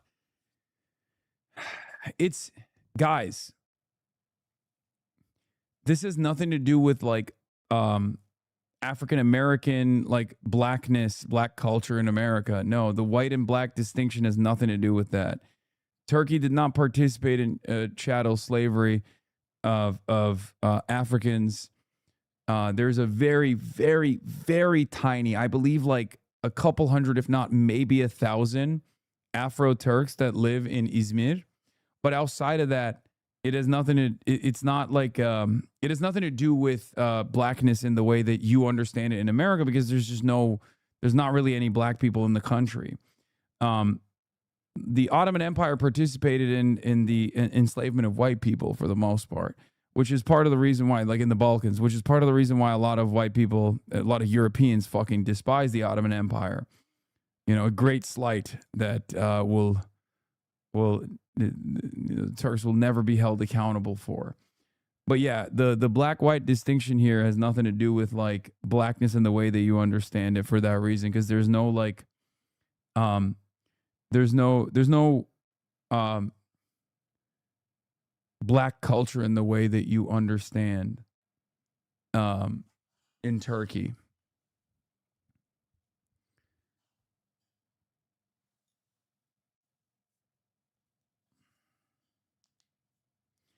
Of course, yes. Ahmet Ali Çeliktan is the first Turkish fighter pilot, and he was black. He was Afro-Turk, which we found out on this broadcast. I didn't even know until like years ago. Like, that's how little I knew about this. That like, I grew up in Turkey and I didn't even know that there was a concept such as Afro-Turks. Very tiny. Yeah, World War I fighter pilot. All right, he's coming on right now. Go. When you can't watch, listen. Get the latest news, business, and news headlines on SiriusXM. Anytime, anywhere. Fox News Audio on SiriusXM. America is listening. All right, so this radical DSA movement sweeping the Democratic Party is making its way to South Florida. Wow. Where DSA and Hassan Piker-backed candidate Oliver Larkin is challenging incumbent Jared Moskowitz for the Democratic nomination in Florida's 25th district, which is widely expected to be a toss-up in November. Now, Larkin shares a lot in common with other extreme socialist DSA members, including, of course, a passionate hatred of Israel. The similarities, extend far beyond that. If Oliver Larkin had his way, well, there would be Medicare for all, no more electoral college, automatic same-day voter registration, an immediate shift away from fossil fuels. None of these are public bad ownership things. Of the fossil fuel infrastructure. He supports abolishing and prosecuting ICE, free public college and universities, an end to the Iranian sanctions, an end to the embargo with Cuba, and federal rent caps. In other words, just like every other DSA candidate, he would radically transform our country until, I would argue, it's not recognizable. Last week, he did join me on my radio show. I asked him about his radical agenda. Take a listen. To each American based on their needs, from each American based on their ability. Do you support that? I think that's a fine concept. Do you know who said that first? You don't, do you? Inform me. I will inform you. A guy by the name Karl of Marx. Karl Marx. Ooh, come on, Oliver. All right, here to try and defend his, agenda. Wait, why would that be a Congressional gotcha? Candidate Oliver Larkin. I do appreciate you coming on. I do. Let's pick up where we left off on my radio show. So I ask you, to each according to their need, from each American according to their ability. And I ask you, well, who said that? You did not know that it was Karl Marx. Have you had time to think about that? I've been focusing on meeting the people of our district, and I'm not coming at this from a theoretical point of view. I'm coming at this race from a pragmatic point of view of what the American people and the people of South Florida need, and that is Medicare for all, that is universal child care, that is the policy proposals that you just articulated on your show. This is what people, working class people, Democrats, Republicans, and independents want to see reflected in our government's priorities. Well, what gives you such confidence? Medicare for all, taxpayer-funded abortions, federal government, prescription drugs, no more electoral college, automatic same-day voter registration, et cetera, which I think is ridiculous because you need time to check it out. $25 minimum wage. Let me ask you the question this way. Out of every dollar these so-called evil rich people make, how much should they be able to keep in their pocket after they pay all the taxes you and your fellow socialist / Marxists would like to take? How much should they be able to keep? I think if we went back to the mid-20th century top marginal tax rates that we saw under the FDR, Truman, and Eisenhower administrations, that would be a fine place to start because that was the golden age of the American middle class when we were expanding the share of wealth and equity in the country. Make America great again. You want, well, give me a number. What percentage of every dollar should every American be able to keep after they pay the government, local, state, federal? It depends on the range of income that someone is making. For billionaires, I think that billionaires should be taxed out of existence. There's far too much money that is concentrated among the wealthy few. You want to empower the government to take from the most creative providers, the most brilliant people in our country. Now, I don't know like many Elon billionaires Musk. that are self-made that are stupid. Do you? I don't know any. Well, I think that in the case of someone like Elon Musk, he's taken billions of dollars in government subsidies and government handouts to enrich his further wealth, and he then uses that wealth to borrow against his... He also rescued astronauts that were abandoned by Joe Biden. I'm sure you're grateful for Elon's contribution there, right? I'm grateful for that. Well, I mean, Elon Musk didn't even start his own company. He just bought it out, and this is, someone Okay, but I'm sure you are grateful that he rescued astronauts that Joe Biden abandoned in space 200 and some odd days. Sean, I'm not really sure what you're speaking to. The International Space Station, I think I'm talking about the guys that needed to be rescued, and Joe Biden did nothing, and Elon Musk rescued them. I'm sure you're grateful. All right, let me move on. That we should have. How much? I think that we should have a national NASA billionaires system should that be is taxed actually out of funded and existence. not having How Jeff about- Bezos or Elon Musk making their own rockets. Somebody making $100 grand a year, how much of every dollar should they be able to keep? I think that the tax rate on most middle-class Americans and Oliver, Sean, give me a number. It's not that easy. How much out of I know every that dollar nuance should doesn't they be work able to well keep? on cable news, but 100 grand. No, 100 I don't think grand. that we should be. How much of every dollar should they be able to keep? It's a simple question. How much are you willing to let the government take? How much? Give us a number. I want to see a return on our taxpayer investment. We pay into Give us Medicare, a yet number. we don't get to benefit Somebody from Medicare works for all. hard, makes 100 grand a year. He's How getting much so of every mad. dollar should they keep? He's getting so mad. The real problem is not how much 100,000 is getting to keep. People making 100 grand. I want to Okay, raise taxes. somebody that on the makes billionaire class and 500 on the grand a corporations year, that are getting 500,000 a year. How much out of every dollar should they be able to keep? It is in proportional to the top marginal tax Give rate. me that a we number. See, where if you're making Oliver, give me a number. How much Sean, out of it's every not that dollar easy. should they It's keep? not that simple. It's not that simple. You're They the should one that be wants, getting back what they cradle put to grave, womb into to the tomb, They Green should be New getting out Deal. what they put into the system. Okay, so how much The Green New Deal, in your I mean, head? we should have public ownership of utilities. We're You experiencing a DSA climate people crisis. talk a lot about fairness. What is fair for a guy that makes $500,000 a year? Out of every dollar, how much should the government get? Answer the question. Why don't you stop playing games? The person making $500,000, What $1 is this million a music? year, they should pay the same What rate is in Social happening? Security tax as Give the rest of the me a working class because there's a number. Social Security How much income out of cap. every Lift dollar the should Social go to Security taxes? income cap How from much can they keep? $184,500 a year. Oliver, this is Tax my last every shot, and I'm dollar going to say that a goodbye. billionaire makes into the. I'm not talking. I asked you $500,000 a year. How much should go to the government out of every dollar? How much should they be able to keep? Answer the question. Be honest, for crying out loud. What's fair? They should pay the same Social Security tax rate as working class All right, Americans. goodbye. We need to You're raise the taxable Oliver, income cap on Social Security. You don't The want to billionaires tell are your not real paying the- opinion because you know you will look stupid. I don't to think- each according to the need, from each according to I their don't ability. think That makes I you don't a think this was as Marxist. good for Sean Hannity you as might he wanna thinks learn it is. He history just before brought you him come on the to play music over him and yell at him Woke drama from the angrily. WNBA. Now the attacks against Sophie Cunningham have turned physical. Oh, we sent the Federalists beyond alignment.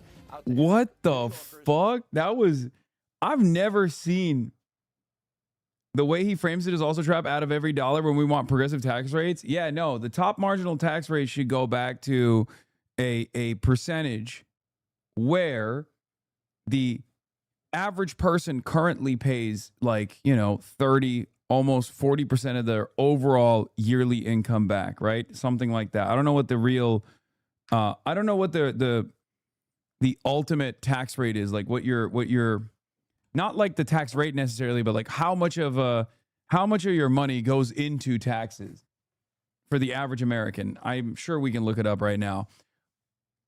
If we were to have a little bit more parity in a true progressive taxation structure, you could get around, like, let's say 30% of the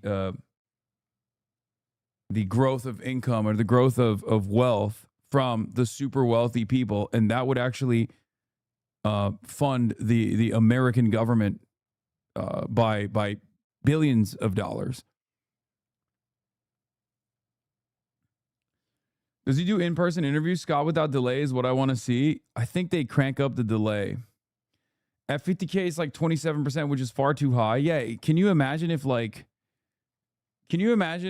that was the case for billionaires? I mean, that's an incredible that would be an incredible increase in taxes for billionaires. That would never happen, of course. And as far as people going like, how would you appraise wealth? We already do it. It's called property taxes. We do it all the time. We literally do it in pretty much every state. Well, some states we don't do it. But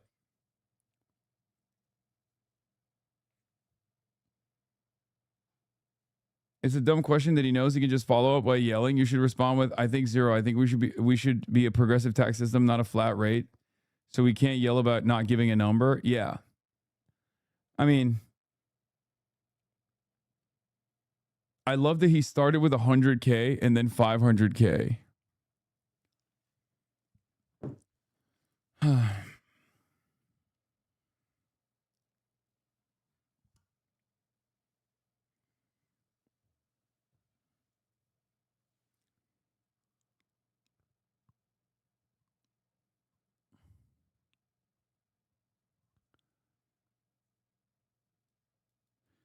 As this community's self-proclaimed resident accountant, it is insane how many times I've had to explain to people that when you go up a tax bracket, that rate doesn't apply to all of your income. Americans are fucking dumb. I know. Americans literally think that if you're $1 over, like there is a benefits cliff. That's real because we don't have universal programs. But that's not how progressive taxation works.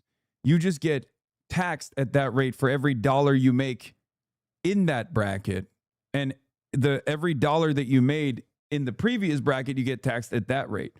But a lot of people don't realize that. They think like, oh, if I'm making, let's say there is the new tax rate between $99,000 and $100,000 is like fucking 10%. People think that like every dollar, people don't realize that every dollar you make after 100,000 get taxed at 10%. They think that all of a sudden now you're paying more in taxes and making less money. If there's a tax rate at like 99 grand, that's like 1%. And then at 100 grand, it goes into 10%. People literally think if you make 100 grand, all of a sudden you're paying $90,000, as opposed to if you were making $99,000, your take home would be $98,000. As in, the guy making 100 grand is giving more money to the government than the guy making $99,000, and therefore the guy making $100,000 actually has less take home pay than the guy making $99,000. I know I complicated it even further, but that's not how it works.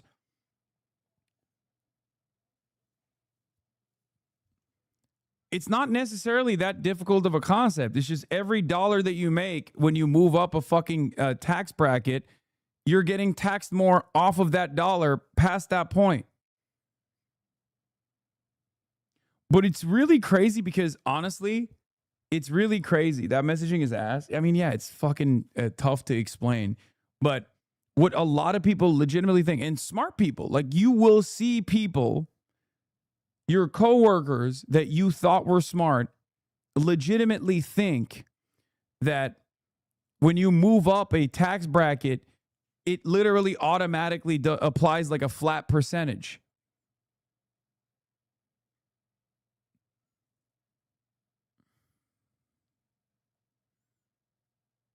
Yeah.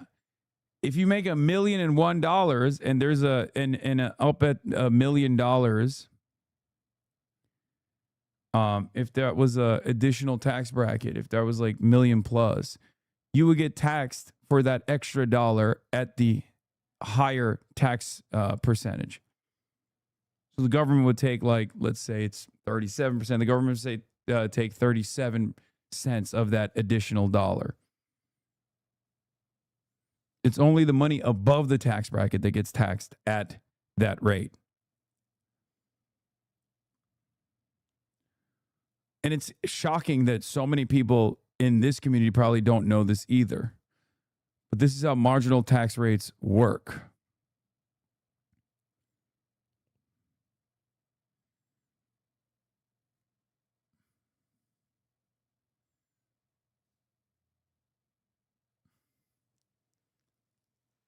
Yeah, the first $1 million that you made would be taxed at a lower rate.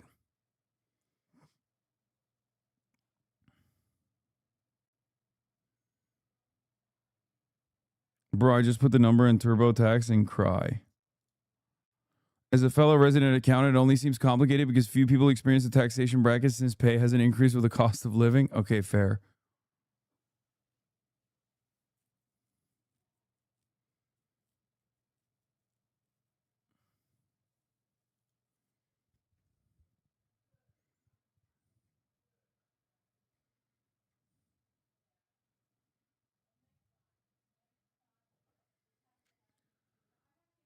Anyway, that's all I got for today, folks. I'm tired.